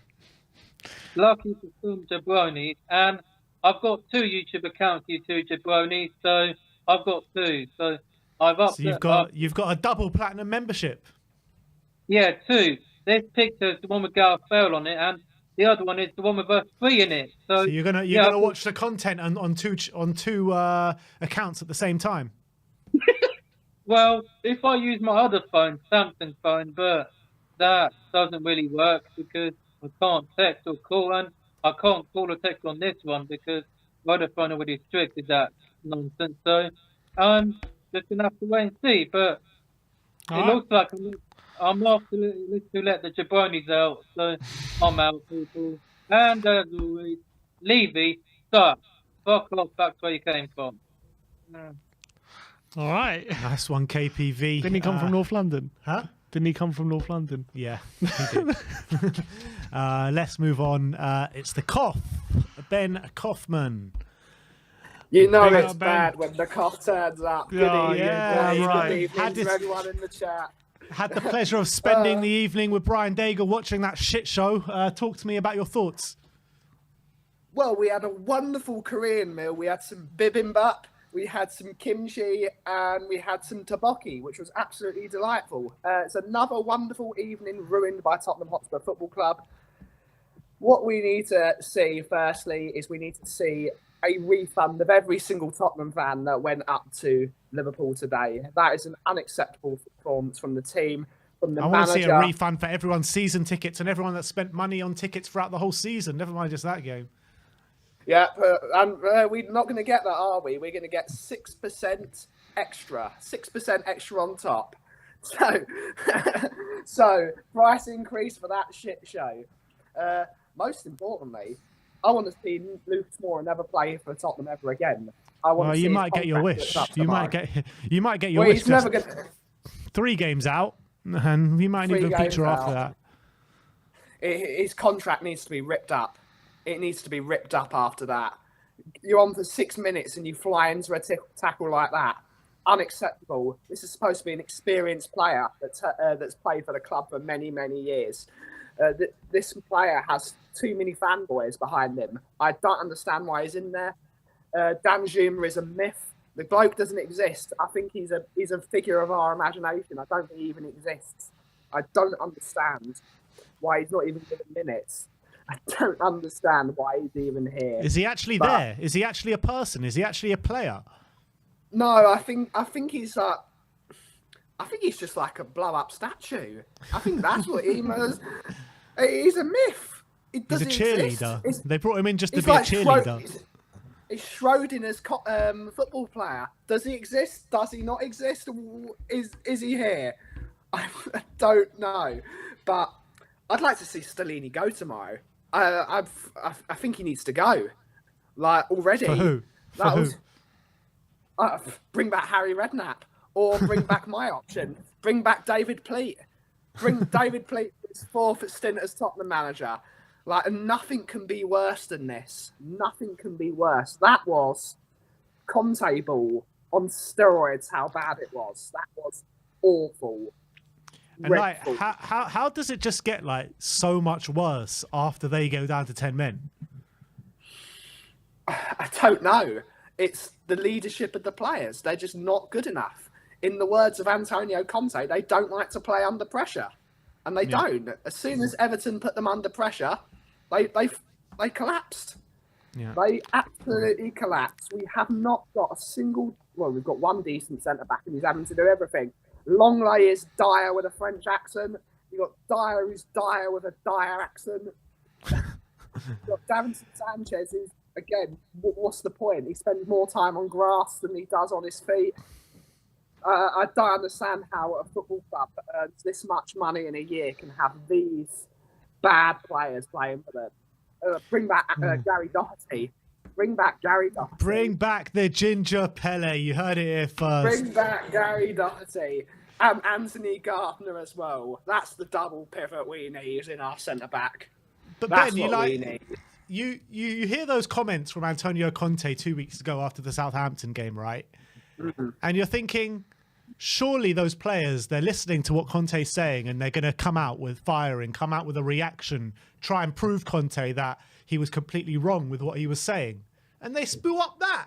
They're just proving to everyone that Conte was absolutely spot on. I mean, when the hell are we going to get rid of these players?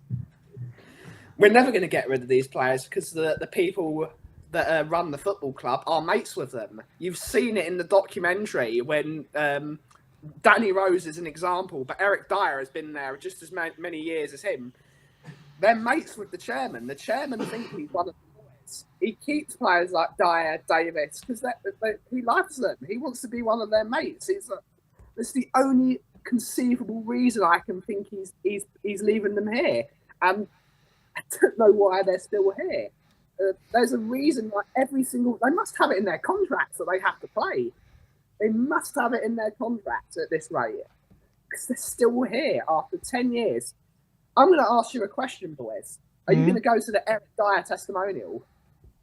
Eric Dyer can't wait. testimonial. Or the Ben Davis testimonial? At this rate, Sanchez is going to get one. That's going to be He's what, 3 years away from testimony. it? Maybe 4 years. Has Sanchez been here for 7 years? It's 2017 he signed. Oh my Yeah. God. Davinson Sanchez testimonial. £40 a ticket and 15 quid for beer. Why not? Yeah. Why not? And you get to see all the shit shows rolled into one for one last time. One more and you unforced error. And you get a free ride on the go-kart track. That's your parting thing. You know what, Ben? They should give everyone a free pint every time he does an unforced error in his testimonial. Yep, I mean, that's a dream because that would be a really cheap night out. That would be a really cheap night out. But hey ho, it's funny to be a Tottenham fan, eh? It's funny to be a Tottenham fan. It really isn't. It really isn't. Not a night sight tonight. But look, Ben, like after all this shit show, we're still here. We're still sitting in fourth in the table. But I very much doubt we'll be. How are we sitting in fourth? This league is shit. This league is shit. If Chelsea weren't in a dire straits at the moment, if Man United weren't in a total dire straits at the moment, Brighton are going to get top four at this rate. Brighton for top four. You heard it here first. Alex, Mr. Box Office, if you don't know yet tonight, he was right. Bring back Brighton.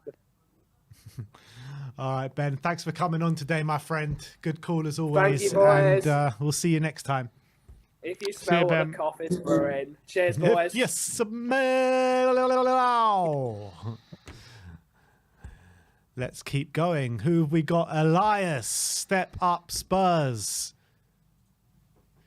Well, Elias, when are they going to step up, Elias? I don't know, guys. Like, why are they not stepping up? I stepped up today. I just tell you the story what happened today with me. I actually felt sick and I took painkillers just so I can watch this game at night at about 3 a.m. And I even took leave for the next day because I was pretty sure that if I watch the game at night, I cannot go to work next day. And they put up this shit show.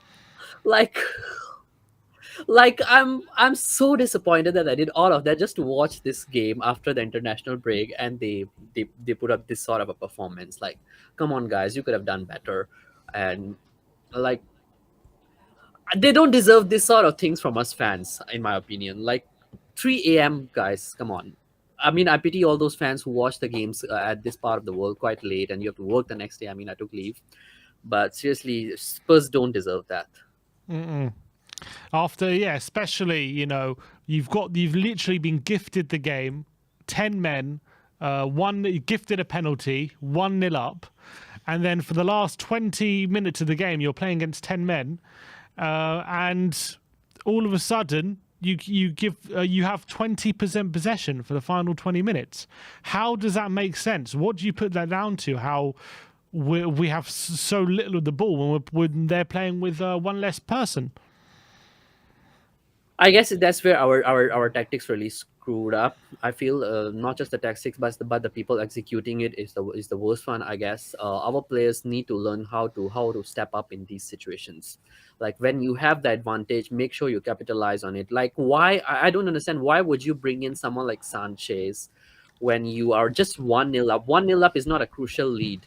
Like come on, try to change the formation a bit, try to work out something different, but not Sanchez. I mean, for crying out loud, that guy, you always know that his unforced errors are like one of the worst ones, I think, among our center backs. And you bring him on, and that was the moment I was doing a watch along with Dan THFC, and I told him, bro, I think we are gonna screw up from here on. Something is going to happen. And then few minutes later, Lucas Moura, he conceded that red card, and then Dan went full crazy. Ridiculous. As usual. And then I told him, bro, I think we are gonna concede a goal as well. And as I predicted it, we conceded a goal as well. Again, Sanchez was the one. The goal actually got deflected off Sanchez. If you look at it closely, What, the he goal? was the guy who. Yeah, that Deflection. goal that we considered. Yeah, it got deflected off Sanchez. If you look at it closely. Well, Yeah. they deserved it anyway, didn't they? Sometimes Yeah, like- like you just got to they were the ones, they were braver. They were taking shots. Like sometimes you can catch more flies with honey than you can with vinegar. You know what I mean? Yeah, they were pretty much. I mean, that's another thing. I guess I said on the pre-match show as well when I was with you guys that we shouldn't be playing Hugo Lloris even if he is fit. For this kind of game, I think you should be playing Foster, because Everton are the kind of team that they would try their best to throw long balls from the distance, and they will try to make the best out of these kind of long shots. And Hugo is not at the best to defend that. Whereas we could have capitalized on Fraser Foster's reach, but we didn't, and we played Hugo in. Like why? I mean, why would you do that? I think crucial game. Stellini. I mean, he frustrated. Look, as much as the players, I think a lot of it has been down to them. Their approach for those last 20 minutes was pathetic. I think for me, putting Hugo straight in a game like tonight, where there's going to be a bombardment of crosses and there's going to be a lot of physicality, and Forster's that's what Forster's a lot better Lloris at, isn't he? Lloris did not look comfortable. Any of those crosses coming in, playing out of the back, he did not look comfortable. And then other choices: bring on Sanchez for Longley when we need to keep possession because we're playing against 10 men. The best way to see out a game against 10 men is just to pass them to death. And if they do come out their shell, then you plug the gaps and you make sure you play through them. And the third decision was bring on Lucas Moura for Son. Exactly. when you have a perfectly good left winger in Danjuma. Like I kind of half understand if you're taking off Kulusevski, you bring on Lucas because Lucas is more of a natural right winger, right? Which kind of makes sense. But if you're but Son was playing on the left and Danjuma's more natural on the left. So why would you try and fit a square peg into a round hole with Lucas rather than give the guy who's a left winger a chance on the left? It didn't make sense to me. There were a lot of decisions that really didn't make sense tactically and personnel wise as well. But again, we need to understand like what can they do? Who do you have on the bench? Like I understand that yes, you have Danjuma there. But again, if the players are tired, if Langley is, for example, he's tired, then I guess the choice that you have is Sanchez in that particular situation, and I think that's what Stellini did. We lack depth so badly in our squad that I just can't describe it. Like if you have one ball playing center back who is out, and then you have to replace him with a ball playing center back in order to keep possession. No matter how bad Langley is, I mean, I sometimes criticize Langley for his speed and his recovery skills. But as a ball playing center back, he is good. He can keep the possession at the back. He can do that. But Sanchez, we all know he doesn't even know. I don't think Sanchez is even a proper footballer or not. I have doubts over that. The way he passes, like there's no accuracy, there's no direction where he's passing. That just annoys the hell out of me. Like sometimes people tell me that okay, Sanchez is better than Eric Dyer. I don't understand that shit as well, by the way, guys. Like he is so bad. Even I think a 4 year old kid can do a better pass than Sanchez, in my opinion. That guy is not even a proper footballer. Like seriously, why would you have someone like him when you can actually upgrade somebody who like Tang Yang can come in and I think do better than him. Like why not bring in an academy guy? I think that person can do better than him, but not Sanchez, not Sanchez. Yeah. That was one. Then the other one, then the Lucas Moura move. Another thing that doesn't make sense to me. Like you're just 6 minutes on the page, and definitely I think this one early on we were discussing at the football terrace as well. That when you are just on 6 minutes on, and then the ref has given a red card away on a home game to a home team, they always try to do something to rectify that particular red card or the particular decision, so you don't screw up in that sort of moments as well. And Lucas Moura did the exact same thing, and then ref got a chance to appease the home fans as well, and then he gave him the red card in return, and it costed us badly. I mean, in my opinion. But again, I won't blame that. Yes, the red card was the only reason why we considered that goal. The team just didn't look well even before that red card. Like you were 1-0 up, you can actually attack, but you're playing like you're losing possession so easily. You gave them so many shots, and their shots on target was more than us. Their shots were more than us. Their accurate shots were more than us.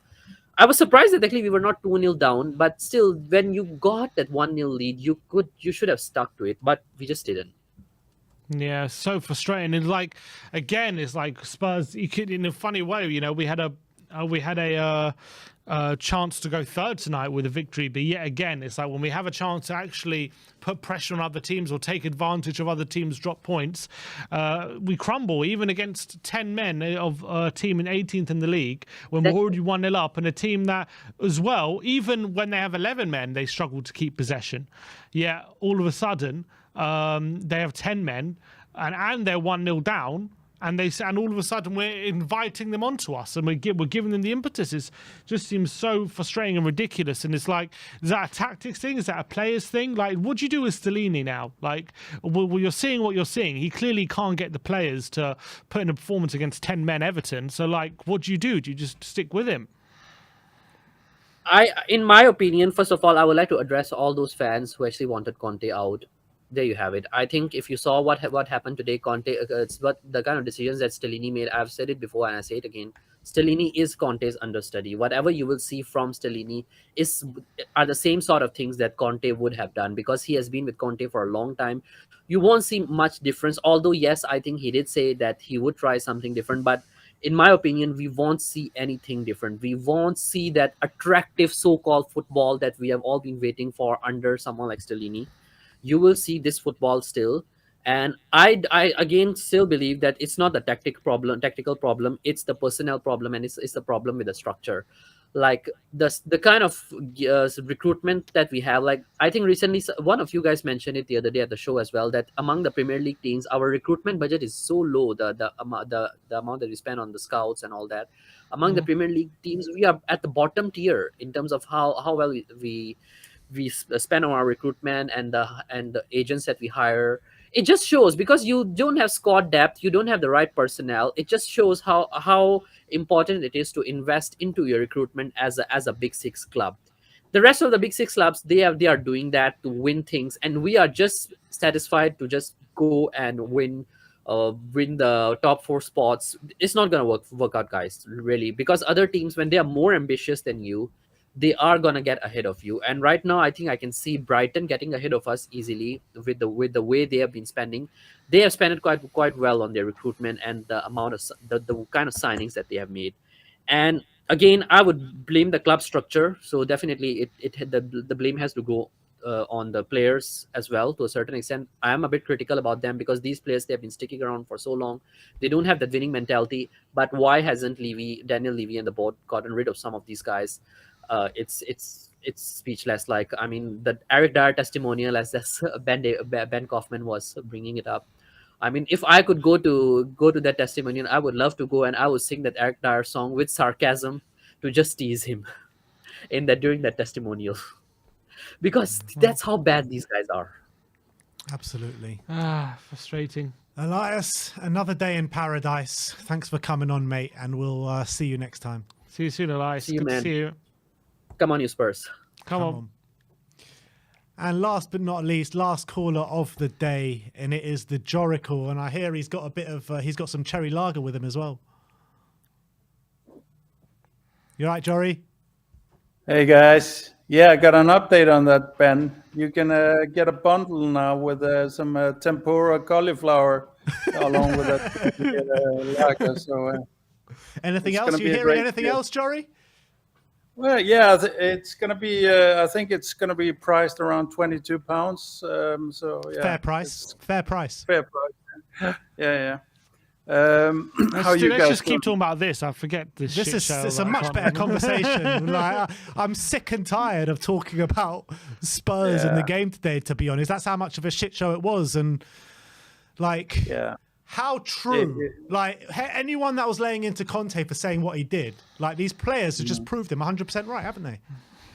Absolutely. But I mean, I would like, for me, this is not a surprise. I mean, the surprise is maybe that it's this immediate and this overwhelming, like there's no resemblance of trying to contradict what Conte said.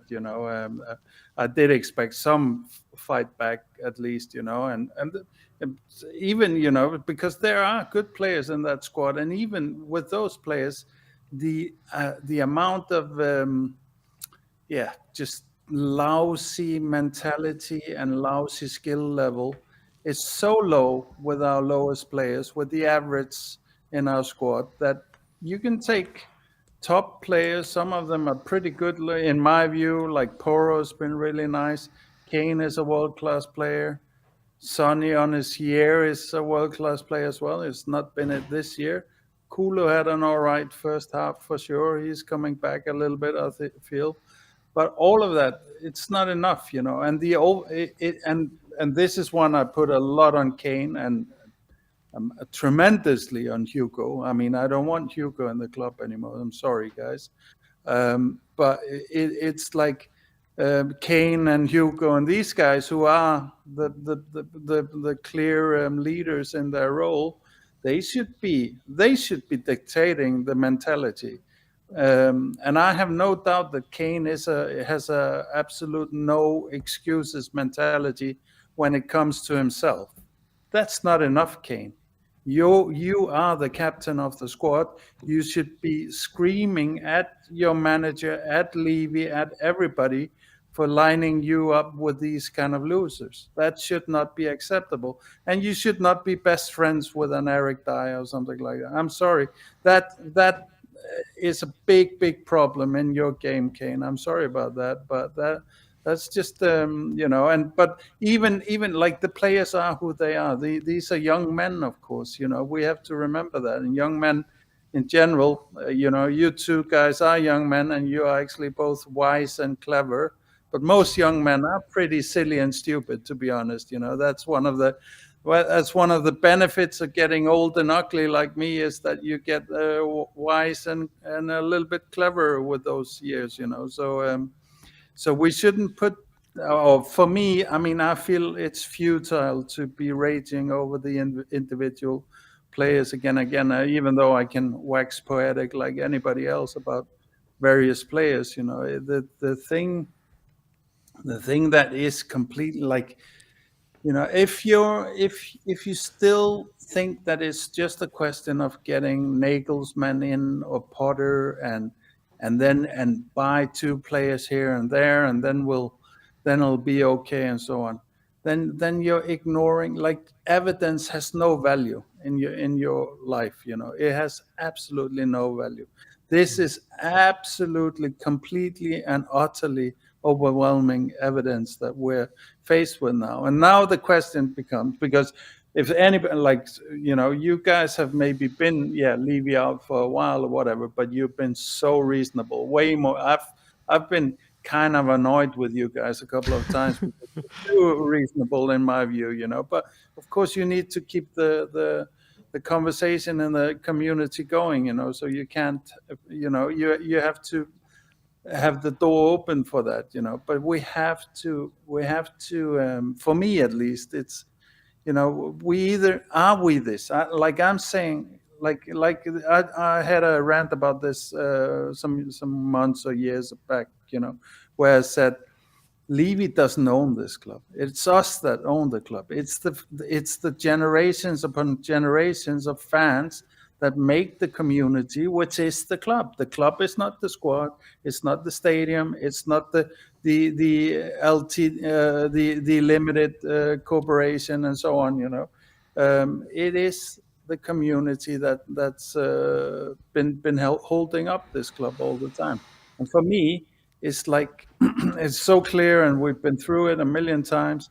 We have a middle-aged, bald accountant at the top, and his approach in everything in life is as a careful accountant, and as a lacking actually in confidence. I think like the way Levy kind of wants to be involved is his way of putting a little bit of sexiness into his life, being involved with the managers, being mates with the players and so on. I think he's looking for excitement. He finds it exciting himself. He just doesn't have any business being there, We've talked about that a million times, but now this is the top of our pyramid, and you now go down and you get people like Conte, like Mourinho and stuff inserted into that, but they're not. Whatever they try to do with the squad beneath them, which should be beneath them, whatever they try to engage with the staff on, maybe on a parallel level to them or whatever, they are always circumvented by the mates running up to their top mate, which is Daniel Levy. And Daniel Levy are like, listen, let's not be let's be nice, let's look at this beautiful stadium, look at it, like we've got lasagna this today in the canteen, let's be nice, and let's not make any problems. That's not how winning works. Winning works with the pressure of absolute emotional abuse and terror and whatever. All the winning clubs that you can point to and around Europe, they have crazy fan pressure constantly, all the time. Look at Madrid, for example, which is probably the most winning club in the world. It doesn't matter if they win, even the fans can be absolutely insane even though they win the league. They can be insane even though they win. If they just see something, like we know this with Gareth Bale. See how Madrid, Gareth Bale was such a superstar and did such miraculous things for that club, was still not enough. And you can say, okay, that's unreasonable, whatever. But this is the demand of the game. If one club behaves like that, you need to step up to that level of pressure. And even in the Premier League, where clubs are fairly reasonable, in my view, and the most ruthless club is the most successful in European football, which is Chelsea, and they're the most successful in my view because they've been so ruthless through the years. Now that's going to change, I think. But anyway, like I think, like what can you? How can you not look at yourself if you were calling for Conte out? If you were adamant that Conte had to leave, I'm sure you were adamant Mourinho had to leave, and I'm sure you were the same fucking guy that had wanted Potts out and now wants Potts back. You have to take a big fucking look at yourself. And we always talk about opinion. Everybody is entitled to their opinion. Yeah, but some opinions are a lot more ignorant and stupid than others.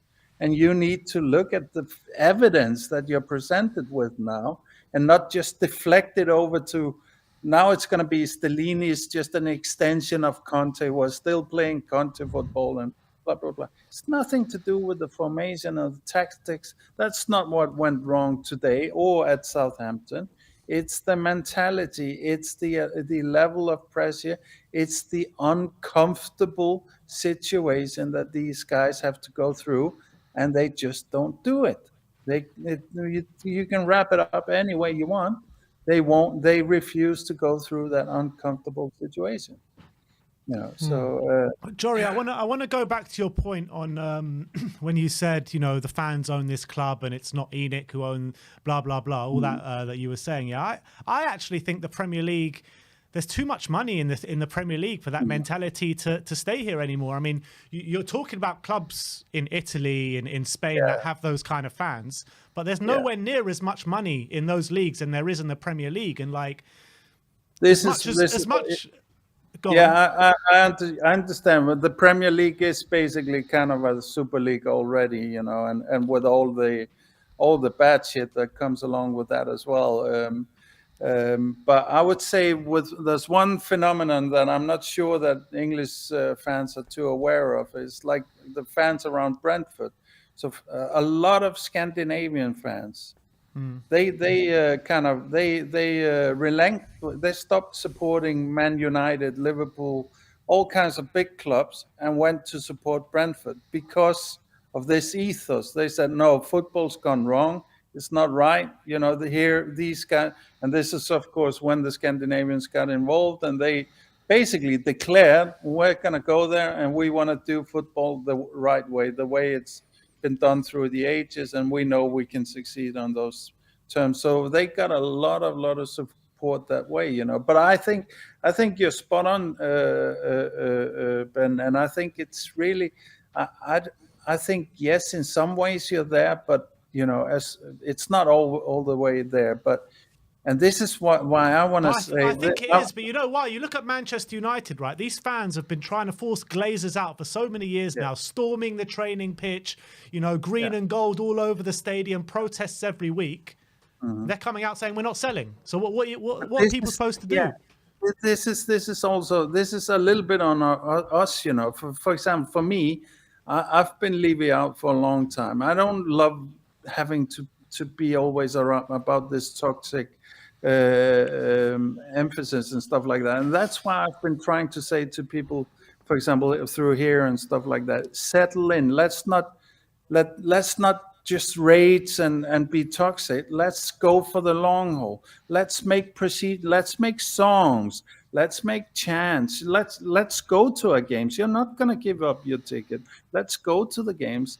Let's support them, but let's support them in a different way. I can tell you, for example, when I was supporting FC, if FC Copenhagen was going through this now, there would be I could go into that like a channel like this, and I could suggest, for example, okay, your colors are our color, their colors are white as well. So I could say, okay, us that want the board out, we're going to be wearing red from now on. We're going to stand together. We're going to find seats together, and we're going to be wearing red jerseys.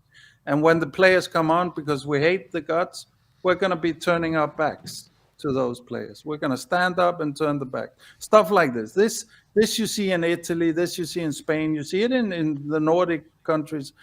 Tiny teams do all kinds of stuff like that, and they have managed to put a lot of pressure on their clubs. They really respond usually, and for good reason, because once then the club follows along, and because these kind of fans usually also have a lot of wisdom and know what's better for the club. Once those two things then get in step, the level of that club goes to the. This is what Antonio was talking about when he was here. It's like once all of these departments, like the club functioning on a corporate level, the squad is all right, the staff is functioning, everybody's rowing in the same direction, then it becomes a beast. Now we're left with a department store. Somebody is stuck at the food court and others are in the underwear section. It's like completely disjointed commercial consumerism kind of culture around this, which is absolutely sad, especially, and that's the thing, they want to drive, especially in England, they really want to drive the working class element out of football, and that's the heart and soul of it, So I say, and like I've said it a million times, and it's too much work for you guys. But I suggest now, and I can't do it here from Iceland, but I suggest you locals try and formalize the Levy out. Just stay on one message, which is Levy needs to retire as chairman. Not even Enig out. Just let's go for one. Let's come together, vote on that. Let's stay on that Levy out message, and then just go for the long haul and formalize it so I can donate some money, so you can print some banners and whatever, and just like you with a season ticket, and when we're building a project, we're not thinking we have to win it all next game. No, we're in for the long haul. We're gonna grind you down, Levy. We're gonna get you out, and we're gonna take back the club. And then I would say such a fan, organization should then be reaching out to the other fan organization, to the Man United fans who have a similar problem, and so on. And in general, I think these hardcore working class culture fans should be working together to try and get this American franchise corporate kind of Super League progression out of our It's never going to league. happen, Jory. It's never going to happen. They're making way too much money. He's happy to take the abuse from the fans. He's happy. It doesn't make a difference to his life. He's still sitting there in the boardroom, getting himself pay rises every single year, counting the money, counting the checks. You know what I mean? Like, why on God's earth will he just be like, oh, because the fans are shouting Levy out and starting a movement that I'm going to go? He's making way too much money for it to make any sort of difference. I'm not quite. I don't quite agree, but I do agree with the money part. But with the money part, with Levy, it's easy, Ben. It's very easy to create some kind of you should be targeting his real estate projects. That's where protest at the borough meetings and stuff like that, when there's permit hearings and stuff like that. All it takes is a little bit of Googling and a little bit of scheduling, and you can actually do quite a lot, So, and I promise you, Levy will pay attention if those kind of protests start happening, But I'm like we are normal people. We just want to live our life and go to the game and see the game. I understand that, but that's why I'm saying let's make actually maybe a little bit of a positive culture around bringing back this stuff. Where's Sky supposed to go and interview the Tottenham fans that are organized around bringing back the old school real football kind of a legacy culture? They would go to this organization if it existed, whatever, I'm not saying we're going to win. It's kind of the same like with our team. I don't demand that we win silverware. I demand that we do everything in our power to compete for silverware. That's all I demand. And we're not doing that. So, all right, Jory. Great call as always, my friend. Sorry to put it all on you, but that's kind of it started with you guys, and it's always going to kind of be in your hands. You are the. Well, I tell you what, Joey, there is a group called Change for Spurs that are trying to do something at the moment. Okay. They are gathering momentum. I've been speaking to them as well. So look, we'll see what happens. And I think a lot of different YouTube channels are trying to get involved and on board with them. So we'll see what happens from that. Yeah. I mean, and also I would also just encourage you. For example, I think I've suggested this before. For example, a guy like Rory Jennings and stuff like that, listening to outside pundits that we feel have put effort into it, maybe talk about our culture might help also, because it's so personal between so many factions within the Spurs community that maybe getting somebody from Chelsea to tell us what they see. I know they'll have fun with the banter and all stuff, but I mean, like a serious conversation, like breaking down from the outside, whether it be across the road or somebody up north or whatever. I think I think at least for me, it's important to disassociate with that day tripper commercial. Like for me, that does nothing. As happy as I am to go there and do that and buy my kids the food and all of that, it does nothing for me football wise. You know, I would. I'm not kidding. I know that nobody should be asking. I would rather have the fights back, which I don't want to have back, than lose it to this kind of stuff. You know, like for me, it's like the worst kind of faith for football. You know.